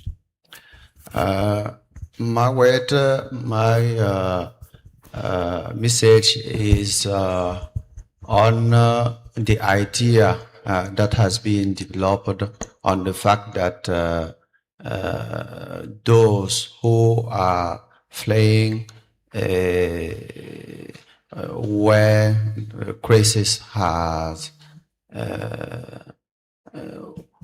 from Burkina, where is the problem to cross the border, the fact that we welcome them and we don't need to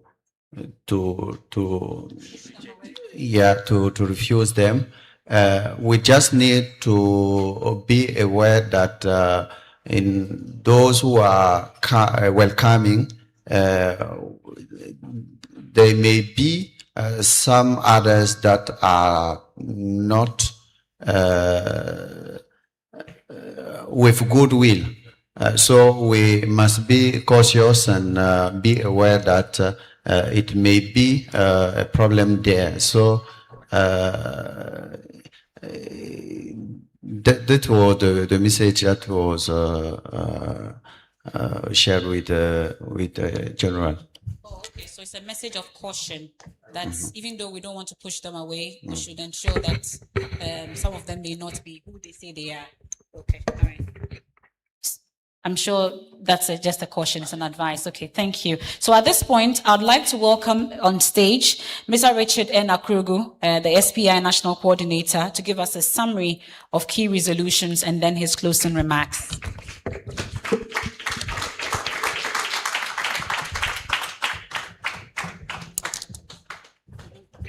Thank you, MFA.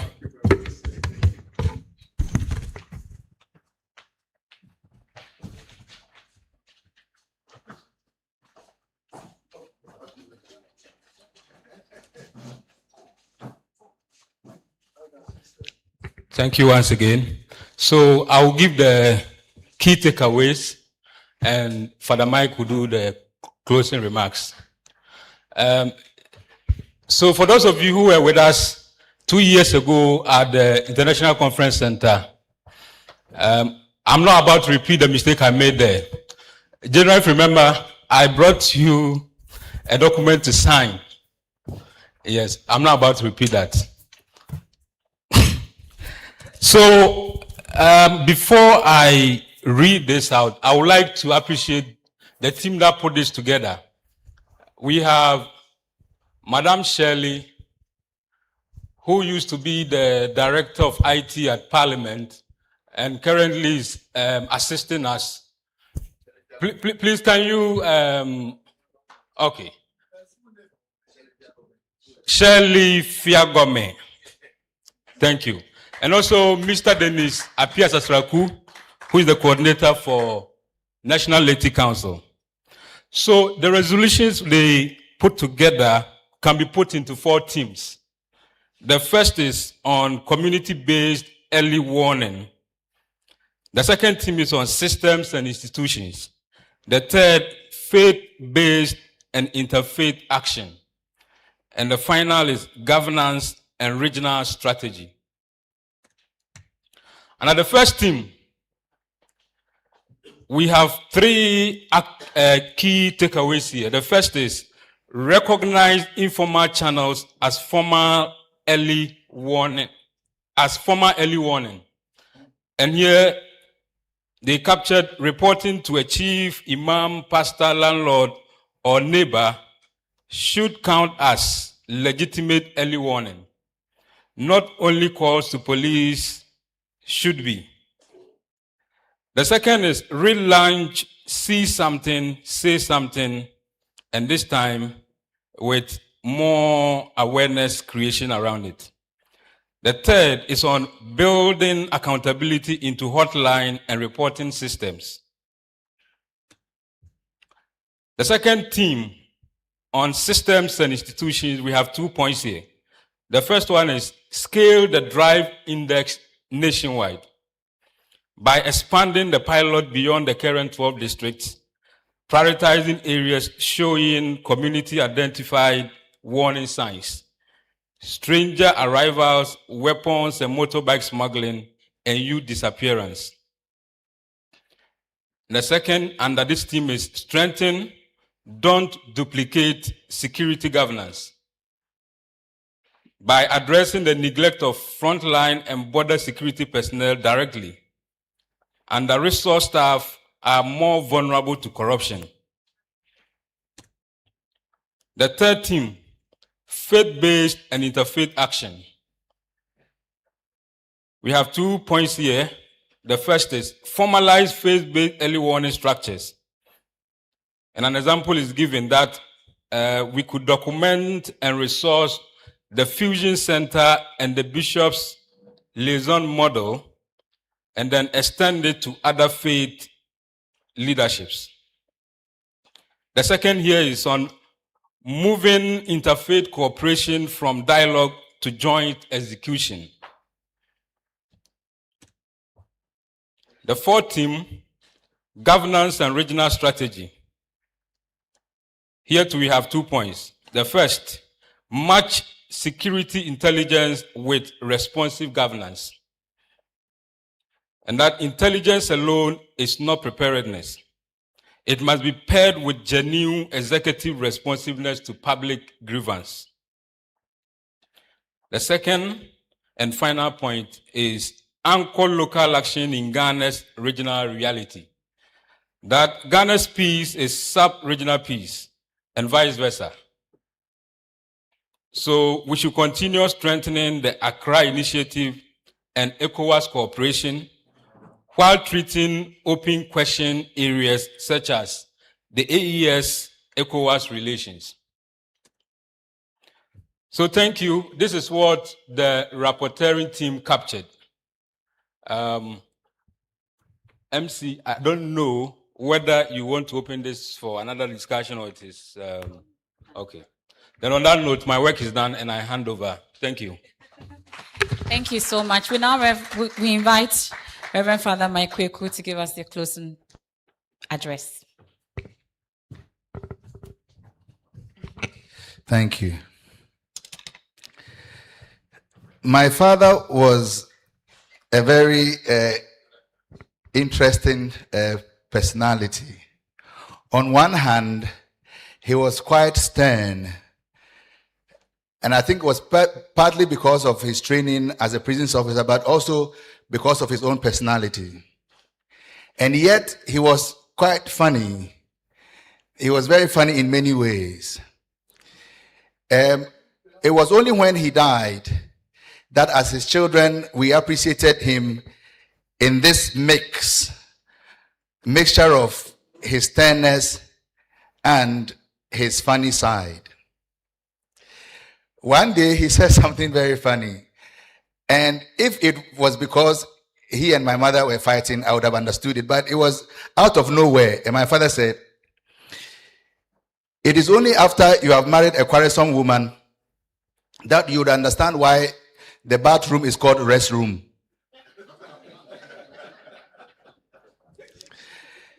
I didn't understand it then, but now when I talk to some of my brothers, they tell us that when your wife is causing you trouble and all of that, sometimes the best place is just to go to the bathroom and stay there. We as a country or as a continent or sub-region don't have the luxury of a place that we call a restroom. That if we have any quarrel happening in our country, we can go and rest and then come back. So it means that we have to make the bathroom a restroom.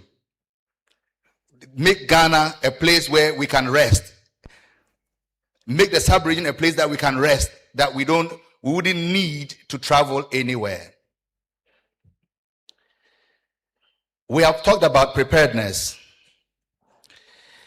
And I think that ultimately preparedness is not about predicting disasters, even though it is part of it. Or it is not merely about preventing conflict, even though it is part of it. This is what I think, and I hope that we live with this. That preparedness in relation to the risks of violent extremism ultimately is about forming communities. It is about forming people. It is about forming hearts. Hearts which are large enough to care not only about themselves, but about everybody else. To form people and communities whose visions are long enough to see beyond the short term, whose horizons are clear enough to be able to see what their own good is, which is linked to the good of everybody else.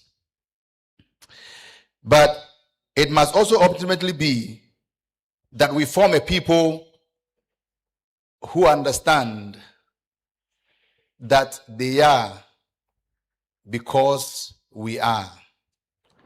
Ubuntu, I am because we are.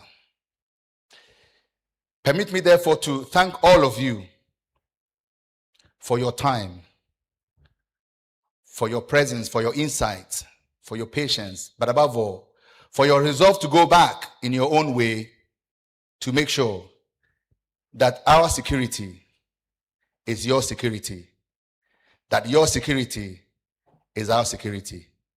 Thank you very much, and may God bless you all.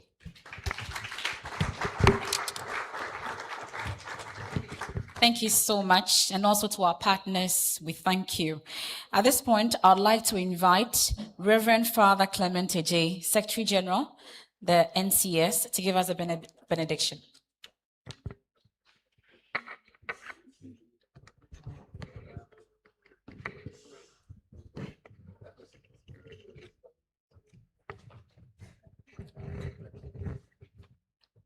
Please kindly let us be on our feet.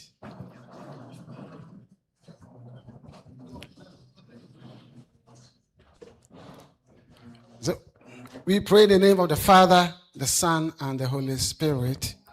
God the Father, we thank you for giving us this occasion to speak about peace. We thank you for the life that you've given to all of us to be here. We thank you for our contributors, the participants, and especially the main speakers. Peace was your wish for the world, and it still remains the wish for the world. That is why after your resurrection, anytime you met the apostles, you speak to them about peace. You wish them peace, shalom. You are the Prince of Peace. Without you, there is nothing we can do. We are doing our responsibilities. We are doing what you expect us to do.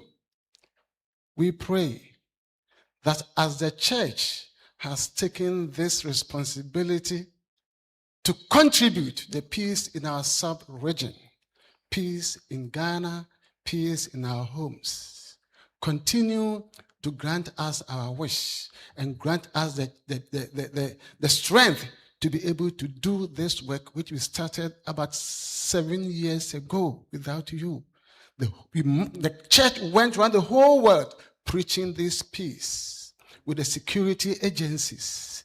Let the collaboration be great, especially with the other religious organizations like Islam. They also believe in your peace. We thank you for this day. We thank you for what we've done so far. As we leave this place, be with us so that we'll reach our destination safely and sound.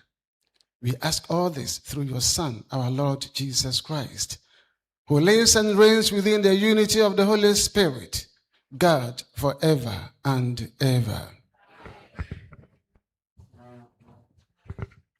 As Gabriel, I am Jibril in the Quran.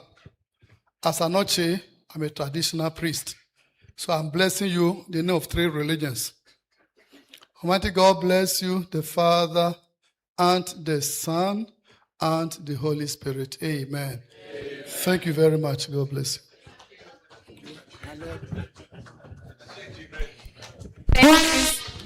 Thank you so much to all of you. So on behalf of the Catholic Bishops' Conference, the Governance, Justice and Peace Directorate, and the Sahel Peace Initiative, Catholic Relief Services, the Konrad Adenauer Think Tank, we thank you all for being a part of the SPI National Forum 2026. Lunch is served. And to my colleague journalists, please, there's a special arrangement for you, so please stay in the room. Thank you so much. Until we meet again next year for another forum, we say adios.